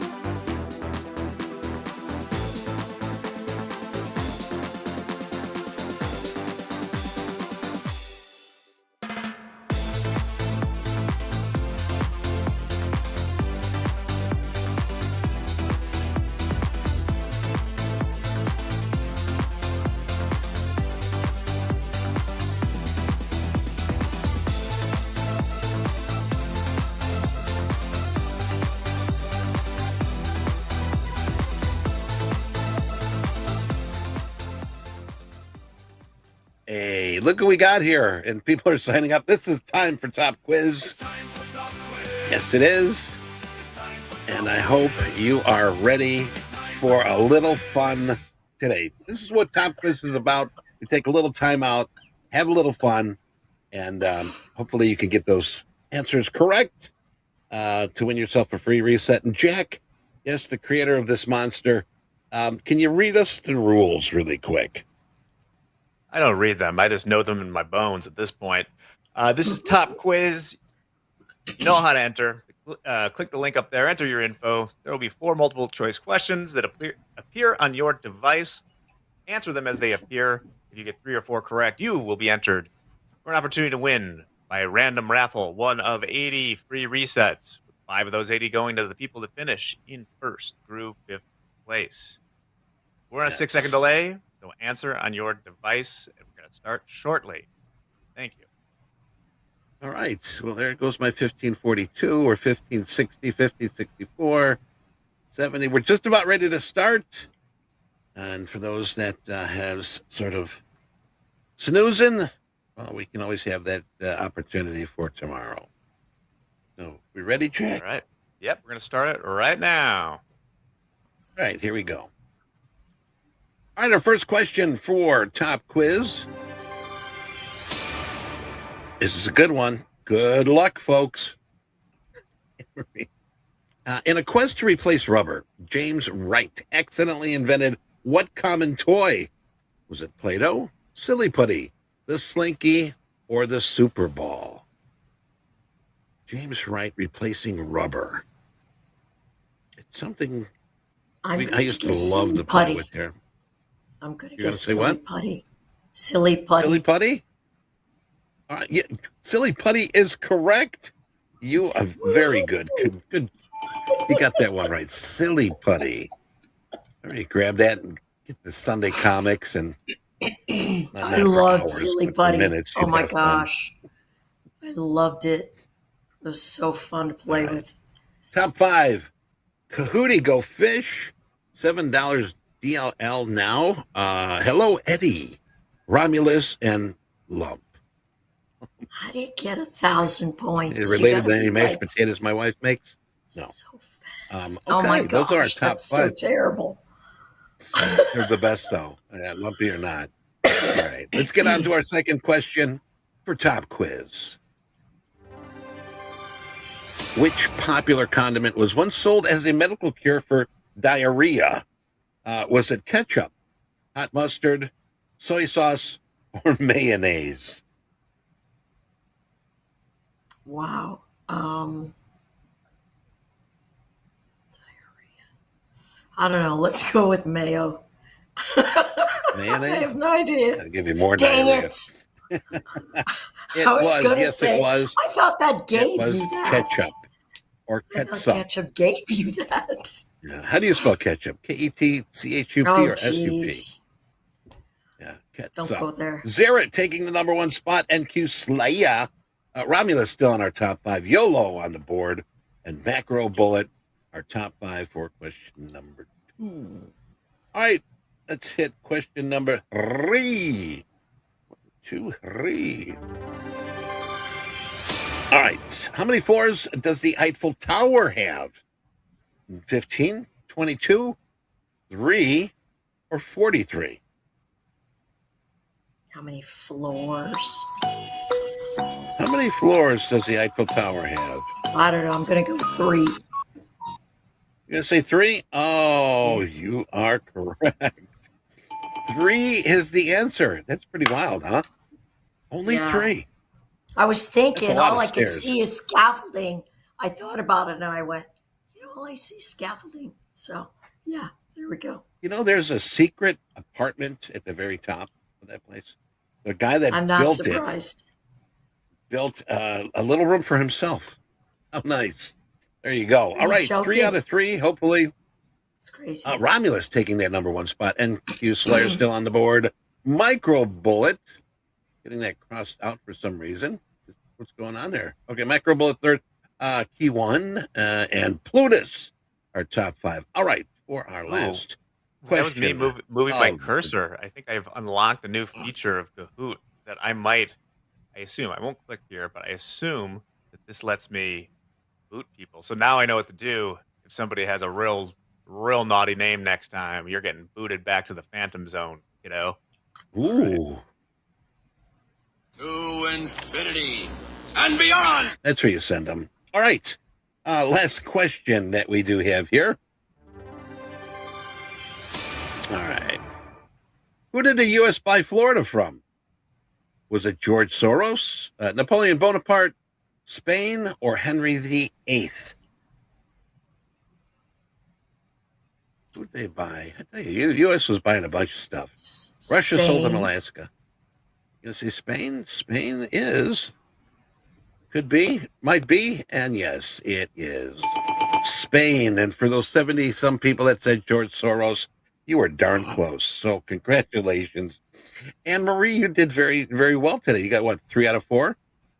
I did get 3 out of 4. Shall we tell our audience what your vote for me actually was? He said, what was my vote? Well, it won't be 0, but it'll be close. You did very well. I'm very proud of you, young lady. And yes, Thank again, you. tonight you can have the car for your friends. You go out and see, have a movie, and here's $20. Thank you. So, there you go. All right. Let's take a look at our podium here. In third place, you will get a reset. Kaiwan. Number 2, Macro Bullet, you will get a reset. And our number 1 all-star player of the day, NQ Slayer. And we do have Plutus and Aroungus. I guess you 5 are guaranteed a reset. And Jack will be picking the others. You can find those today in Power Hour, last segment of our broadcast. We will announce those around maybe 2:30 Central Time. So come join us, and we'll get those out. But Jack, thank you very much. Anne-Marie, thank you very much. We're going to take a break right now, and we've got, I think, Jack and Mick. We got Jack and Mick, is that right? Jack and Mick for Shoulder Tap. So don't go away. We'll be right back.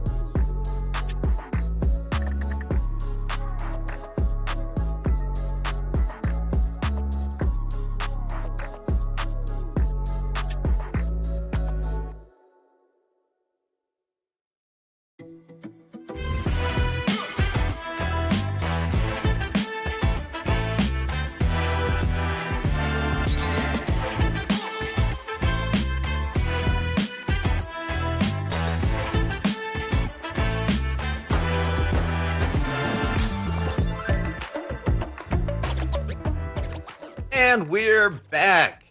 Welcome to Shoulder Tap. Mick is out of his meeting. The mustache looks prepped and ready to go. So, Mick, how's it going? Hey, it's all right.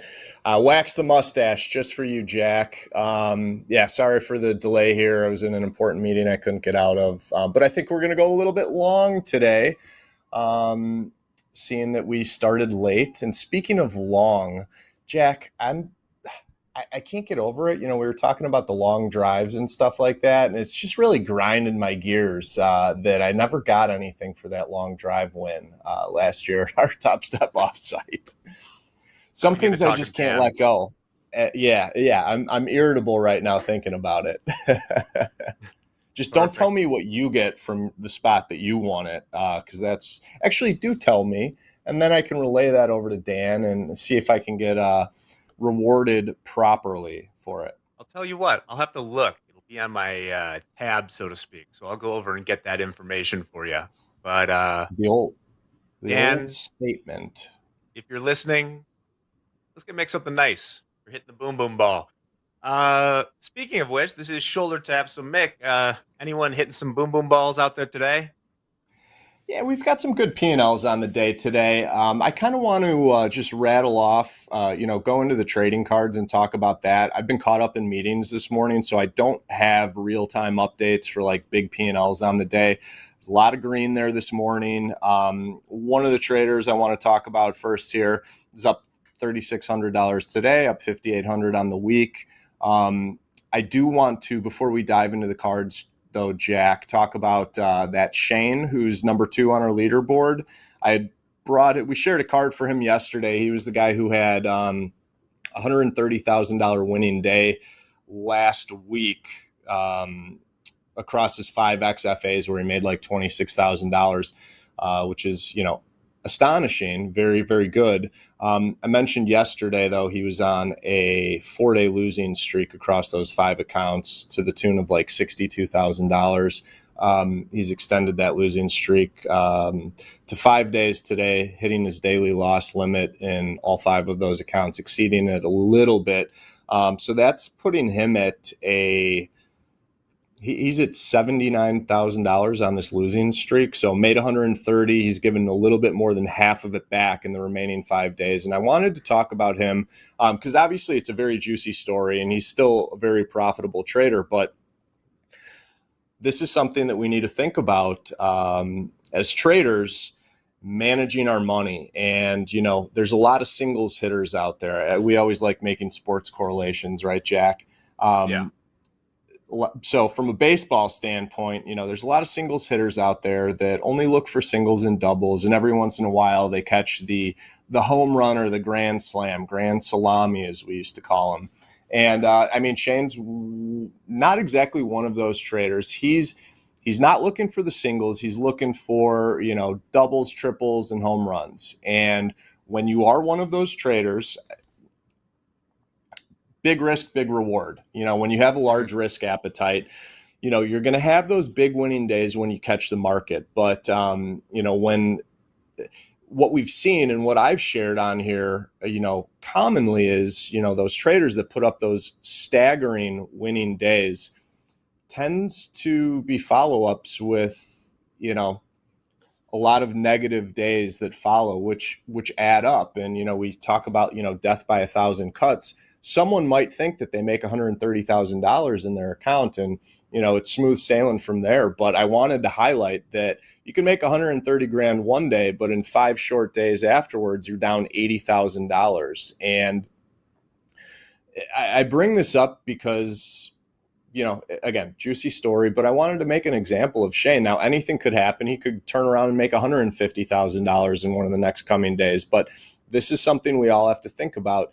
And we always have to remember what our primary goal here is in these futures markets. And that's, while we're all here to make money, capital preservation is a big thing. And I think it's just important to kind of point out where this trader's at. I would imagine that, he might not have that number 2 spot on the leadership board after these, 4 or 5 days.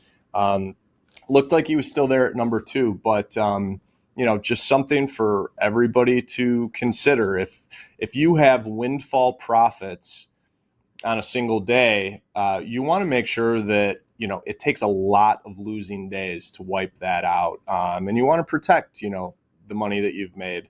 I know my experience on the professional side of the industry, there are, firms that, for people who had windfall profits down on the floor in the grain room, their risk manager or their clearing firm would say, okay, great job. You got to take that money out of the account. It's not risk capital anymore. That's money you put in your pocket.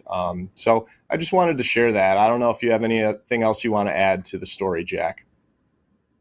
The higher you go with these things in general, and you could take it to the extreme if you were running a hedge fund or something, the more you shouldn't be taking a 50% drawdown.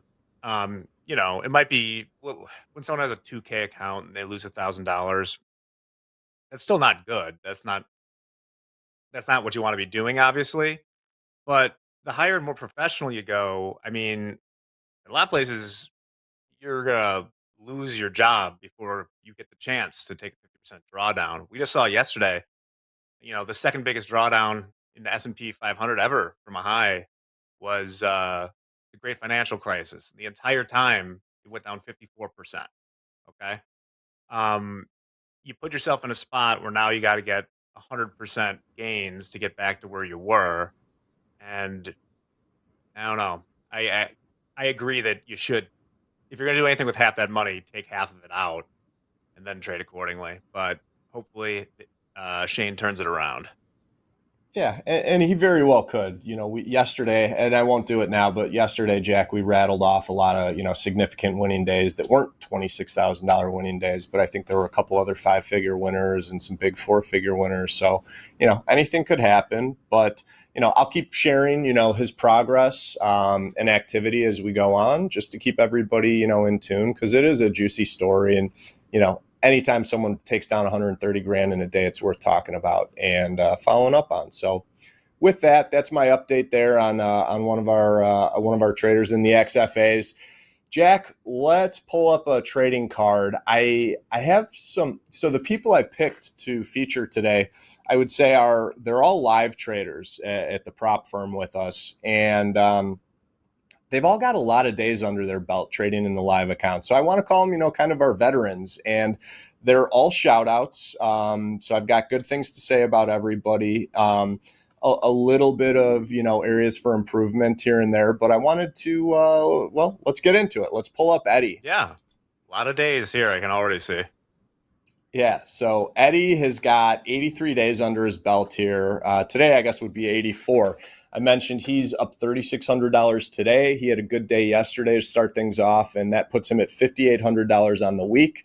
And he's profitable. Average daily P&L over these 84 days, 83 days, what the trade report says, not including today, is $313. And, if you pull up his trade report, it doesn't mean with an average daily P&L of $300 that, these are all small numbers. He's kind of, he's a 4-figure a day trader, whether it's on the wins or the losses. And I wanted to, highlight him and give him a shout out, because I feel like this is very typical trading activity from someone who's profitable, that, they're profitable, which is first and foremost the most important thing. But there really aren't metrics here that, stand out as, amazing work or anything. And that's totally okay. So I want to preface with that.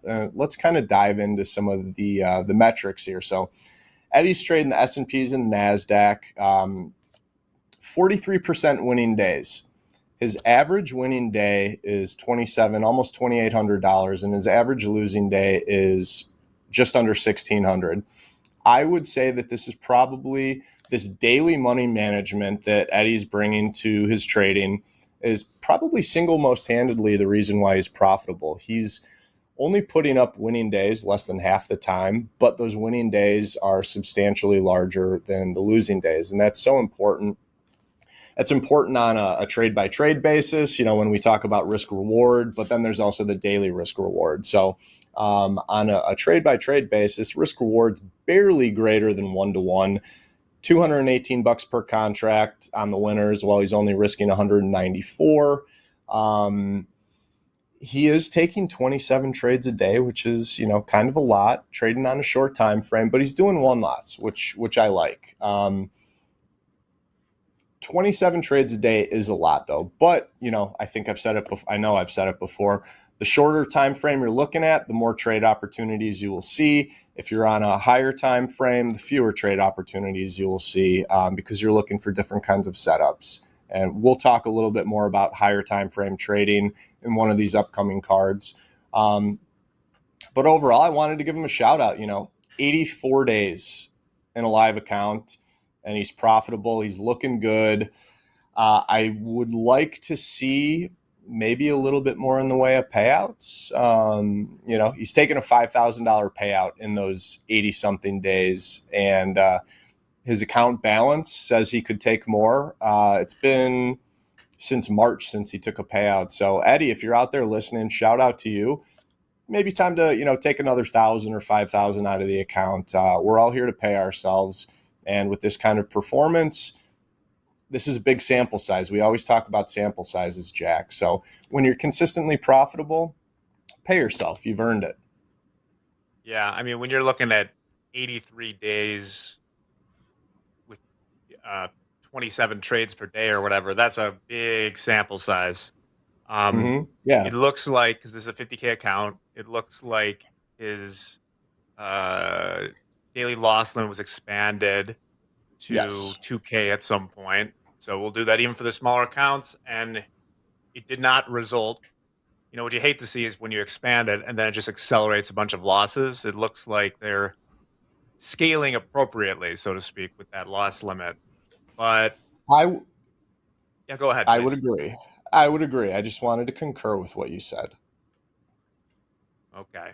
Yeah. Just because we gave him the longer leash doesn't mean he's, tugging at it every single day. So while we talk about these metrics and specifically the risk reward on a per trade basis, when you have such a nice sample size like this, 83, 84 days, all those trades, it's really easy to analyze your performance on the trade report. I think that's our theme of the week, is analyze performance. Small changes over a long period of time really add up to big things.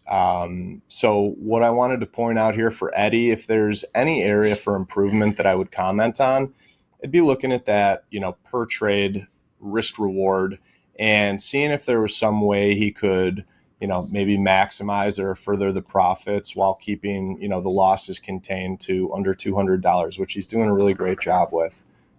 So I think, making an adjustment there. I don't really want to touch the average winning day, average losing day, because there's a big difference there. I mean, the average winner is $1,200 more than the average loser, so that's a really good thing.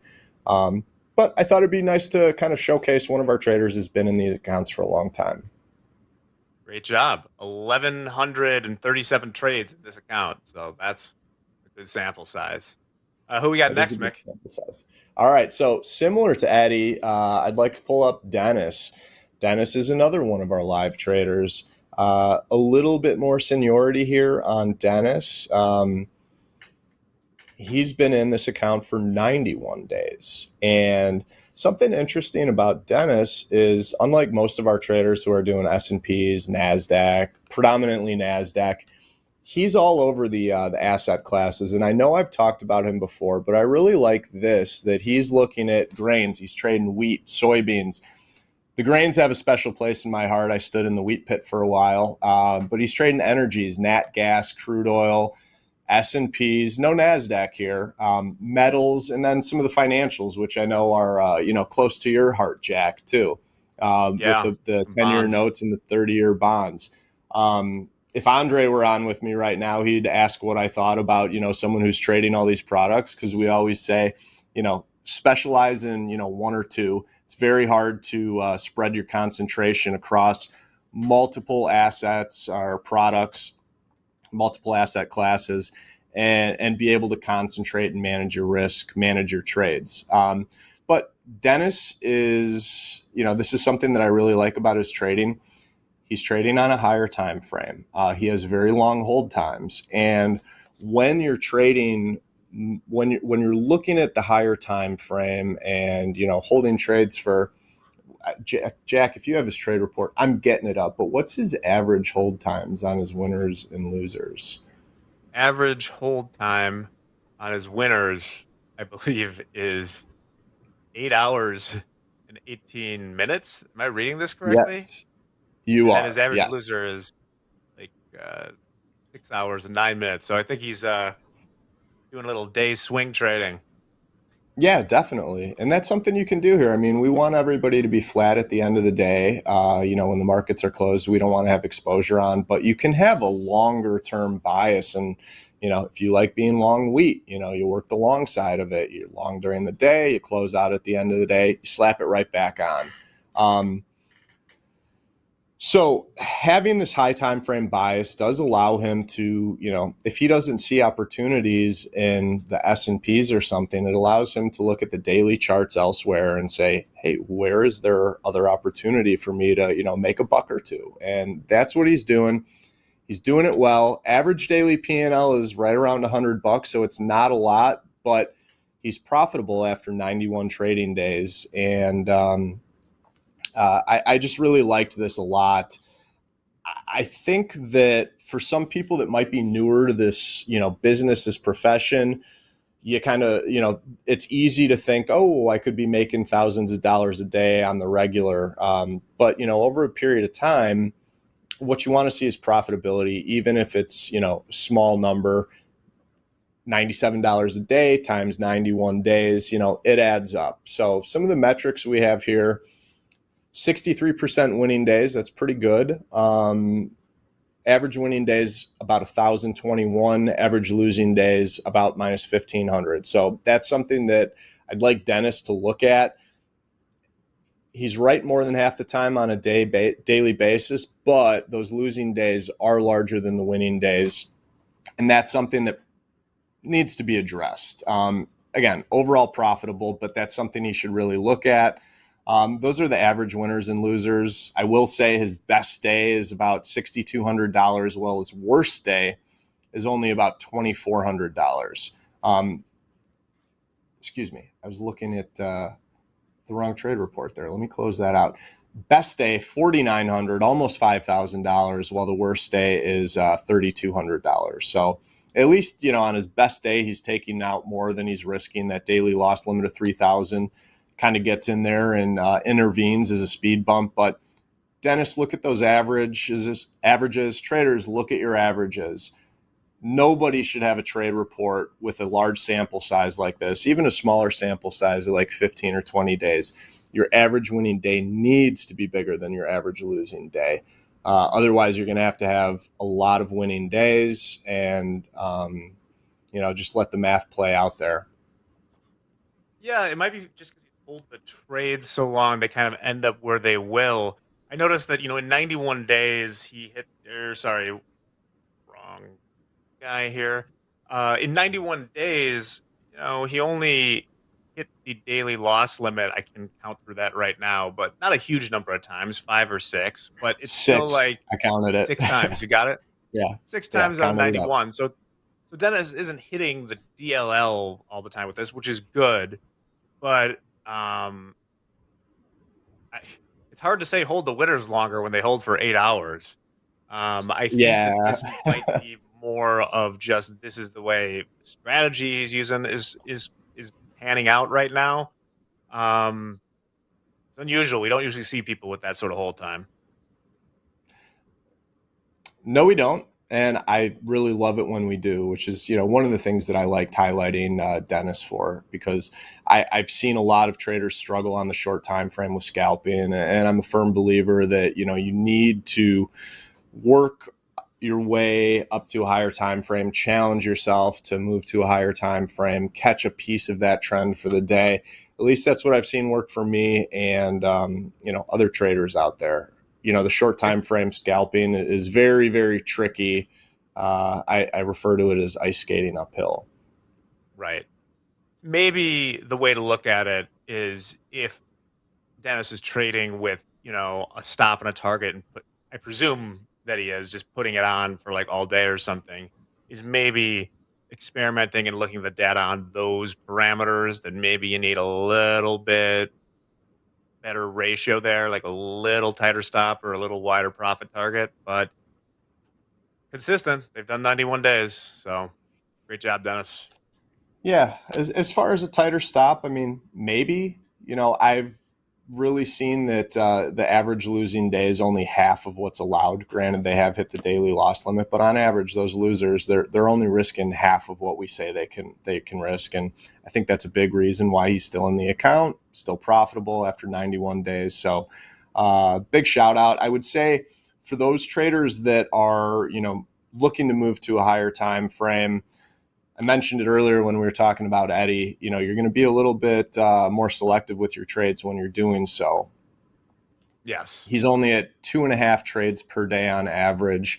One thing I would like to see here for someone who does trade on higher time frame and are more selective with their trades, usually when you're trading on a higher time frame, your risk reward should be panning out a little bit differently than what we see out of Dennis here. He's taking $761 per contract, risking 640, a little better than 1-to-1. But if you're trying to capture a trend for the day, you should really be calculating your risk reward. And yeah, I think for the time frame that he's trading on, 2-to-1, 3-to-1, 4-to-1 would be something that I would be considering if I was him as far as moving out to.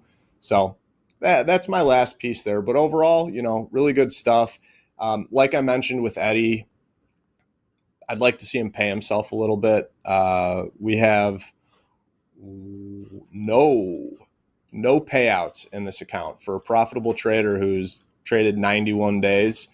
Doesn't have to be a lot, Dennis. Doesn't have to be a lot, but do take a payout. It's about time. You've got a healthy enough account balance to do so. Right on. Well, let's see this last card.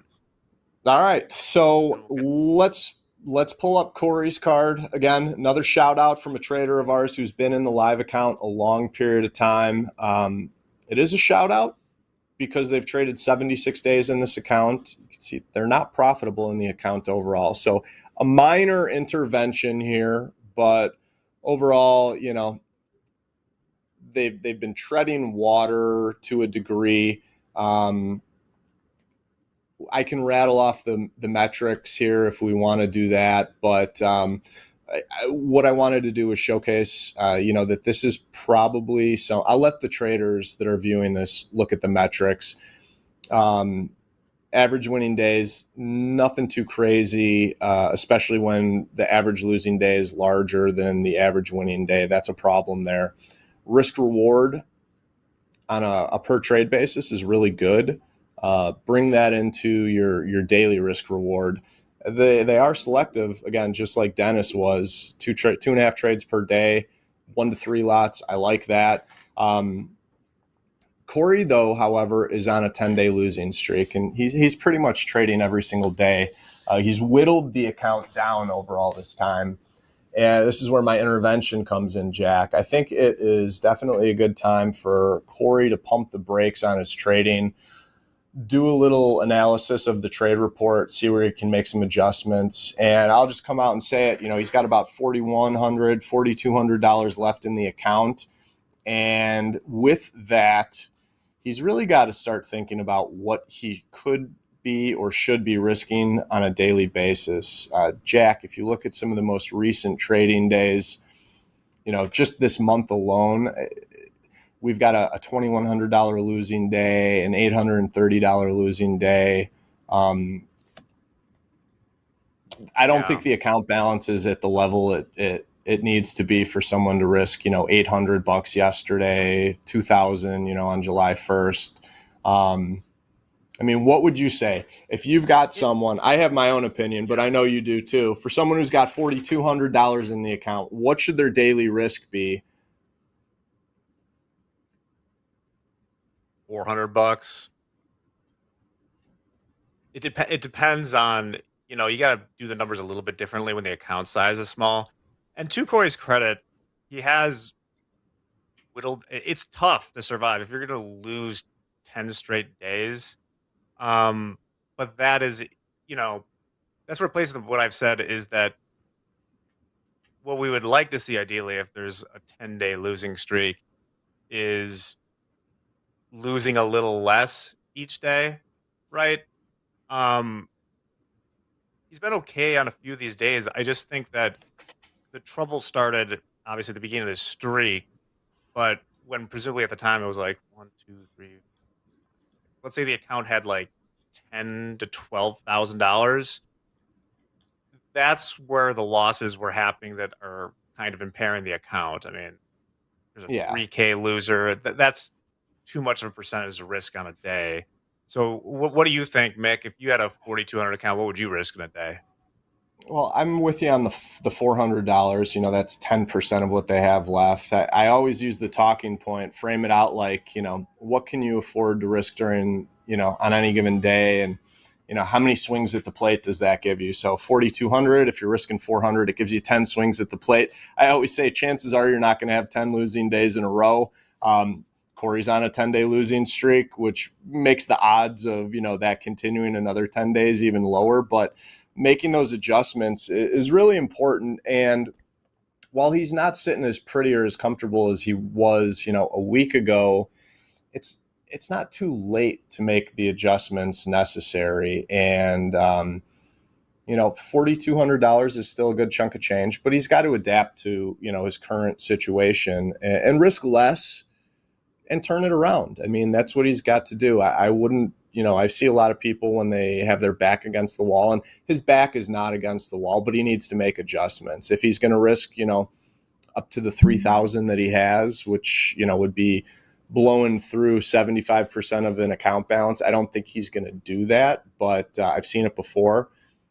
You need to make adjustments, and this is where traders really can build some confidence and, exhibit true grit, is like grinding out of a situation like this. I think it's a really it could be a really big growing experience for Corey.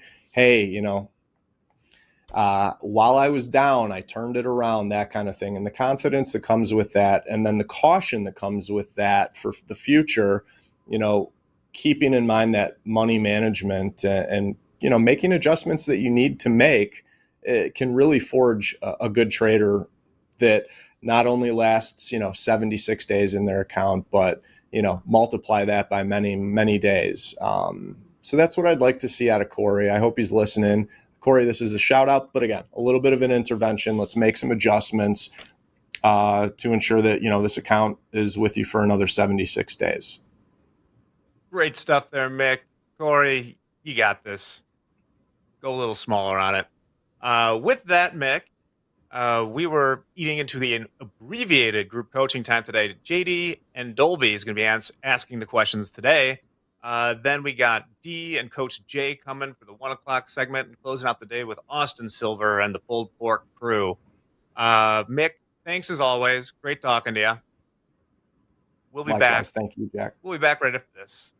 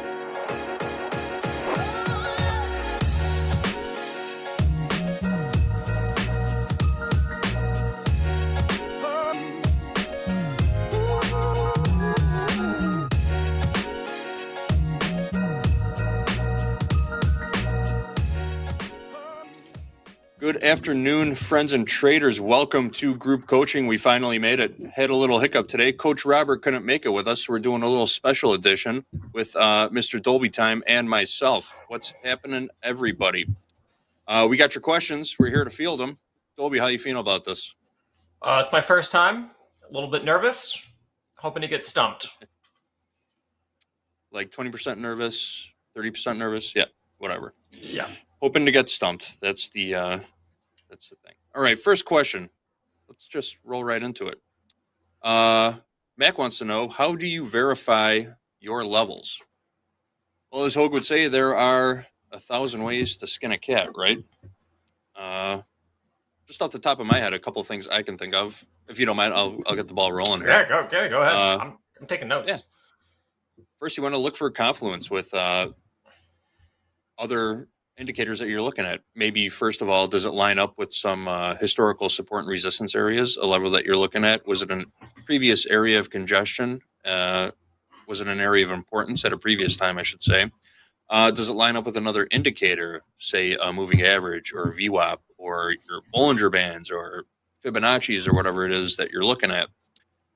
Maybe you could look at chart patterns for confluence too if you're drawing a bunch of lines, trend lines or triangles, Dolby Doritos. Does it line up with those kinds of levels? There's 100 ways to verify your levels, but at the end of the day, what is actually making your level relevant? Is price stopping there? Is price moving right through there? You have to track these things down and journal them, and that's how you sort of build up your trading system. I hope that makes sense. What's your take on it, Dolby? Well, obviously, it's very, very personal. Everyone has their own levels that they like trading. For me personally, I like trading big ranges, and I'll try to go to a large time frame and try to find the biggest, consolidation or range that I can, and I'll use those for my levels, and then I'll just use smaller ranges for setups. But typically my rule of thumb for getting a level is to find the most obvious stuff on the chart. Like, I don't like getting super weird with it. I just want to see what is the most obvious trend lines or horizontal lines I can find. Where are we having the most resistance, the most support? Are we getting like quadruple bounces off of an area? I think those are great levels to have.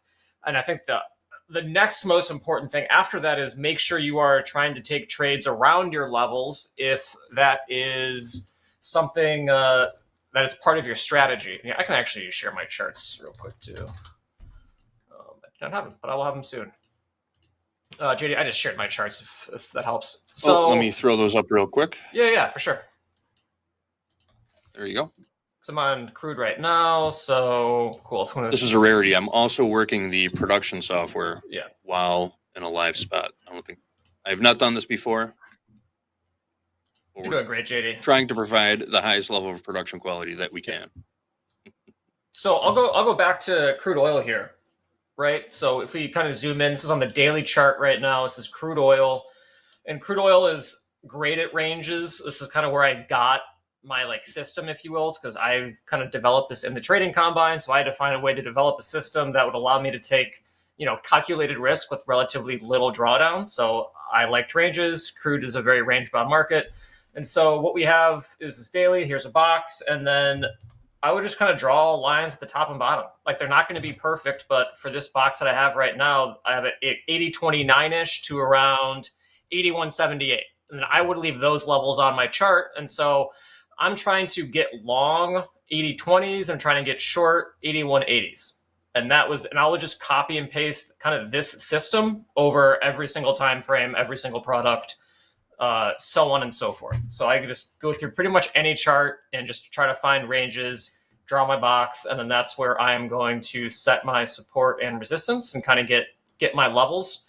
And once you kind of look at ranges, they kind of appear everywhere. And then the trick is really just to make sure that you're taking trades that kind of coincide with those levels and the momentum that comes from them. But we are small time frame traders, and so we want to try to find where big players are hopping in and are interested in moving price.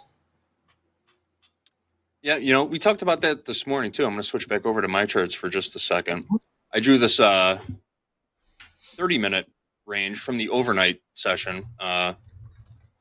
played it perfectly, stuck to the range overnight very nicely. And during the opening call, I was talking about possibly fading this range just a little bit before the Jerome Powell Q&A started. And that was the trade for the first hour. Just that's a great trade. Selling above the range and buying below the range. It worked quite a few times before the breakout actually happened. It was a nice retest at the bottom of the range before the breakout to the downside came. So it is a very good system. Great trading ranges is something that everybody should know how to do. It should be part of your trading plan. We say this quite a bit. Markets only trend 20 to 30% of the time. Not even 20, call it 10 to 20% of the time. 80 to 90% of the time, they're moving sideways or in some sort of consolidation. So knowing how to trade the range and being prepared for the breakout is something that you should be familiar with. All right, next up, 100%. We've got a question from, this is a joke, John W. wants to know, the Eagles, with or without Bernie Leadon, which is better? Thank you. Well, I think the best thing that ever happened to the Eagles was Joel Walsh. You can't change my mind about that. So we're going to move on. Mavis wants to know, how would you describe your risk management plan when it comes to trading futures prop firms? Ooh, you want that's to take a really this good one question. first? Yeah, that's a really good question.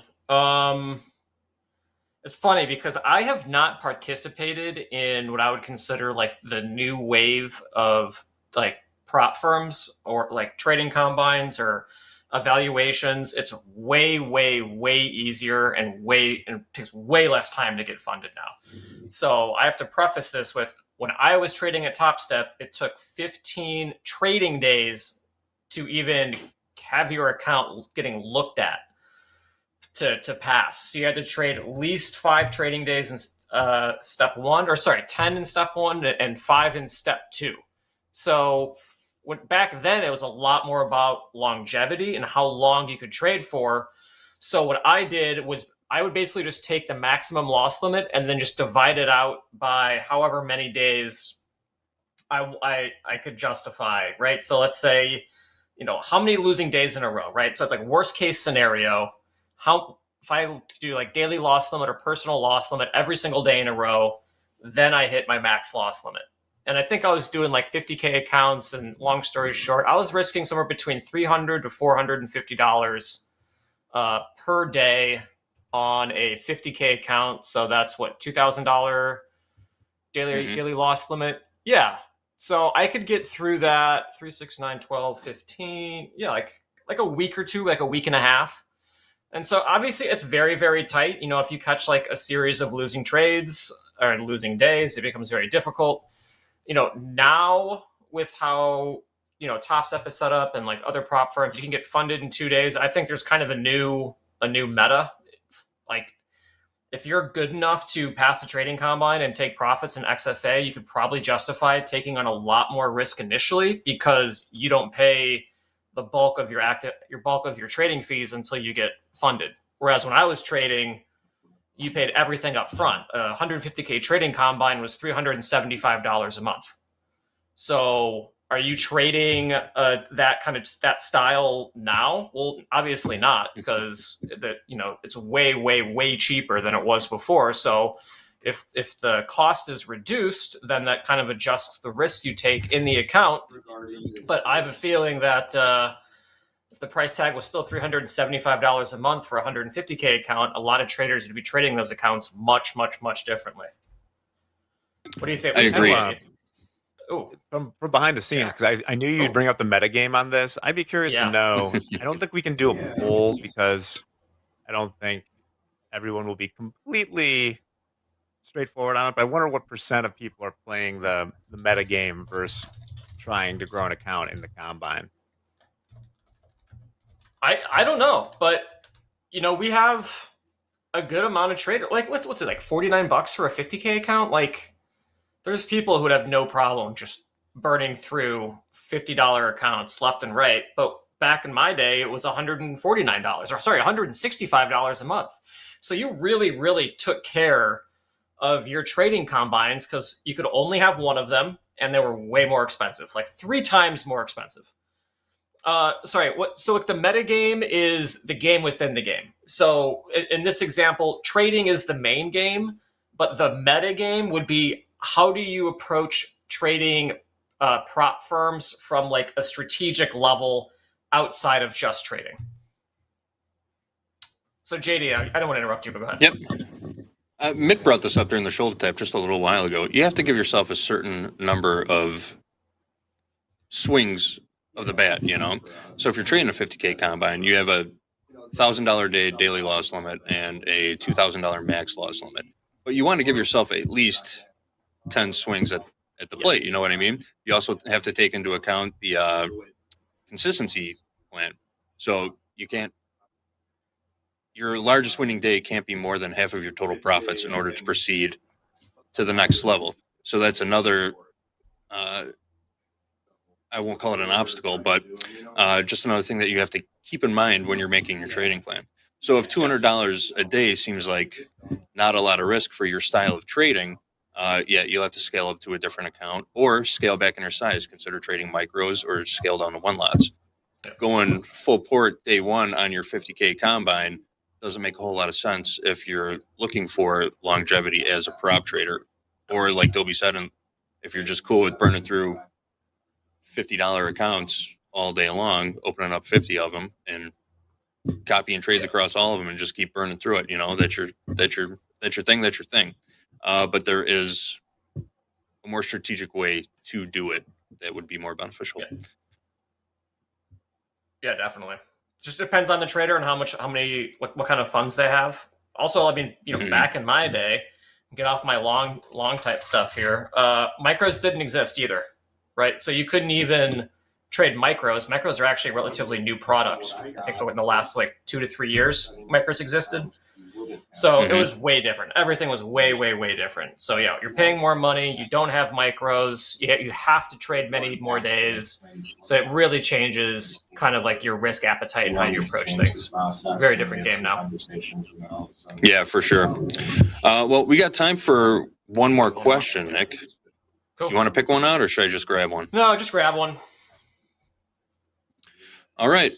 How do you know when to stop trading for the day after a loss or a win?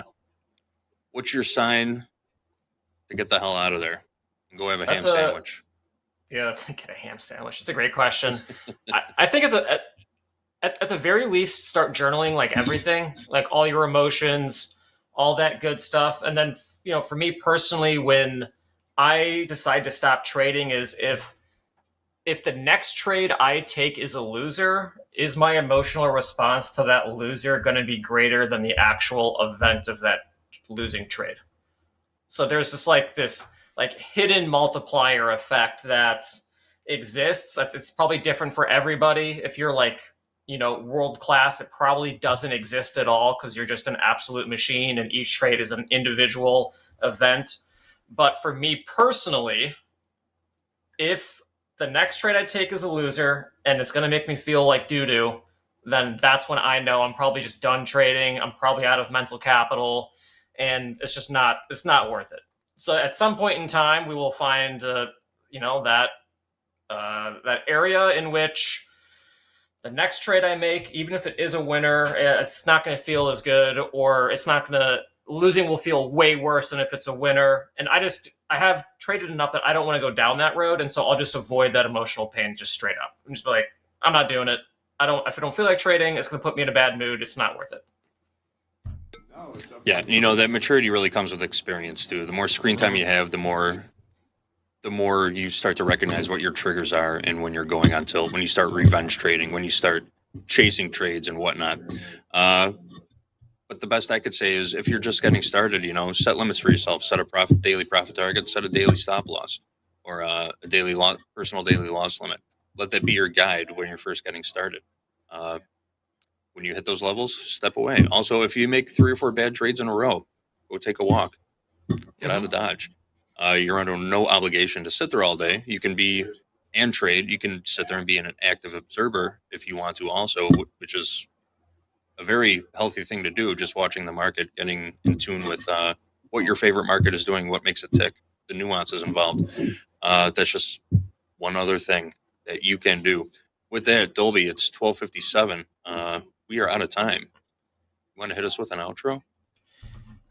Yeah, this was fun. This was a lot of fun. JD, we don't get a ton of screen time together, but I'd be more than happy to do some group coaching again. Very, very fun time here. It's nice kind of answering some of these like broad trader questions. Get to kind of talk about the past a little bit, past experience, which is great. But coming up, we got Market Stalking with D. So D's going to be here. Coach Jay, myself, and Eddie is going to be driving. And then after that, we have Power Hour with myself, Andre, and Austin Silver.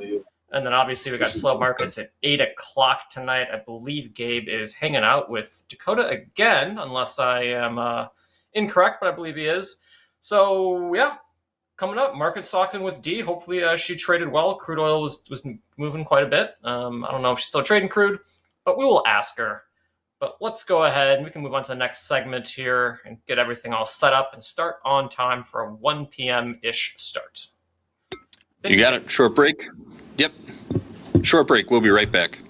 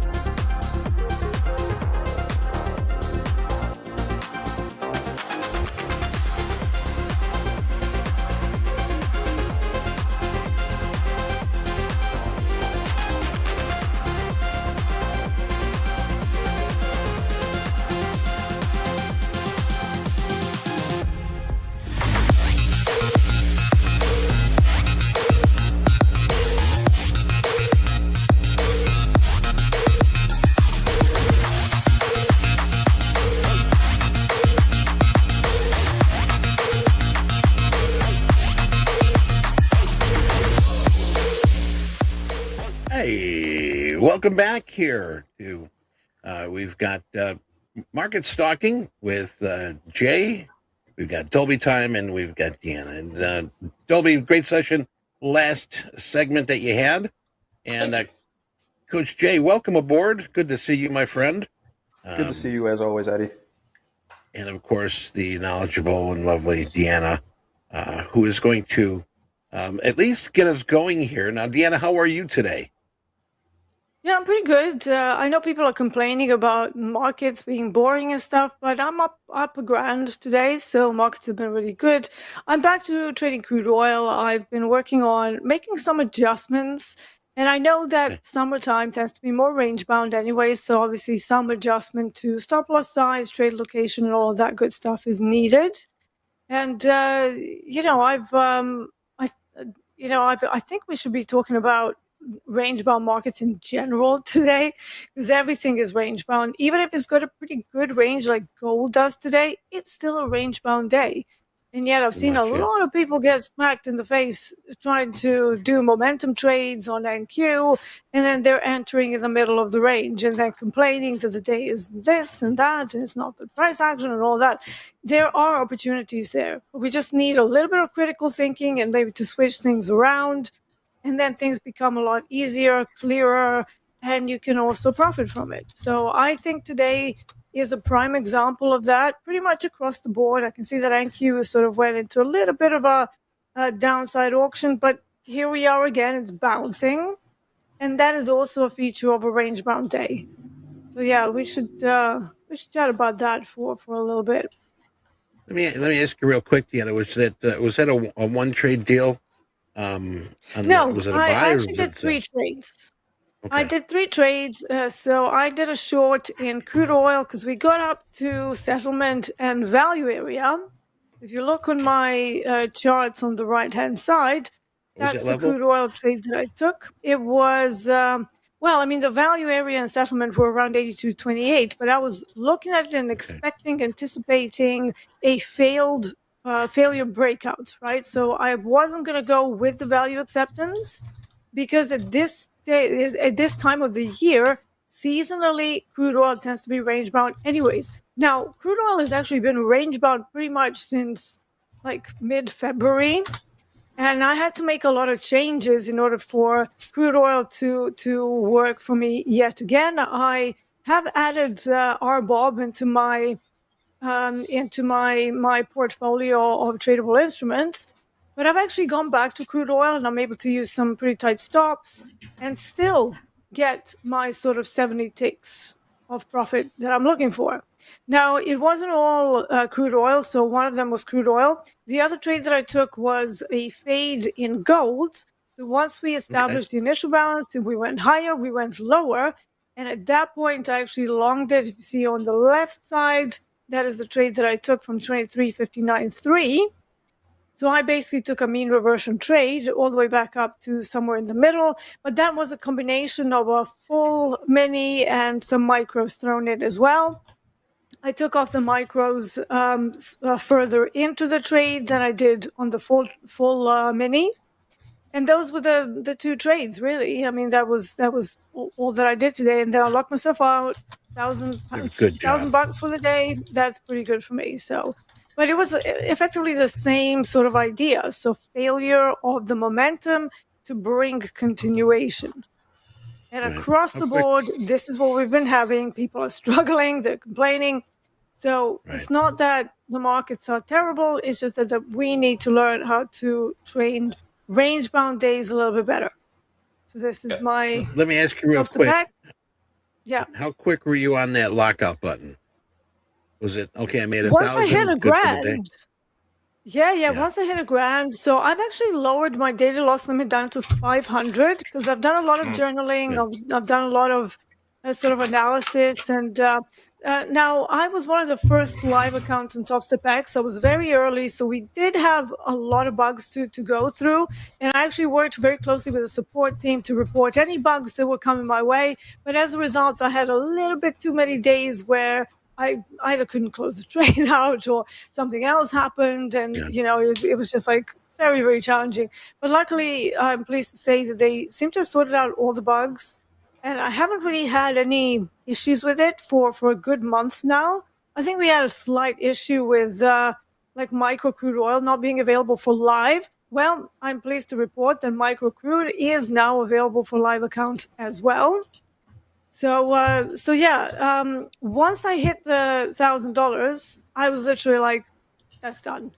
So I locked myself out literally 2 seconds right after I reached that. It's sort of my target in these sort of smaller prop accounts anyway. So if you make $1,000, that's pretty good going.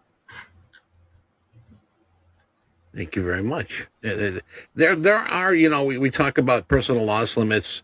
I myself have a personal gain limit if I hit that much, depending on what size account too. I'm one for that lockout button. Why? You know what? You've won the race. You've won the. It's like going 12 rounds, getting the decision, and saying, "Hey, you know what? Let's go 2 more rounds just for the hell of it."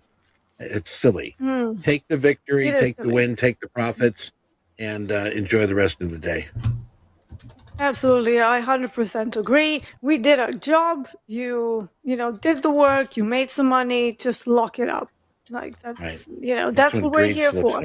If you're gonna continue to trade, I'm actually against that whole. Oh, if you're going, if the day is going really well, just keep going. I am totally against that because it never works. The amount of time I see people give it all back and then they end up with the daily loss limit, it's epic. And a lot of people do that. Like, how many people in chat have done that? You've had a pretty good run. You kept going, whether it's addiction. I mean, we all love what we do so much. So I get it. It's difficult to walk away. But at some point, you have to get to a stage where you're like, okay, well, what do I do for a living? I'm a trader. Did I make money? Yes. Is it sort of in the ballpark of what you're expecting for the day and what you know is possible for you personally? Yes. Lock it up. You're done. Go do something else. Enjoy your life. Play with a dog. Touch some grass. Smoke some grass with the dog. Whatever floats your boat. Whatever floats your boat. Yeah, just don't trade up to smoking grass. That's the only thing. No, relax. It's relaxing time. Coach Jay, I'd like to welcome you back here to another episode with Deeyana. And you had something that you wanted to share. If you still want to share that, I thought it was pretty good, and I thought it was really good. Yeah, so I'm going to bring over another screen. Just give me 1 second with these charts over here. But kind of similar to what Dee was talking about, finding a market that resonates with you as a trader. And we have traders saying, "Oh, these markets are choppy. There's overlapping price action. I can't trade range-bound markets." Well, if the market that you default to is giving you something that you don't like, you could go somewhere else. Something that we tried in the At the Buzzer market recap class was pulling up 6 charts. And these are all 15-minute charts, daily charts, right? 6 different markets here. Just anyone in the chat, just from the top left, we'll call that number 1. Bottom right is number 6. Which one of these charts looks like your best trading day? Right. And that's going to be different for every person, right? Some people are going to resonate with chart number 1, where you identify the extremes of the range. Some people are going to identify with chart number 3, which is a pretty nice trend in the Dow.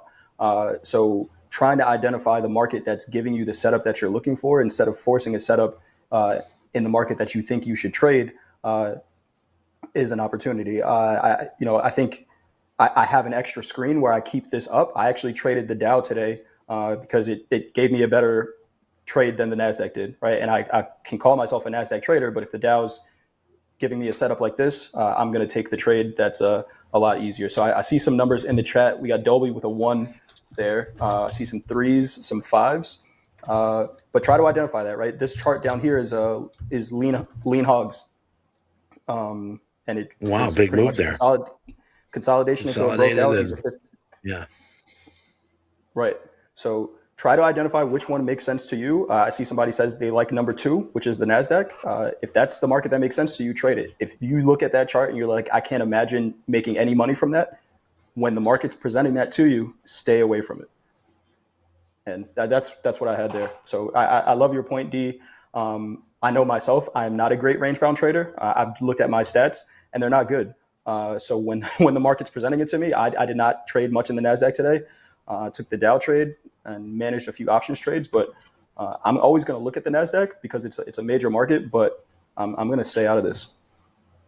Yeah, I mean, it took me a long time to get decent with trading range bound markets. It's probably about 7 years, and I've been trading for about 16 years all in, 11 years out of that professionally. But it's a long road to be able to first of all recognize that it is a range bound day, and for me, summertime seems to be easier that way because I'm expecting it.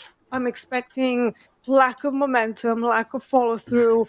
I'm expecting that range bound activity, so I can immediately come to the day without going, oh, am I going to look for value acceptance? Is going to be a sustained auction? Am I going to do this? So right off the bat, for me, summertime is actually one of my favorite times of the year to trade, bizarrely. And I think it's because I spent a long time just working on my analysis, how I can get better at range bound trading. And I'm going to say, Dolby, you sort of gave me some ideas with like stop runs and stuff, which I was kind of subconsciously doing already. But you sort of, when we were doing those segments like earlier in TopstepTV existence, we had the segment where you and I were talking about crude oil, and we actually took some really nice trades. Now, granted, after that, crude oil died a death for a while, and I had to go back and dig deep through all of my notes and everything. Like, what was I doing before COVID? Because COVID brought us extraordinary liquidity.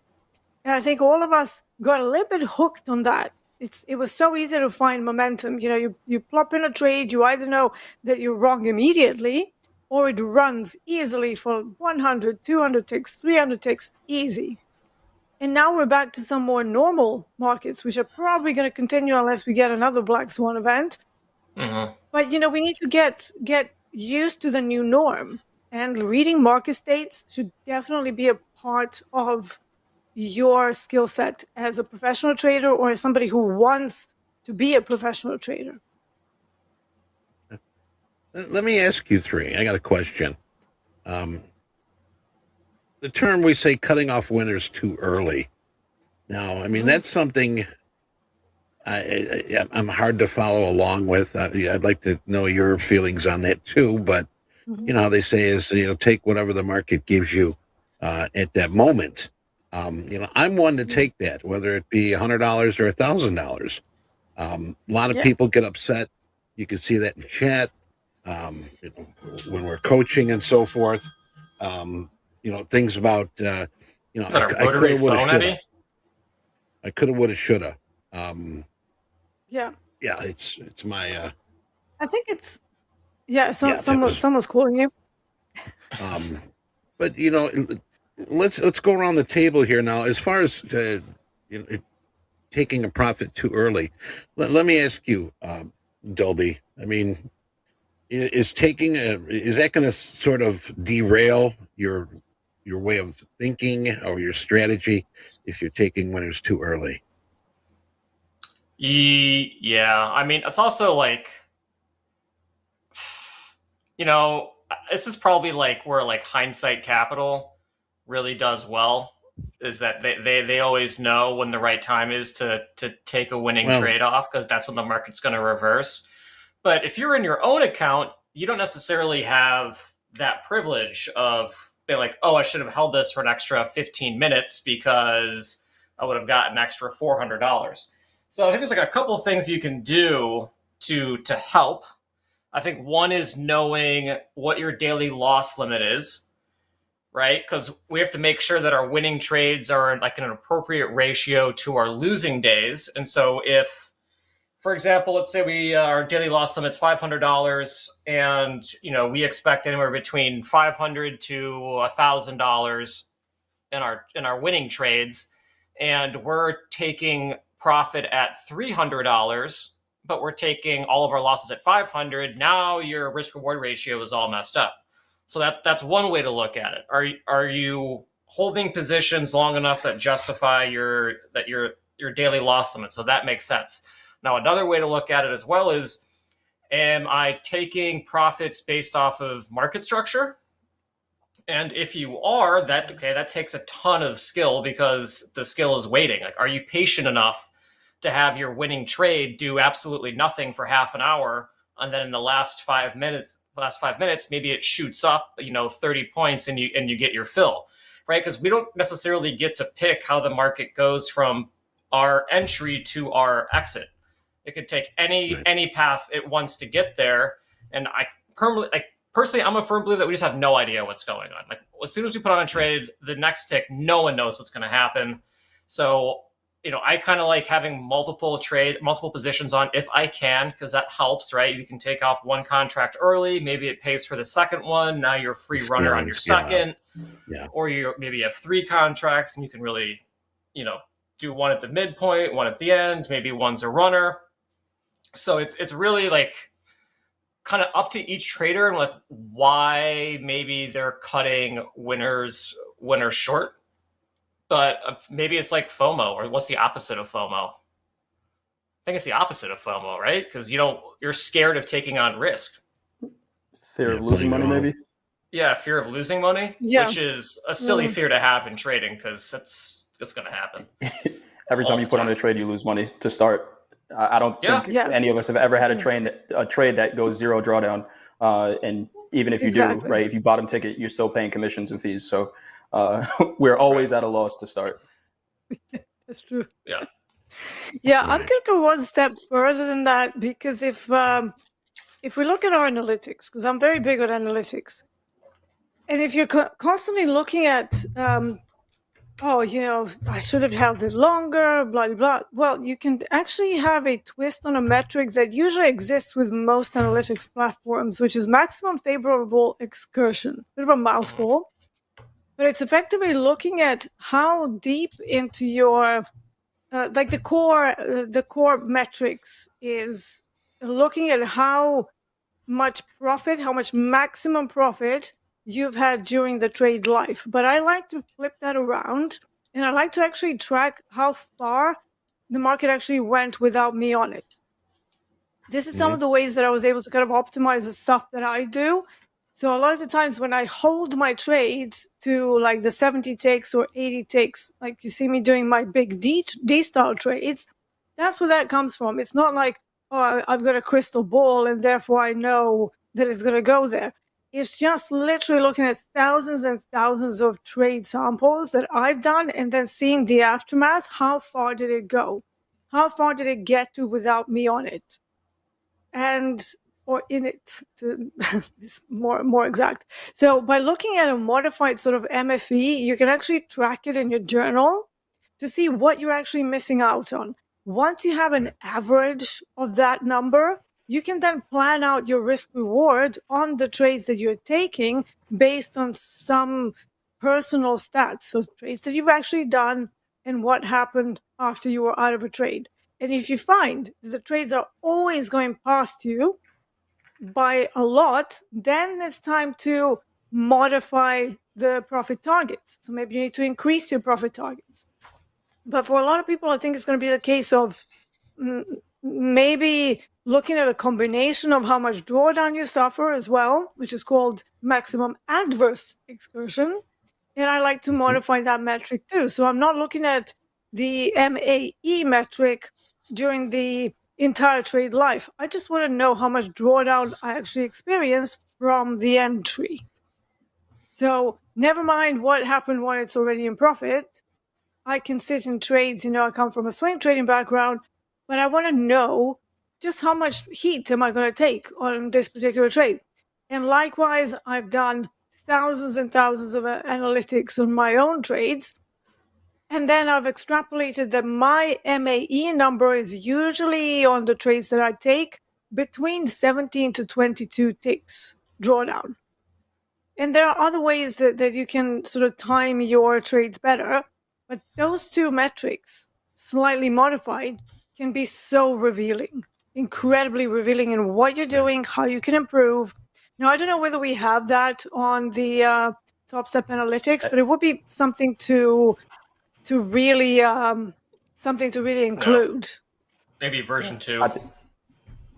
Yeah, I think D, what you're talking about. I used TraderView for a long time, and they had the efficiency score for your trades. That's what I And use. I realized Yeah, that, Trader when View, I was getting, the VUE. yep, Yeah, VUE, yeah, correct. I Yeah. use So, that and as I well. Yeah. realized some of the trades, it's like you get in a trade and I was capturing 10% of an overall move. And the expectation is never to capture 100% because we don't get we don't get to choose when the market starts or stops, but you want to be somewhere near that 50 to 60% of the move where you're capturing that part in the middle. Eddie, to your question, I think back to the the market personality for the day, market characteristics. A lot of times, traders say, how can I hold on to a trade longer? Is the market presenting opportunities to hold on to trades longer? Right? I'll pull up this screen again, but if we look at the ES, if you held on to a trade and you were short at the highs, at some point it came back to your entry, right? So what is the market presenting to you is the question. And then you can say, okay, well, like D was saying, if this was the overall move, right, this is the ES and it was 12 points, how much of that 12 points did I capture? And to me, the goal should never be the entire 12 points because that's just an unrealistic expectation to have for yourself. Yep. 100%. I mean, one of the things that I try to build right away is confidence. And I mean, you'll see if you watch sports, it's I mean, maybe a team might be weaker, the underdog that does beat the favor. And the thing is, what did they do? Did they take superhuman pills or something to that extent? No, I believe it's confidence. The favorite having not much confidence, saying, "Oh, we're going to beat these guys," but the underdog coming back. And I think that confidence building is going to keep you more in focus, more with your strategy, more to follow along. It's just a positive boost, and that's why I say, like, I'll take smaller trades. And I'll be happy with that. I'll be $100, $200. If the opportunity is still there and I see that market's still moving, I mean, I can get back in that market. But I'm just not one to see a market go into profit and pull all the way back and stop you out. I think that's just a kick in the junk. And I mean, for me to see that, for me to do that, I would be upset. I would be thrown off the horse. I'd probably do something very stupid. As far as trading goes, something reckless to try to get that back. I think that's what we fall into. But when we talk about discipline, patience, management, when you're talking about taking that longer profit, you've got a better discipline than I do. You've got better patience than I do. And I mean, to each his own. We're all different traders, and I respect each and every one strategy, approach, exit, and so forth. Yeah, we absolutely have to find the style of trading that fits our personality, because I can't trade like you, Eddie. Because every time I take 20 ticks out of the market, I'd be like, oh, but it's a failed auction. I actually have the potential, because I've seen those trades play out so many times. And again, I've got the stats and the numbers to back it up. So in my eyes, I'm like, well, I'm playing probabilities. That's all we're doing here anyway. So if I have a failed auction that is offering me at least 70, 80, 100 ticks out of it, it's almost painful for me to not be in the rest of the trade, if that makes sense. But at the same time, if I'm running a failed auction trade, I will typically run it to about the opposite side of that first hour of trading range, the initial balance, rather than running it all the way through the other side, if that makes sense, for like a neutral day type. And then I might try to catch it on the fade if it is a range bound day, if I have a level there.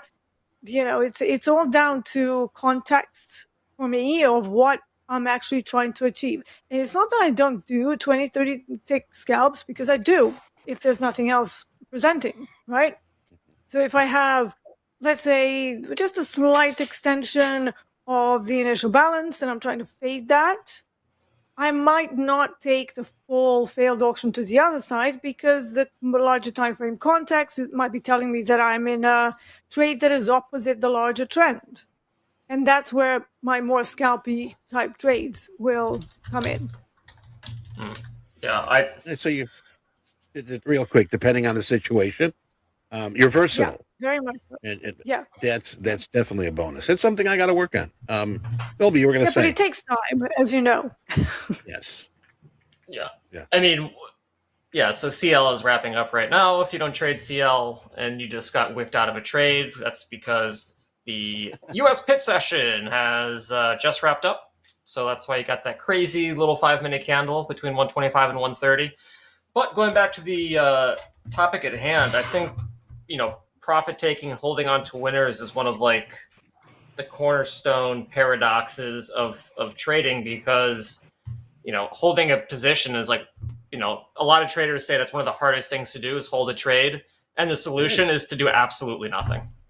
It's like, how does that work, right? If you want to hold a trade longer, just leave your computer. Yeah. You don't have to do anything else, right? So like this is where I think trading becomes like really difficult, is because sometimes doing absolutely nothing or doing less is what makes you more money. I've said this numerous times, and it's still true to this day. I lose more money over managing positions than outright losing trades. And that's Hulk calls over managing trades, lending them like the, 100%. of mice and men. So you effectively overmanage the trade so much that you end up in a losing trade or a tiny little profit instead of taking a nice chunk of the trend for the day. So it's a big problem, and I think that also comes from fear. It's not going to come from any rational side of us. It's always going to be some sort of fear, lack of confidence. So just by going back to the whole theme of the week, analytics, and looking at your stats can give you that context. It can give you context about your own behavior during the trade and how you can optimize your own performance. Just purely looking at numbers. And that's what this is. I look at trading more as data science more than anything. And as much as I can, I try to not put emotions into it. Not that I'm actually not an emotional person at all, but I am a statistician. I like numbers. I like, staring at my own performance until my eyes bleed. That's that's what I do. And that is where confidence in my own trading setups comes from. When we were on the trading, when I would talk to a trader and share some of the experience I had, when I was working for First Chicago, we would get big orders from Deutsche Bank, Royal Bank of Canada, RBC, and what it was they'd call you up, put the order in, write it on the ticket, get it in the pit, and we wouldn't watch it. We'd go to the crossword or talk to your buddy or, say do something else, pick up another call, take another order. And it's really hard to do. It's easy to say, but hard to do, but walking away from having a position on. I mean, as long as you got your stop on, cover your butt, and let the order work itself. I tell you, sometimes when you're sitting there, you're just too anxious to put something on the books, and that market's moving up and down, and you don't know what to do. But sometimes it's good to just do the phone order. Just put it in, find something else to do, make sure that you've got your stop in. And I can understand that for a larger profit. I'm glad that you brought that up. Yep. Well, again, it goes back to numbers, because for me, unless I can get a statistically viable target on any of my setups, which is usually somewhere over 1.25. So if you aim for risk reward as an average to end up somewhere around 1.3, 1.4, you only need, I think, about 40% accuracy to be really profitable. And that means when you are more accurate, so when your accuracy shoots up, when your hit rate is pretty good, you are a really good trader. You are in the top sort of 2% of all traders in the world, right? And a lot of people get lost in the day-to-day sort of, I'm going to find trades, I'm going to do this, oh, it was a profit, oh, it's okay. But now that we have all these lovely electronic tools and, data collection platforms, we can use those to our advantage. And it's much easier than, in my opinion, than what you guys used to do, Eddie. Obviously, you had to fill an order, but did you guys actually look at stats? Like, was that ever on anybody's homework, so to speak? You mean a certain price that we had to get it at, or? Yeah. Yeah. Well, Yeah. Like how basically, did you do? I mean, what they would, I mean, when you'd get a big order like that, you'd usually Yeah, you work just it have from the to do it. desk. Yeah. Yeah. And, and it was, they'd give you It's a full completely different reign. way of doing it. Just get these 1,000 done by 12 o'clock. Mhm. As far as they were concerned, the market wasn't going to go nutty anytime soon. And if it did, they would call in and check and say, how many are done, what price, where are we trading right now? And they'd take the bull by the horns at that point. Mhm. But, or they'd say, try to get them between this price and this price. Mhm. It was something that, they wanted, but they were really good about it. They really trusted you on the phone that you wouldn't do anything stupid, reckless. If anything did come to that, that you'd contact them, let them know if they weren't watching themselves. Mhm. Yeah. So yeah, it was a completely different style of trading. Yeah. Yeah. I mean, when you got that kind of money, certain areas of getting an order filled are fine. And that's how a lot of them were. But you'd get the order, call them, what's there, quarter bid at 50, doing the S&Ps, be like, 50 on 300. So they'd give you a price. You get some filled, and you're, hey, I'm working 125 right now. What's the offer? 75. Pay up to 75. And so they get it done like that. But the thing is, with us being our own, I'd like to, say that, hey, we're our own company. You're the CEO of your account. Your account is your business, and you got to treat it that way. Definitely treat it that way. Yeah. Absolutely. Yeah.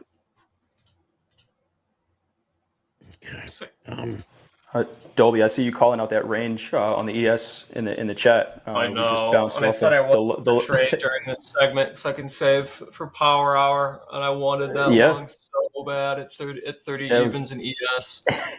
Oh Yep, my really god! nice You're call. probably gonna get another stop run during Power Hour though, because that's what ES Probably. does.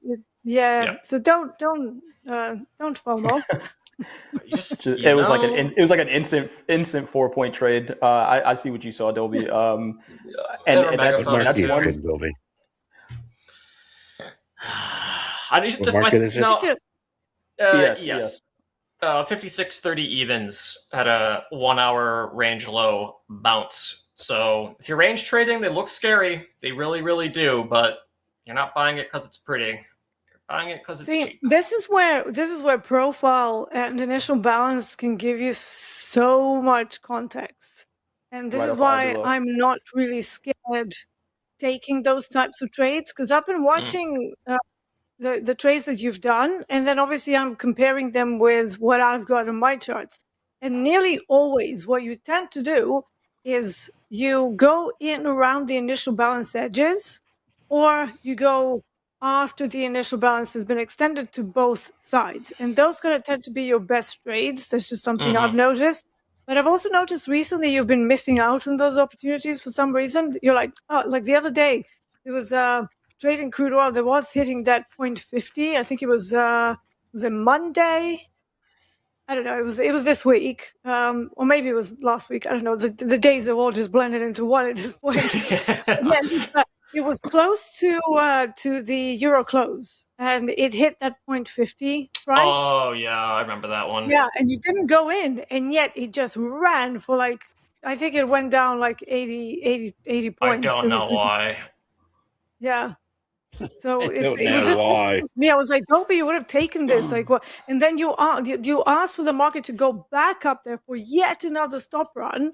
And I was like, well, that's probably not going to happen because we already had the stop run. Yeah. So just something that I noticed. You might want to look into that because, it's happened a few times now. So I don't know whether it's a little bit of pressure. I know that you've got the live account. We obviously all trade live. I suffered from pressure as well, so I definitely know where that comes from.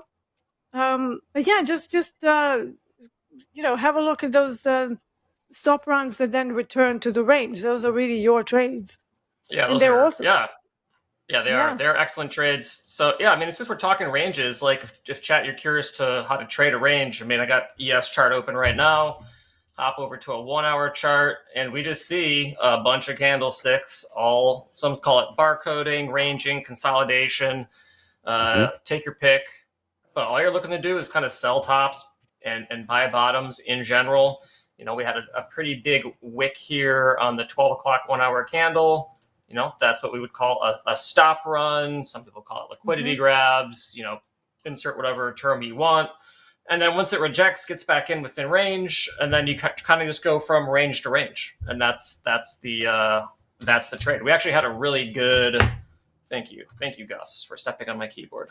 So that is that a reverse really good consolidation? It's just a range bound, because it's not necessarily like a reversal per se. It's just I would say it's part of like the function of how ranges work, right? Because one tick below the let's use 5630 for example, right? In this ES trade, I'll zoom in. So one tick below, let's say 5630, are the weakest longs in the market because they're not accepting any risk. So those are the cheapest people to get stopped out of their trade if you're looking to get liquidity. But if your stop, say, is at like 5628 evens, it costs people a lot more money to get the market down there if they're trying to get liquidity. But on just the other side is the cheapest traders to get stopped out. So that's kind of why you see these stop runs. It's probably also why you're getting, you know, stopped out break even in some of your trades. Or if you're getting, you know, let's say, oh, I don't want to take any risk past 5630, right? Because we've all been that person. So that's where I'm kind of getting this information from. I'm just superimposing my trading onto other market participants. Is that, oh, I don't want to take risk. I'm going to move it right one tick below the range. And that means the range is invalidated. And it's like, yes, so to be the predatory algorithm that Hogue was talking about, you would place your entry right where that stop, like those are the stop runs. So right where the stops of the people who don't want to pay more than 5630, that's your entry. Yeah, exactly. There's a way to see them. You know, if you drop down to very low time frames or you look at the dome, you will see them do that. And then as soon as they take it out, you have a whole bunch of massive orders. I like to look at Bookmap for that. And, you know, people say, oh, bubbles, but I joke and I call them big balls. So whenever the stop runs happen, you see the big balls coming in to the opposite side. Well, that's when you jump into effectively a Dolby-style range-bound trade. And thereby your position, your entry, is much stronger than all of those people who place their stops right below the range that we had previously. Yeah. That's how you catch those, and that's how I've been catching them as well. And it's a great strategy. I love it. Yeah, and you will... If it works, definitely, yeah. Yeah, if it... And it does work. And it does work, especially if you pair it. Sorry, Dolby, just to finish off the thought. Yeah, go ahead. So if you pair it up with something like the initial balanced extensions, once we've had the extension to both sides of the range, that's kind of like pulling the elastic band on both sides. So when the stop run or liquidity grab happens, it literally just starts pinging back towards the middle of the range. That's the function of a neutral date type, because they're not pulling, like neither side is winning. The only time I would consider not doing that is if we've left single prints to the opposite side.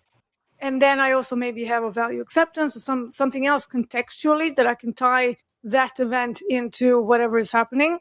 If I don't have any of that, like for example, ES, we have value high right at the point of this liquidity grab. So that's like a super strong setup in my eyes. Super strong. I've seen these happen so many times.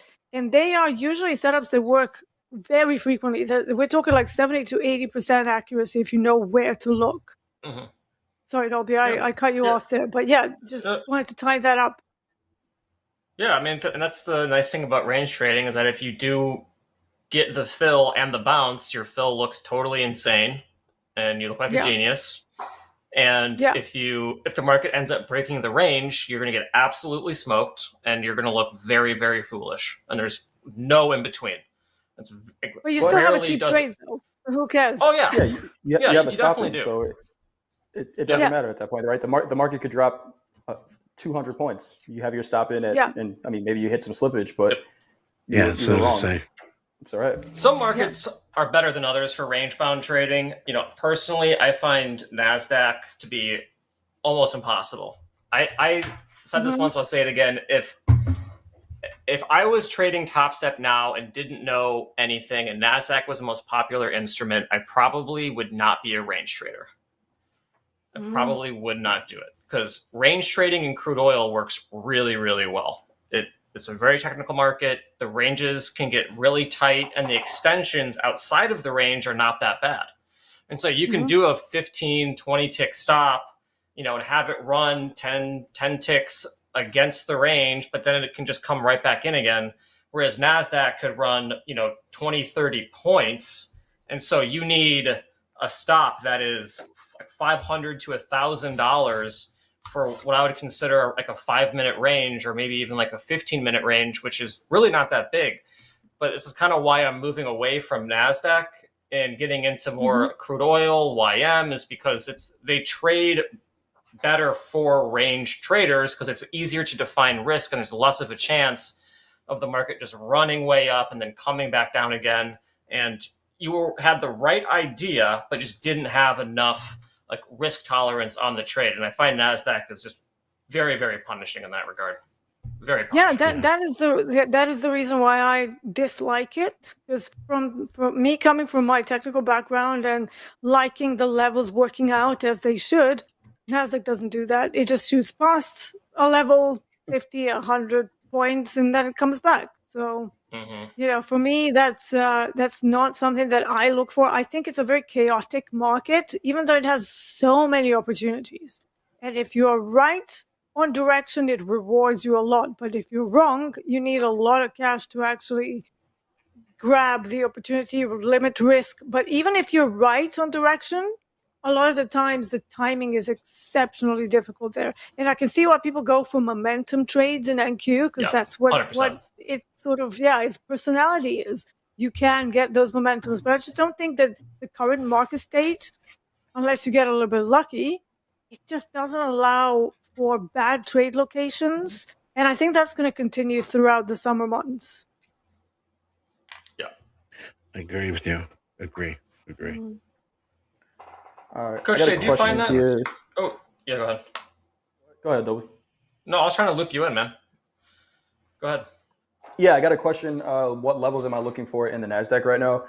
Not too much. If we have my screens up, I'll kind of show you what I'm looking at. And I know we have CPI and PPI later on in the week, so I'm not expecting too much as far as range expansion today. But I have an anchored VWAP from the New York Session Open, which is right at 2,700. And then another anchored VWAP from non-farm payroll, which was last Friday at 2628.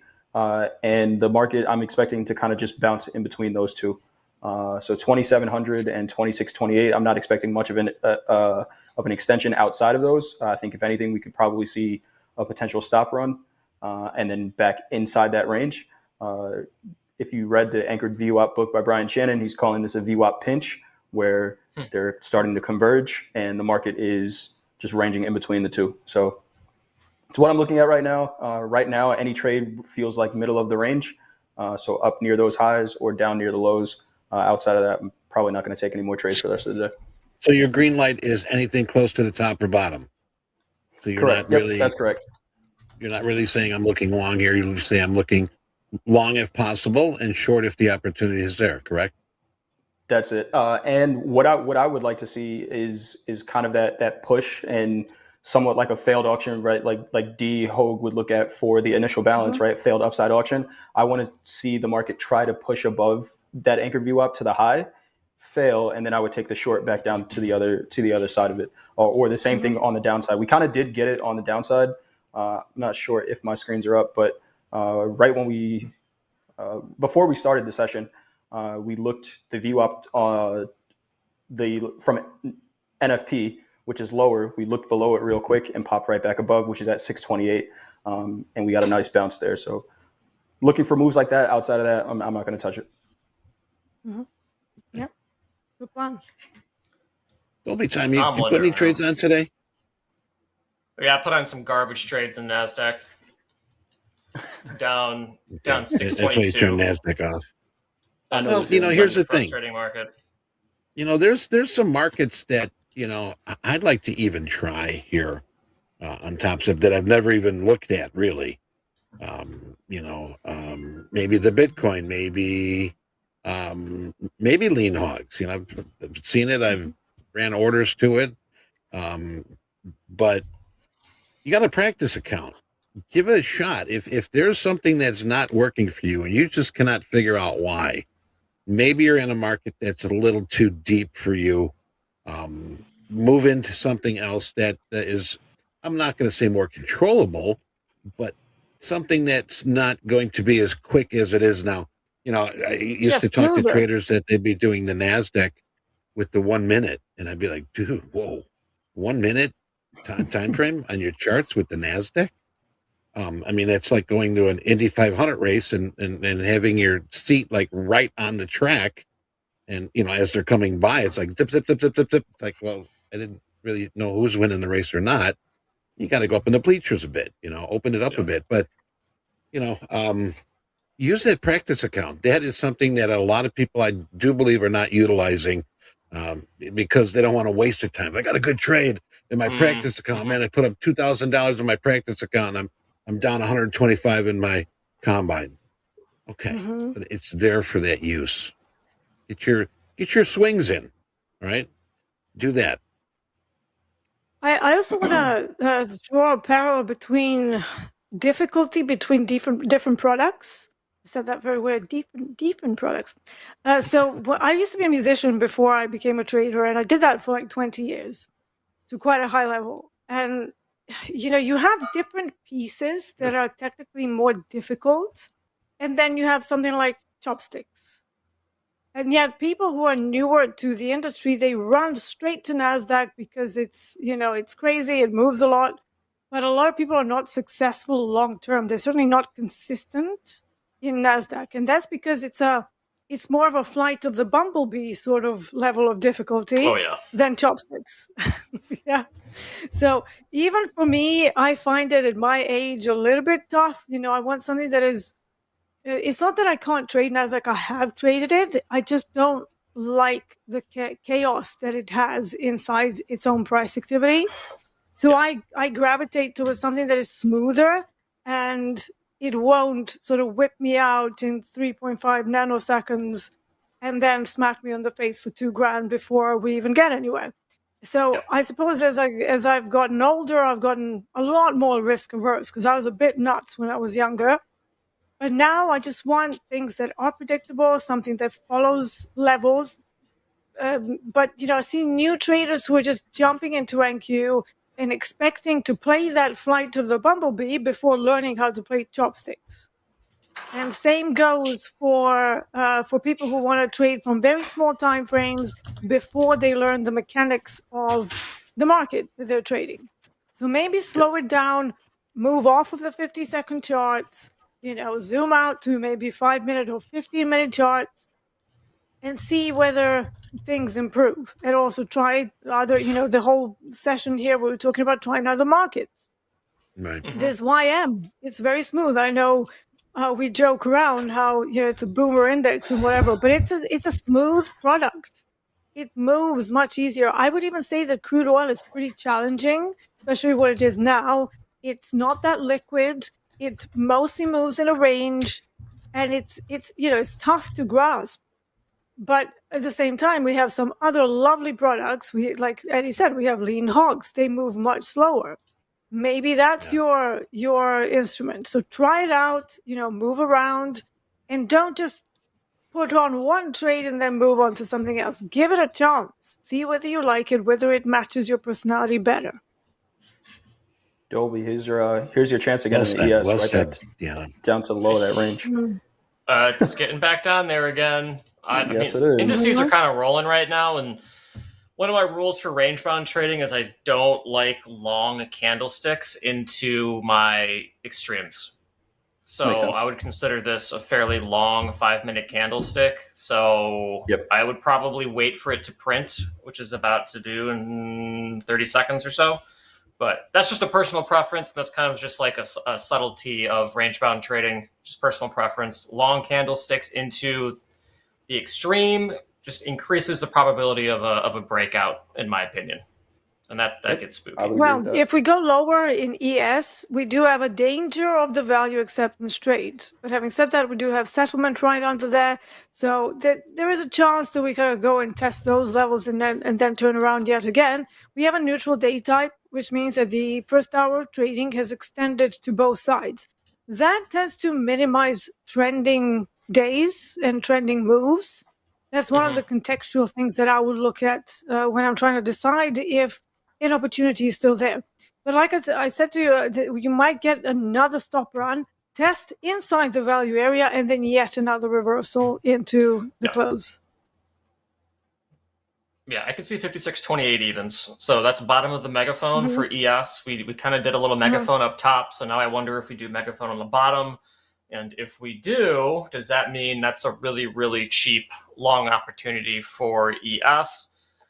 Because you'd be risking a little bit for like 10 points. Like it would be a really solid trade. So so kind of how it's like forming up now a little bit.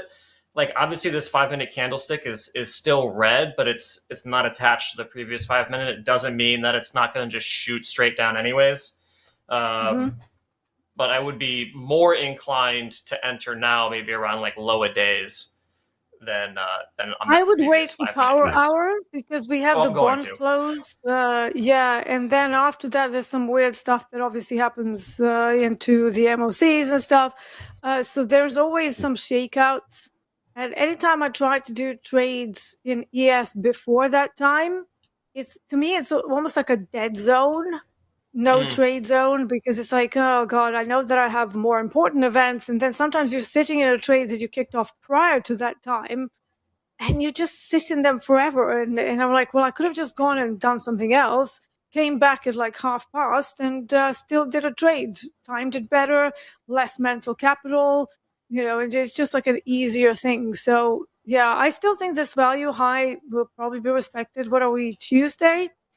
We don't really have anything else that can push it as a catalyst into the value area. Obviously, anything can happen, but value high on a day where you have the initial balance extension to both sides, it has to be a pretty solid level on almost any day. Yeah. So, yeah. Right. Well, we are just about out of time here. And I really hope that those in chat, you took some notes, got an idea from experience, and hopefully your trading is going to be a little bit better. But we've got coming up here next the Dynamic 2-0 with Austin Silver for Power Hour. And Coach Jay, thank you very much. You're going to be with us again this week sometime, hopefully. Yes, I will. If not, you've got at the buzzer right after the close here.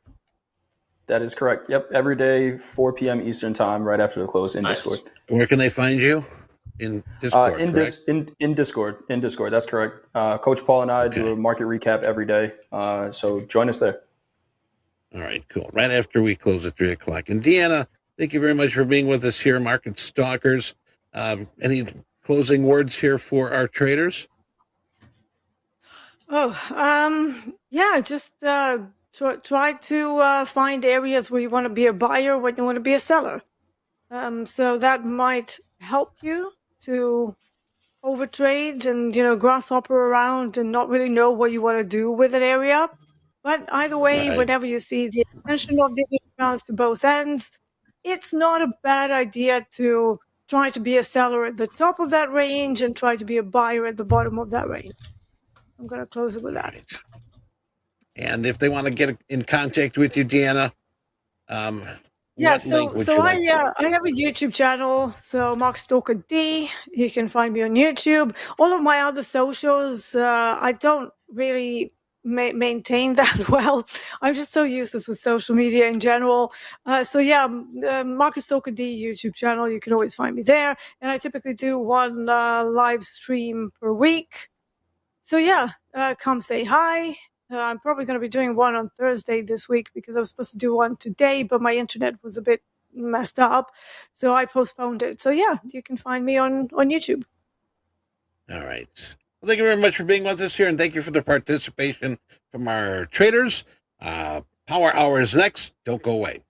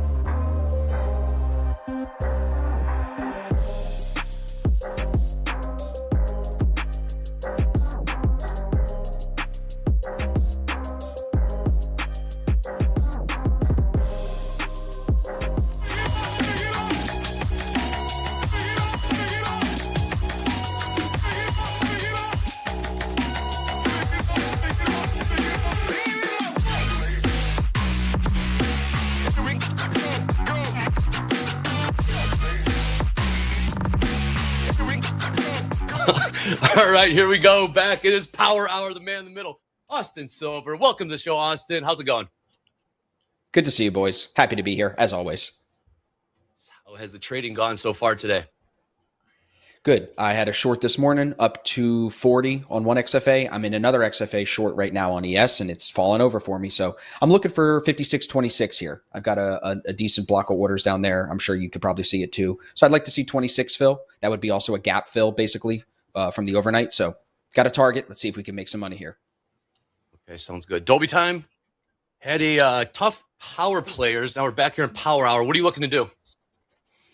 Yeah, either ES or YM. I'm done with NASDAQ. Okay. I'm moving on. I just it's so hard to trade with how I like trading. So I'm probably just going to skip it entirely. Move on to a slower market where range trading is just a little bit easier to do. NQ just loves to extend ranges, stop everybody out, and run around. I am interested in ES right now. I'm kind of looking for longs. I know Austin is short right now, but we might. It's okay. Swap we can sides. fade each other, Dolby. We might. I was going to say, I was watching your last session with Deeyana, and I was trying to understand what would qualify as a break of the range for you. I like to use the 15-minute opening range, and we are under the 15-minute opening range low, and we've retested it a few times, and we're making lower lows, lower highs off of it. So to me, like we've kind of at least we have the potential to move out of this range now on ES. I know NASDAQ earlier looked a little bit more bearish, but what's really driving my short bias is Edgeful has a stat that says this gap should fill not just by today's weekday, but by today's gap up 83% of the time, these gaps fill. So because that gap has still not filled, I could see us, I'm looking for 3 points. I'll take 27s, 26s, but I do think if we go 26, I would not be surprised if we go to 20. But I have this massive block right here. You can see it on my screen, Andre, at 26. Yes. So I'm looking to see if we can trade through the 26s there. Speaking of liquidity here, to the downside in the NQ, there's a 200 lot sitting on the 659.50 bid, 20,659 half, 200 lot sitting on the bid, about 12 points beneath where we're trading right now. So keep an eye on that. 200 lot sitting on the 659 half bid. Let's take a look at the ES. It's tried to go higher today. You know what I mean? It's tried a couple of times, and especially ES. It's tried to break out above like 56.40s. It just can't hold itself up there today, multiple times.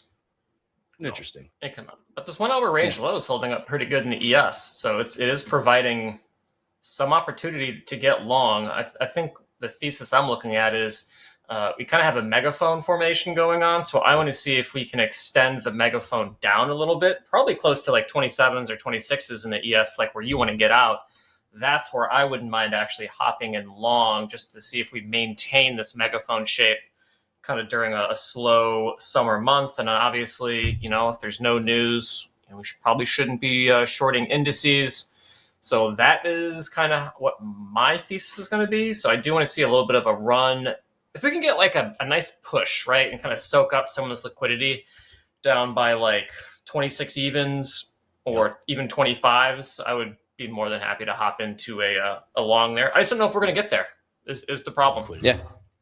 I've been hunting 26, like my short this morning, I wanted 26s. I pulled the short this morning at like 32, 33 because I saw so much resistance to that 15-minute opening range. So I think we're saying the same thing here, Dolby. There's an opportunity for me to make money short here and for you to make money on the upside. One of the things that I like to do when I'm trading, this XFA has a nice buffer on it. I still, because I'm only trading one contract today, I'm only really trying to squeak a couple $100 out of this. You know what I mean? So if I can hit another $200 day, that's kind of like my goal when I'm only trading one contract, for better or worse. I don't try to take a one contract trade and turn it into $1,000 gain is basically what I'm saying. You know what I mean? If I get 26s, 27s quickly here, we're going to yank this, be happy with $200-300 and walk away. Yeah. And I'm going to work I'm going to work a bid at 28.5 in the ES here. Let's go. So I like that. Let's just get involved. Yeah, I think a little high on the 28.5, maybe a little lower. Well, I kind of got like a little bit of a thing down there. While Dolby Time We'll see how does it goes. that, in the upper left-hand corner, I'll let Dolby get that bid in there. I will say, Andre, what is hashtag Power Hour? Hashtag Power Hour. Hit us up at Topstep on Twitter or X. Hashtag Power Hour. Send us your battle stations, your swag, performance analytics, anything you got. We will turn that around to you guys here in about 40 minutes or so. You like how I did that, Dolby? Hey, appreciate it, man. Good for Just you. a little bit of makes my life a little bit easier. Yep. I have that talk track down, man. I could be like in a retirement home one day, and I'm pretty sure I could rattle off hashtag Power Hour at this point. But please submit your content. We want to see it. We've had some really good stuff recently too. Pics in there, It's been yeah. awesome. Some really positive stuff. Remember, if you got Topstep swag, by all means, you go on vacation, take some of that swag with you. Take a couple pictures. We'd love to see that. That's right. Take it to Jamaica with Gabe. His, 1-0 France, Dolby. 1-0 France. I saw that. I didn't want to That say was quick. That was quick. There may Just or may as we not were be saying, France hasn't scored a goal in open play. Here we go. Well, We're and thickening Mbappe up on has the mask 26s, off. though, on ES. Oh, that's what it is, Yep. dude. Mask off. Yeah, Future 500 lot on the 26s on the bid, 56.26, 500 bid. There's a lot of liquidity to the downside here in the ES. Yeah, there's a whole lot. Yep. Upside a little bit too, between 33 and 33 half, but definitely more to the downside. You know what's different, Andre? Like I've been using this book map for a couple of weeks and following it. It's interesting because like you see these orders that trace around current price. And that's what I'm seeing up there at the 32s, 33s. It's like those are the algos just trying to get picked up. But these solid blocks, like this block at 25, 26, that area today has just sat there. It's gotten heavier, it's gotten lighter, but it's just still trying to pull price down there, which makes me feel like if it does crack, it could even crack lower. So I'm hoping we'll get the 26s here. What are you doing, Dolby? You got any bids lower than 28? Nope, 28.5 is where I'm going to start working stuff. Okay. Yeah. Yeah, still got the 500 lot on the 26. See that. A quick delta update. ES minus 11,000 and Q minus 2,200 delta. Okay. A little bit of squeeze here. YM moving a little bit today, Dolby time. Oh, look at it go, Dre. Man, look at the it rascal. go all the way up, all the way down. Yeah, I think he's going to have to recharge the rascal, I think. Love it. To be honest, I don't know what kind of battery that thing has, but I mean, low to high and high to low has been like so many points. What, let's say like 450 up to 800 and then 800 down to 550. This is like the most movement I've seen in the Dow in a long time. What Very moved it active today? market today. Dude, I don't know. Question. Dolby, we thought it might be a rotation at one point. Oh yeah, rotation out of Nasdaq. Maybe, into I don't know. YM, I and don't then, know. like vice versa. So it looks like ES is catching a little bit of a bid here. I think ES is playing kind of hard to get right now with a little bit of everybody right now. I don't think the Bears are super happy. I don't know if the Bulls are super happy either. I do want to see what's the Dolby, does that mean that being happy makes us money? I don't know. It's a good question. Ideally, your happiness should not be tied to trading. Ideally, No. My happiness is tied to my sports bets. My happiness does not come from my trading. Perfect. Yes. Perfect. There we go. Question, Austin Silver. Have you had a chance to take a look at the performance dashboard yet on Topstep X? I have not. Have not? Ooh, you got to check it out. Check it out. New feed. Just rolled it out yesterday. Get all your real-time analytics in Topstep X. Check out all your data. It's really cool. Oh, it kind of looks like TradeZella. This is awesome. In-house, yes. It's just version 1.0. More to come. Very Check it out. You know, if you click on those days in the calendar, scroll down again and click on one of the days that you've traded. Okay. Got one of the days that you've traded? Oh, yeah. Look, you can journal it. Mm-hmm. So it opens up. Check it out. Yes. Look at that. You see all your trades for the day. And that's sweet. Cool. We're going to get the Super move, sweet. I think, right here. It's coming. I'm moving Yeah, this these down stats are pretty good. Average trade duration 40 minutes. Most profitable day is Thursday. Most active day is Tuesday. 12 lots. Yeah. I think we're finally Not bad. starting to get confluence between all the June. indices, maybe. So I can go. Downside, Dolby? Yeah. I mean, it's hard to say with the Nasdaq. It's just making higher lows. But man, it feels like there's a stop run in store, just somewhere.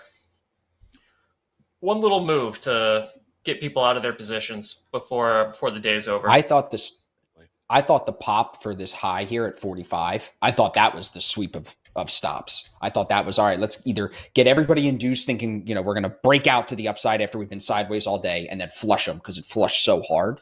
And then we just kind of follow through now with more flush lower is kind of what I'm thinking. I mean, I like to use VWAP. Everybody knows that. If you've been following me, I've been on now for long enough.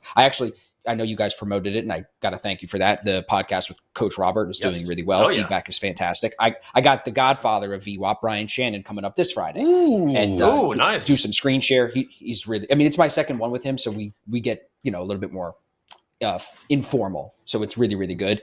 And I really am liking that New York Open VWAP, that 930 VWAP. That has helped me a lot. So I see at least 2 or 3 lower highs, a couple of lower lows here still under it.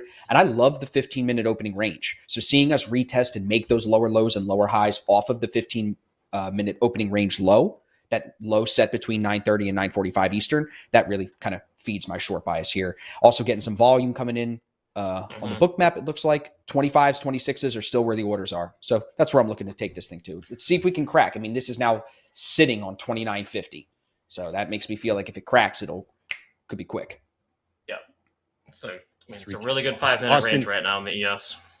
Austin short from 31.5. Dolby working bids beneath, correct, Dolby? Yeah, somewhere. Probably around like 26.5. We could put that in.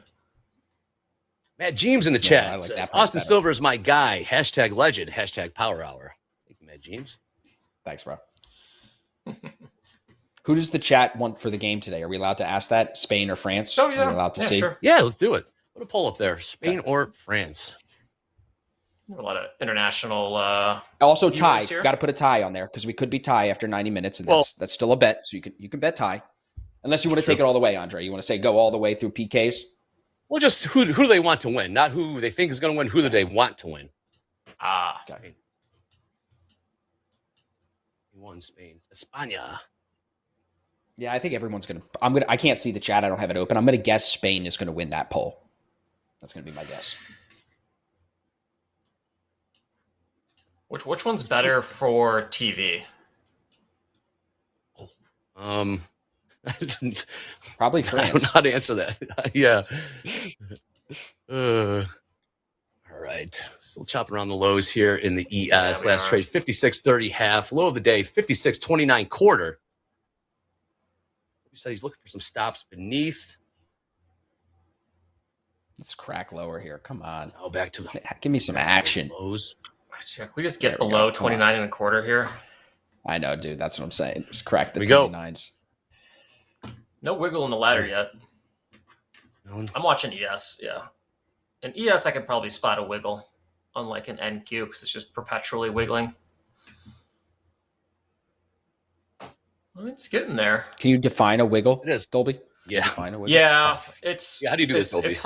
It's hard to do. It's very subjective, but like take a market that moves relatively like consistently, so like CL, ES, and this is based off the dome. So what you're looking for is kind of like a teleporting up and down the ladder, but in like very small price increments. So it would shoot from like 30 evens to 30 3/4, and then maybe down to 29 3/4. So you're not getting like a ton of movement within the candlestick, but it starts just going up and down within a very small range very quickly. And typically when that happens is when a range will break or some big move will happen. It's almost like a staging moment before the market does something. I don't see them a lot, but I'll point them out when I do, probably because I've been wasting my time watching the NASDAQ. So I will try to pay attention to CL or ES a little bit more, maybe even like YM. Wasting my time. Wasting I was my going time. to say, that's it. I hate love it. NASDAQ so much. I hate it so much. We got Hey, every market has a personality, and NQ has the worst personality of all the markets. Here we go. Come wait on. Wait till you see this one. Just getting walked down. So not really seeing the big sick big move here. Awesome, Hungus. Sorry, yeah, Dan, you caught me. Dan, you caught me for sure. We got liquidity downside in the ES. Thank you. Oh, why is YM bouncing right now? And NQ there we go. slowly. That's a good close on 29. Yeah. Okay. So now we're starting to get underneath the 5-minute range. Now let's extend and do the full megaphone, and then get back up to like VWAP or something. But fill me first before you do that. Definitely. All right, let's do a quick live funded trader update. A lot of green on the board. Rips up $1,700. D up 1,000. Michael Patak up 1,700. Nick for a tick up 2,200. Nice. Joanne up 6,300. G up 6,500. Garrett C up 4,400. And Eddie S up 3,300. A lot of green on the board. We're today. cracking, Good Andre. stuff. Sorry to cut you off. 28.50, Andre. And 1-1 France, Spain. You should see this goal. It's insane. All right, here we go. That kid is good, bro. That kid that scored, Lamine Yamal, he's like 18. It's crazy. Could you imagine being that good at something that young? No. Like you That's go dope, back dude. It to makes when me you were feel like as old as 16. dust. No. Right, bro. I how do you feel just, old, like- and I'm not even that much older. Just imagine being born and being in the zone just out of the womb. It's like like the maturity you have to like perform against. You're saying he's at the 16. most- He's 16. 16. Oh Dude, my what? God. Bro. Absolutely That is insane. crazy. I just, What were you doing at 16, Dolby? What were you? You know what I was doing? I was launching bikes off of a ramp in the woods with my friends, and this dude's out here scoring goals on France. You know what I'm saying? Against international talent. Ramps. I don't know. I was probably wasting my time looking at NASDAQ when I was 16. I don't know. Nah, Dolby, you were probably like playing with your lizard collection or something like that. Would you popping my pimples? I'm not a lizard. I could boy. tell, I was, Dolby. I was playing drums. I was playing punk drums. rock. Yeah, That's what I was doing. That's cool. That's awesome. All right, it's starting to creep Actually, a little I was playing lower soccer, here. too. I was playing soccer, but not at that level. No, not at that level. Ooh, so was playing I. Not at StarCraft that 1 and level. Diablo 1? Facts. That's actually what I was doing. I was playing video games. Let's not lie. Andre, we're Tom thickening Cruise up a says, little "I bit only on the scored one 26. goal in his high school career." Well, you know what? Hey, You it's did one's one. better than You zero. scored one. That's what I was going to That say. is. Damn right, Eddie. This kid just scored a goal in international soccer play. Might do it again. All right. What were you saying, Austin? Sorry. No, nothing. I was just saying it was thickening up on the 26s again. It peeled off a little. Now we're at 382. I see on the 26 a little. So if we could pop 2750, I'm going to snag this thing and be very happy. That's my little target here. It's just I'm slow, gonna see man. if I can And get- you know what's going to happen is it's going to move in the last 5 or 10 minutes. That's what's going to happen Yes. here. So I'm moving my entry up. I'm going to see if I can get 28 and a quarter. All right. But it might be too late. It kind of touched the bottom of my lower megaphone. 28 quarters. 28 quarters. I don't know if I'm even going to... I don't know. I might just bounce all the way here. Nothing on the daily levels at 28 quarter. YM End of caught day. a really nice bounce. Sure did. We got more Powell tomorrow. Probably gonna be similar to Great. today. A pretty good job I was gonna navigating say, those pretty- questions. And not a whole lot of volatility coming out of that. No. Yes. you don't get the you know where you get the Powell volatility is when when it's something like an FOMC meeting. Otherwise, Big time. in my opinion, it's very much almost like it's scripted. You know what I mean? Like he's very much not doing he's just not theatrical. He's not going to come out at some random hearing or and give some breaking thing. You know what I mean? Everything he said was like bread and butter basics. You know what I mean? Uh-huh. We're headed towards our target. Things are looking okay. It's like, I'd love to hear more from what he thinks about how they report jobs numbers. Like, there's just so many better questions people should be asking Powell. Like, what do you think? Like, why do you think jobs are okay when we're adding part-time jobs and government jobs and every other sector is down? Why does that seem like a strong labor market to you? Those That's a great Congress question. people, they just want to listen to their own voice. 2 They to don't 1. really know what's going on. They don't know. Oh, yeah. Look at this one, man. It's insane. Daniel Power hour, Angelo, baby. that's my guy, bro. Power That's hour. a guy, bro. All right, my bet lost then because I had under 2. Dang it. It's a hot one so far. Life. Yeah, dude. 5630 trays last in the ES. Not a whole lot popping right now. We will have some quiz results later. Hashtag power hour later. Ooh, check out a cool picture. MP had a visitor in the Snowmass office today. He did. Show you that. He did, man. It's so cool. Payout, funded trader. So yeah, cool. like $2,000 payout from that kid. It's pretty awesome. Yeah, I mean, when I was in the Aspen office, we had like 2 or 3 people like drop off applications. It was wild. I know, Joey Garza, you got me on that one, man. You got me. That's pretty funny. We're going to set that video up, you think? Our What's visitor? Our visitor with Michael. Yeah. We got time. All right, quick look at tilt here. 77% long YM. Wow. 50-50 across the board besides that, but 77% long YM right now. Wow. Right?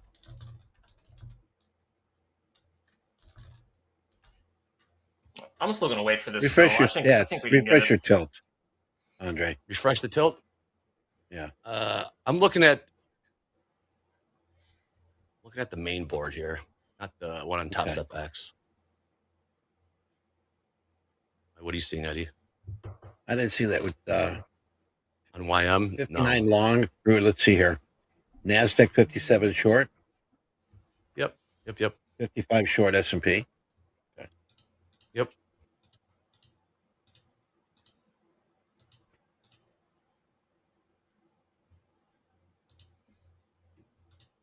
Stuff. I was going to say earlier, Austin, I got to give you a lot of respect. Greed factor is nowhere in your game. And I really respect you for the profits that you take.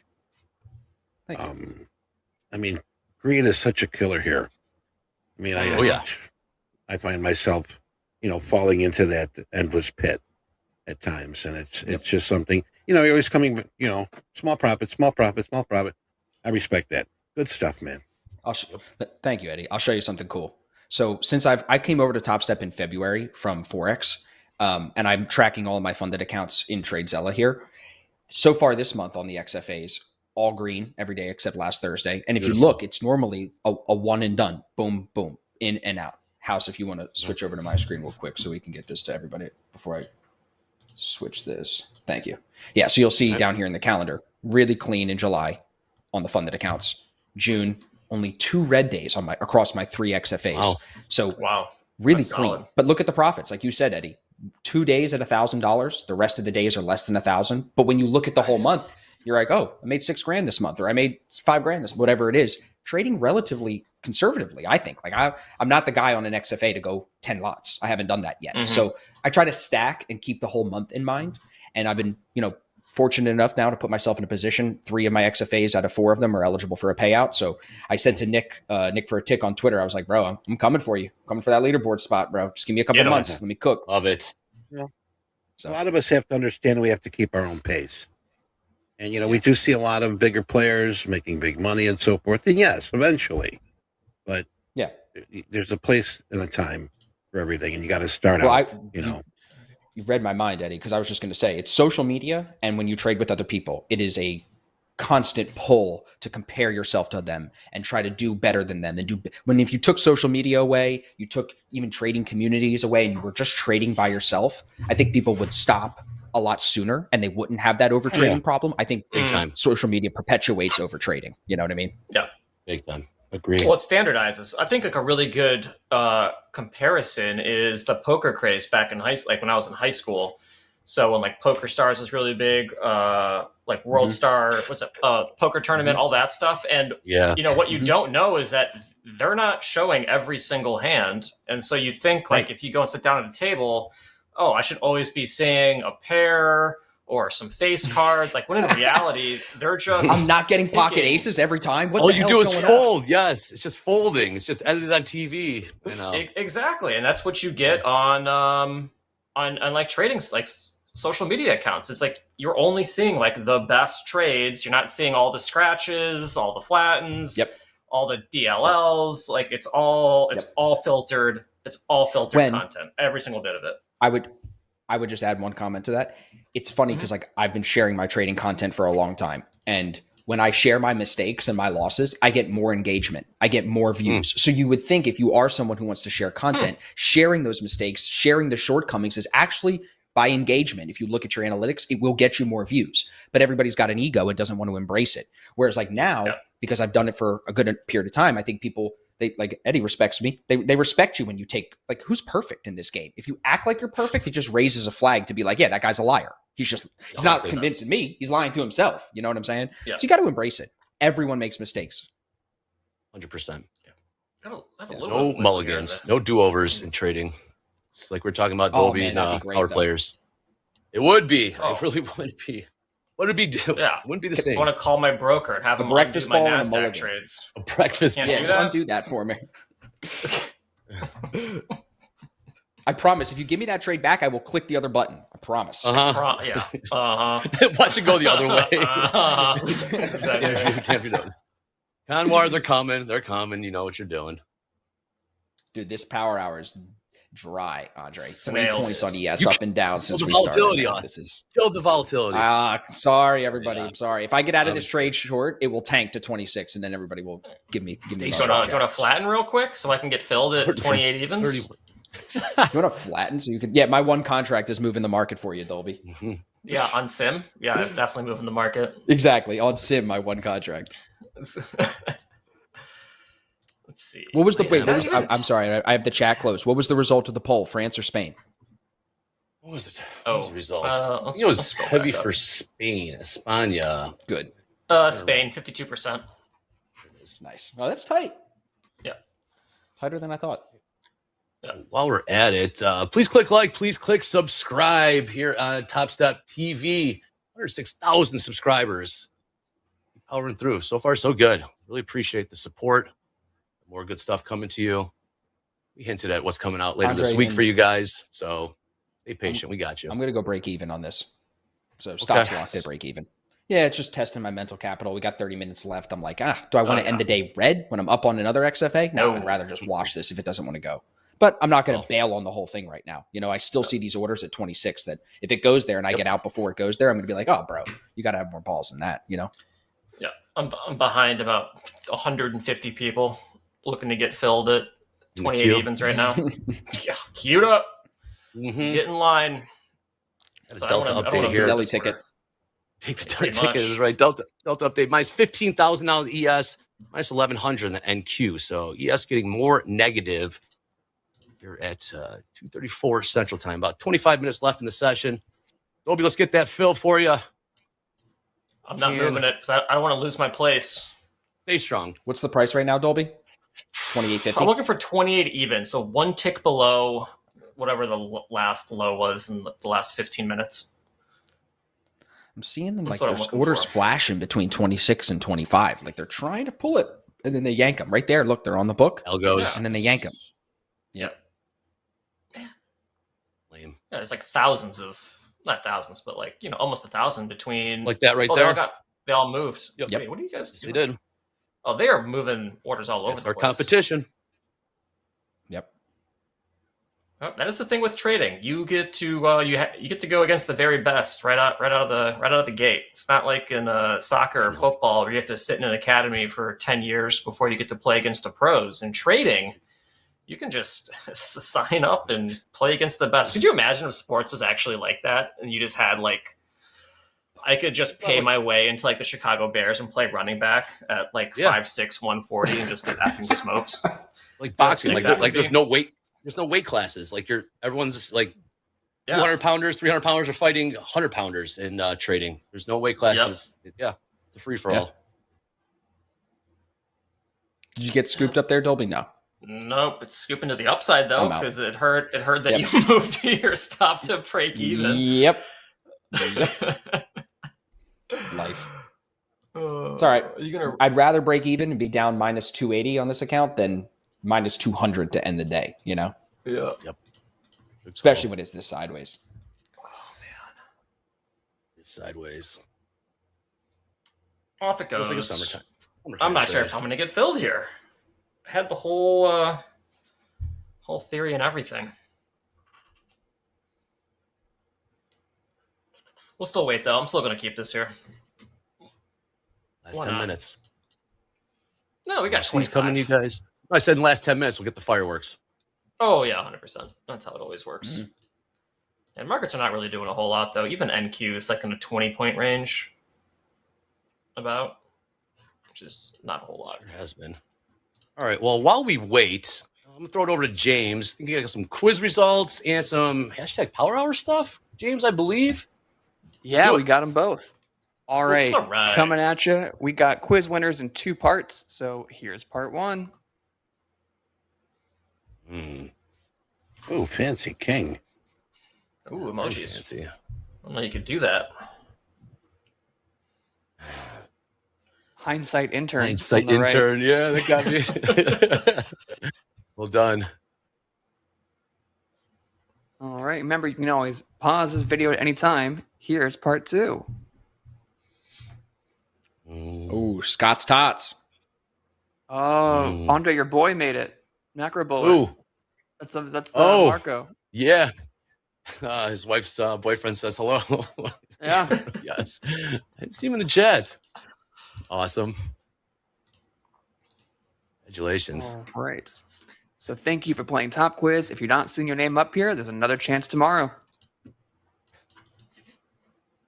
What are we thinking? You want to roll in the power hour or want to come back to it? Let's do power hour. Yeah, let's do it. Nothing's happening right now. All right. Yeah. Let's knock out a couple of, actually, these are fast market submissions we didn't get to this morning. Okay, cool. So here's our first one from Ronald, showing us his ES trade. Topstep Looking the winner. Pretty good. I hope it's a winner. It looked like it was doing good when you took that screenshot. I hope it went all the way up to your take profit, my man. Yeah. Social media. And one last fast market late submission. We got Rich sharing his day one in his Topstep X Combine, looking at the new performance tab. Wow. All that green. All green. Oh, that's nice. Beautiful. Yeah. See. And like More we green. mentioned earlier, Michael had a visitor today in the office. Yeah. Yes. Let's see. Oh, See if I cool. can read that. Cool cat stopping by the Topstep office. Charles, a funded trader, took a 25K payout and is trading while in college now. Has a sweet Topstep backpack, socks, a notebook for journaling, and ski goggle covers. We hook you up in more ways than one. Love it. What was this payout? 2K or 25K? 2. Oh, 2K. 2K. See? 2K. Importance of reading and looking at what you're Eddie, reading and he's not in just college. glancing at it and then That looking 2K back. goes far. Sure does. Yeah, that's true. And you're in It's a whole college, semester sure. right there. Yeah. Yeah. Dude, yeah, Yeah, it's it's like popular $12 for the year, bro. Mm-hmm. Eddie, this Got a next pizza one's delivered. inspired by you. By a lost trader. Just me reading Eddie's top quiz questions. A, B, A, C, D. or Actually, D? I had one of those questions. Yeah, and I mean, people complain, and I made it real easy. Next one's going to be super easy. I love it. A couple more submissions from Hefe. New features made you a better trader. Fire drill reset. Sorry, I don't make the rules. There's a lot going on there. I love this format. Good job. This is awesome. It's one of my favorite memes. Yeah, it's such a good template. Between this one and the one with the crow doing stand up, and all he says is "caw," and they say get better materials, and just "caw" on every single page. That's too real. And then, of course, I don't think we got to this morning, but this is Carl Hungus's meme. This was essentially what he had this morning, where he's edited it to now include Gabe. Not with the braids. The cornrows, bro. Good show. Looking like Allen Oh, Iverson, goodness. Gabe. Yeah, It's a good show. I really hope Gabe comes back with some cornrows, though. Really, really hope so. Where's he at? Hungus. He's in Illinois, but he's vacationing to Jamaica, I think. Next. I was next going to stop. say, 3 weeks. Illinois is not typically somewhere you go on vacation to get cornrows, but depends who you're hanging out with in Illinois, I guess. That is true. Indeed. And that is your Power Hour submissions. Oh, those Remember, were solid. we're taking Awesome. more in Fast Market tomorrow morning, so get creative. Good stuff. Thank you, James. It's very solid. Left Good old 18 minutes Good old left in Mr. the T. session. Yeah. Hey, fool, you ready for another beating? You should have never came back. Andre, you see in 5640 has 300 on it. That's interesting. That kind of fattened up over the last 3 minutes. 640. Gotcha. Yep. more room to the downside. We did catch a little bit of a bid here in ES. Oh yeah, You might be it's tagging waving along. goodbye.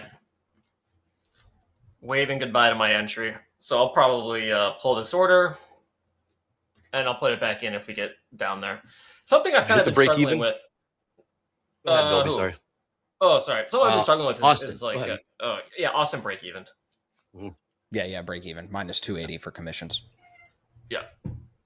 Is kind of not necessarily taking my setups as they appear and trying to get like a little bit, like moving my entries away. And I just wonder if it's subconscious because I don't want to get filled. But like technically, yeah, we're getting deep here. Like technically, I probably You make should me have laugh been- every power hour, bro. You are so incredible. It's incredible. What? I mean, that's a legitimate trader concern. It's a very fair concern. It's very self-aware of you to say that. Yeah, I think that's what I'm doing because I probably should have gotten long like 29.50s because that's where bro. I was wondering why the you range was. because I see it went to 28.50 and I thought that was your bid. So I was wondering why I you know. didn't get filled. I wussed out and I kept on moving my entry down, and then I've done this before on like a crude oil trade and a couple other ones where it's like, oh, let me just move my stop because I don't want to get filled and then stop run. So I'm like scaring myself out of like legitimate setups out of fear. Yeah. So I'd have to stop being a wuss and just take the take the setup as it comes. I don't get to decide what happens after I enter into a trade. 36 now, Andre, on the book. 400 I see. So 36 thickening up in the last 2 minutes. Nice catch. Yep. That's Between 35 half to 36, about 1,000 sitting there on the offer. Yep. See if the market wants to go grab that. VWAP at 56, 36 also. So there might be something in play there. Yep. Finish the day right at that VWAP. I'm writing this one down. Got the journal. Yep. I'm writing down this little note right here. Take your setup. Very simple, straightforward. I like it. Stuff. Good note. I'm gonna write some other stuff. The other stuff too. Book closed. Or setup. Click the buy button. Click buy button. Commit to setup. These shorts are getting squeezed a little bit. Doesn't feel like it, but see how these. No, but it's a little.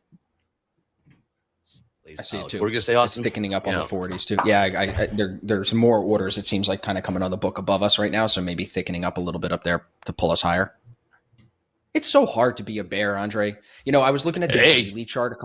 It's just. Oh yeah, it's look at the daily. You take a look at the daily. I mean, this is how the indices move, right? They make a big move and then they go sideways and consolidate. Everybody was struggling from the 18th until the beginning of July. Now, beginning of July, boom, boom, boom, straight up. We're going to find some consolidation here, right? We moved about 100 points in 4 days. So ES will find consolidation. That's what it typically does. It'll move, it'll consolidate. It'll move. It's not going to just move up every single day.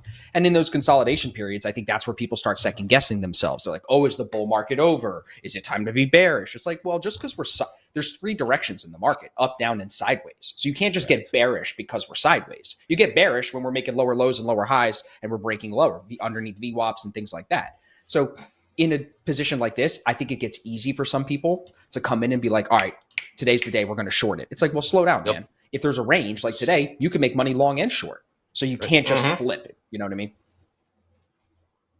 It's hard staying short. It's moving now though. ES is doing something. Yeah, they pulled the orders off 36, 35. They're gone. Yeah.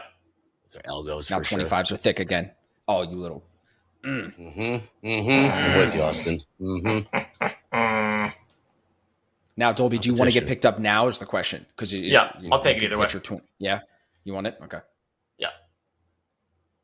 I actually do want to see. I do want to see if we can get 28s because that's within range, so I could totally justify buying it, and that's not like moving my entry away from my setup.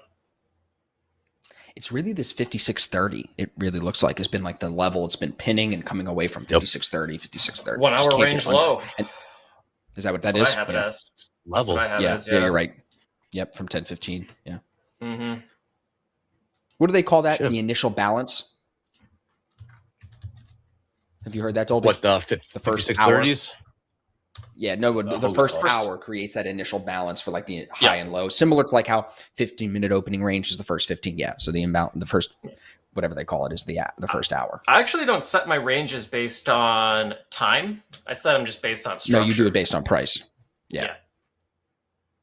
But that's also like a very legitimate way to do ranges, chat, is to have it be like, oh, what's the first 15 minutes, first 5, first hour? Dude, that's been so helpful. 15-minute opening range has been super helpful for me. How do you use it, Austin? So Edgeful has an indicator that makes it easy, but like I'll show you on TradingView. This is something that I am constantly trying to pay attention to. So people always say that markets move in ranges more than they break out and they move in trend. So like you'll hear 80, 20, blah, blah, blah, whatever the number is. If we know markets are moving in ranges, you just got to find the range and then trade the range either long if we're breaking out and retesting above it, or short. So like today, the morning short that we had was short off of the 15-minute opening range high, which was set like 4 or 5 minutes into the open. And we took that short to the bottom of the 15-minute opening range, which is a great take profit level. Same thing again here. We had a couple of guys short from like 41 down to about 34.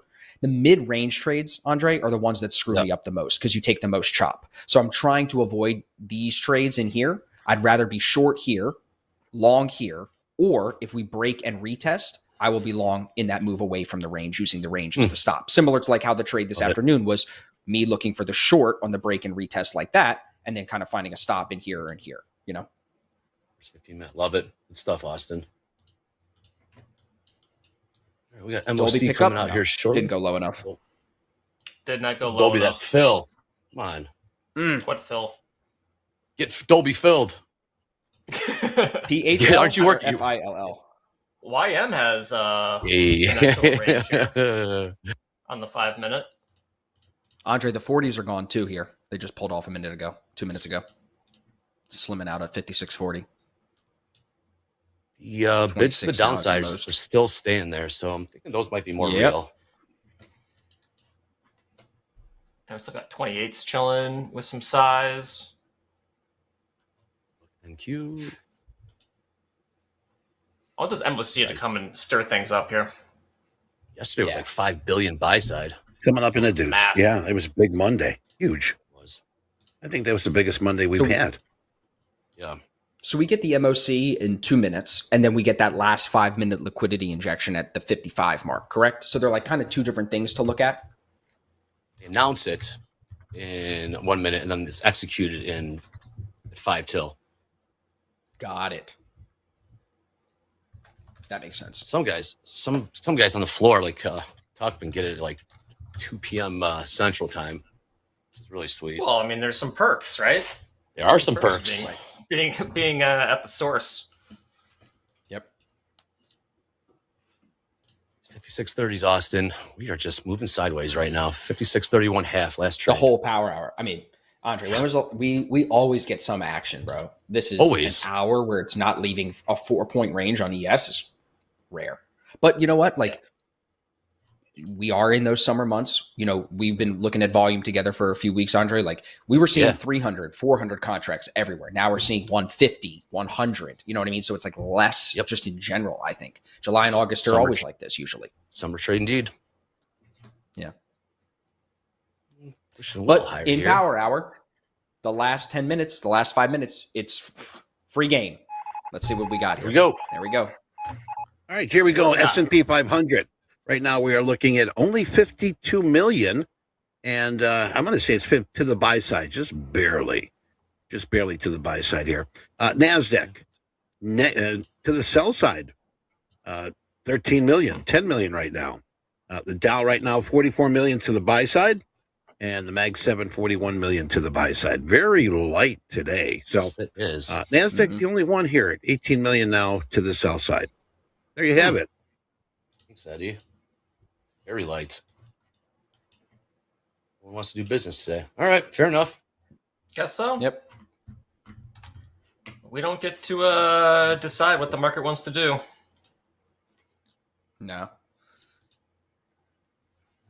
Very light. Yeah, your entry, Dolby, at 28.50 would have been so good, dude. 28.50 would have been a nasty buy price. I would have given you mad respect if you picked that up. See, the categories from the cat would have given you respect too. Yeah, I know. He's a little bit disappointed. He wanted the fill too. He likes the action. I mean, typically when I do get filled and it goes in my favor, my entry is fantastic. But If I don't get filled, then it can't happen. If I get filled and it's a losing trade, then it's just a go losing trade. But we'll stay away from NASDAQ, and then we should avoid a lot of those kind of sillier losing trades. Man, YM is really shaping up to have a nice range. You guys don't have kids, right? Do not. I have a cat. I'm a cat dad. What's your opinion on cat dads? I have 2 cats, bro. So what do you think my opinion is? They fucking rule. Yeah, that's true.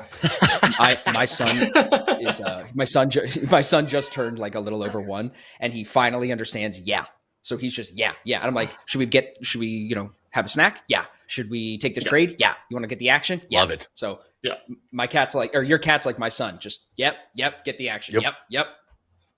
Yes to everything. When is he going to start saying bro? Is that like his next word is bro? Well, the longer I'm going to have him sitting, I'm going to bring him on Power Hour soon, and he'll sit here and listen in. The longer he listens to you, I'm sure the sooner that happens. You know what I mean, bro? Higher or lower? Yes. No way. We got the MLCs out of the way here. We got 7.5 minutes left in the session. Very, very sideways trade. Power Hour. So I'm probably done. So minus 280 on this XFA today, and then on my other 150 XFA, one of the other ones, plus 284. So still green on the day from the earlier short, and then the wash here. And like I said, I mean, if we're going to end like this, I'd rather just bow out, take a break even, than imagine here in the last 5 minutes, we finish at 37 or 38, where we could, and that would just stings, man. Like there's just certain situations for everybody listening, like you trade long enough and like, I don't want to be in that position. Like I could make more money if I had held on to the short and it tanks, or I held on to the short and I lose. I'd rather just not lose, because I can come back tomorrow clear-headed and make way more money than this one trade probably would make me. But if that loss that you could have avoided stings, I mean, that can mess up your whole week. We're all human, and it's hard sometimes to let go of those things. So you got to like trade, not just trade for tomorrow, like you guys always say, but like trade for the version of yourself that would look back on it and be proud of what you did, not disappointed. You know what I mean? Yep. Right.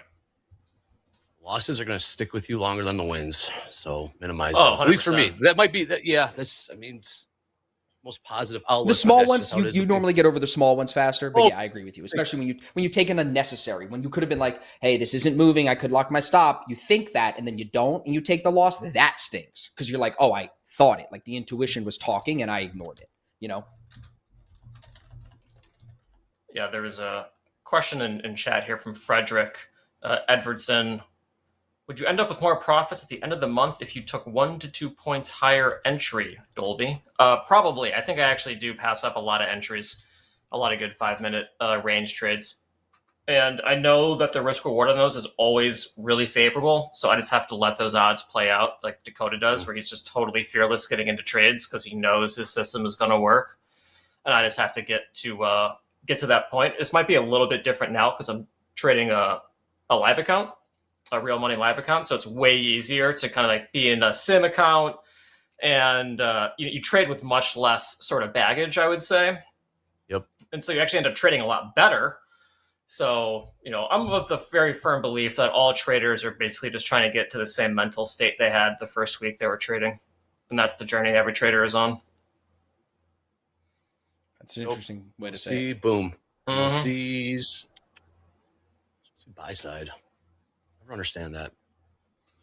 Buy side and we go down. So. Yep. Never understood that. It's like EIA. It's like when there's good. Right. Right. It's like good news on the market goes lower. Random. Bad news, the market goes up. Sometimes it just doesn't make sense. Nothing. Yep.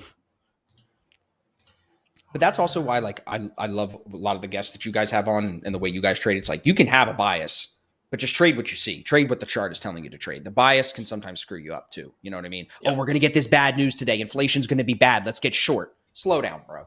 Just slow down. Does not matter. As a day trader, you got to slow down. Does not matter. Yeah. Right. It's all like stop runs, liquidity grabs, getting people dislodged out of their trades. We're playing. It's like when it's like some party and someone's like, "What do you think about investing?" It's like I have no idea. It's like trading is like nothing to do with investing. It's a totally different. Nope. Totally different game. Here we go. Buy Nvidia, buy Apple. What's going to do here? Here they come. Yeah, you just buy and hold. That's it. You can't do that when you're day trading. So do we like your 26s? I think 25 looks like it's trying to thicken up. 26 still has 450 on that bid, so I would not be surprised here. Yeah, Brian Shannon calls it cocktail talk. All that stuff about like interest rates and this and that. He's like, cool. Does it help me make money? Probably not. So let me just do what I know works, which is read price action and react to price action. Who's in control, buyers or sellers? And then I'll play that, you know. But it's fun to talk with your friends when you're drinking at a party. It's like, what do you think of this? What do you think of the interest? Yeah, it's cocktail talk. That's exactly what it is. But like our interpretation of that does not necessarily matter. It's the other billions and trillions of dollars behind the market. It's what their opinion is of it. Yes. And we don't know that we're trying to suss out from charts or indicators or whatever we're using to pick entries and exits here. They're back on the 25s there. Let's see. Yes, they are. 3 minutes still. And they're around. Yep. Algo's lame. Them up to We got 27. 2 minutes, 45 seconds left in the session. Algos are just playing games right now, maybe hoping for a miracle fill. Who knows what they're actually trying to do. I mean, you can see it was interesting. They're on 27. They drop it to 25. They bring it back to 27. Now it's at 28. Yeah.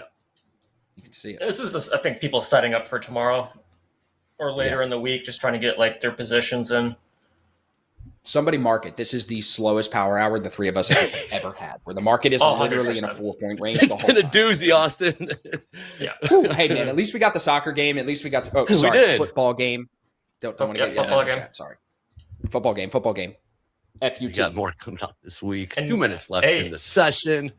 Very, very quiet. You kind of, you know what? I tell you that 20 MOC points. and balance, we've never seen it that low before. very light. Really? Very. Okay. Yesterday was Never 5 seen it billion. like that. We've been doing it for a bit. 29. Think anything with Mr. Jerome had anything to do with it today? I don't think so, personally. Yeah. That's just my opinion. We got CPI coming out, more Powell. We got some bank earnings later on Friday, but I don't know. It's Just, CPI. very, If very anything, what I would say, Eddie, it's like this is what people do before big news events. If we have a big FOMC coming on a Wednesday, sometimes Monday or Tuesday is a little choppier. People are getting ready to see if they're going to cut or hike rates. CPI is this week. That's clearly the big event of the week. People want to see, is inflation hot or not? So I think that's probably what people are looking at more so than Powell talking in Congress. Just my opinion. I mean, we're going to have him talking again tomorrow, too, so. Yep. Pretty much rinse and repeat. Yeah. I could What's see the this over rally. under on him saying something important? You know what I'm saying? I'm gonna take. He's gonna try his damnedest to not. Same old, Exactly. same old rerun. Exactly. 45 seconds. See what happens here on the close. Very quiet power hour.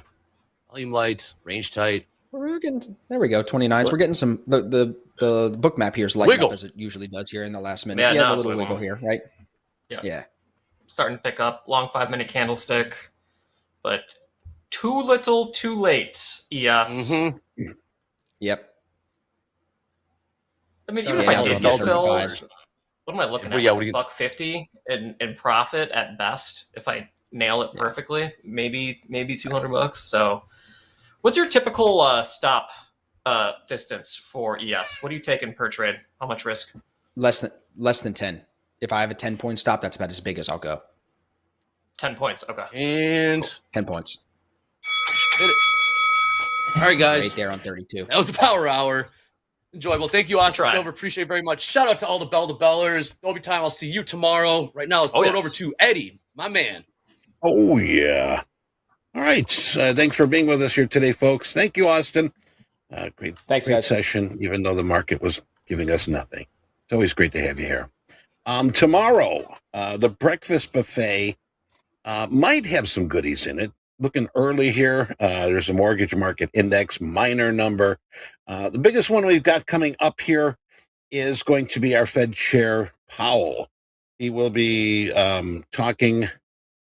testifying at 9 o'clock, 9 a.m. Central Time.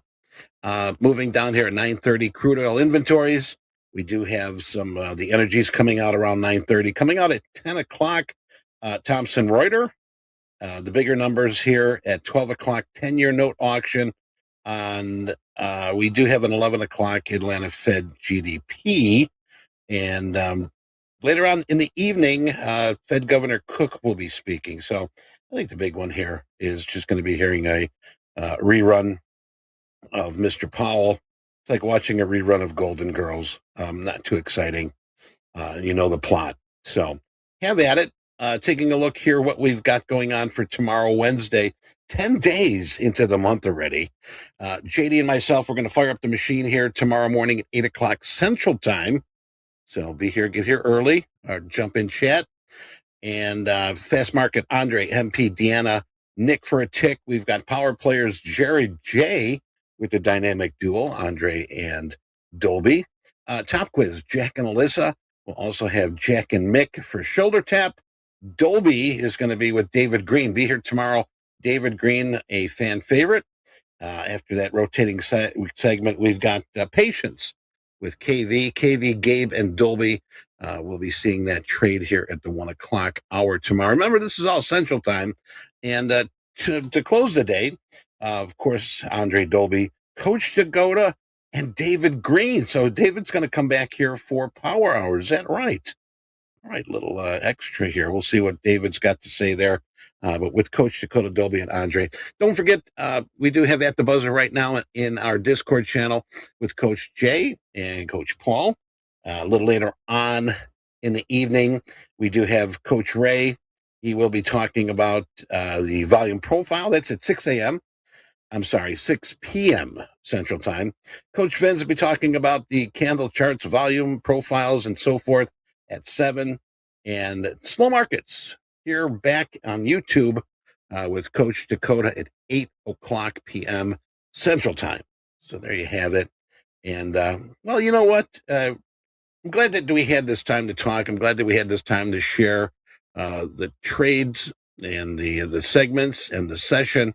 I hope that you learned something, at least one thing here today. If you did, you're moving forward. So right now, it's time to log off. All right, time to get some love from those that are closest to you. Get some rest, re-energize, right? Stay safe, stay healthy.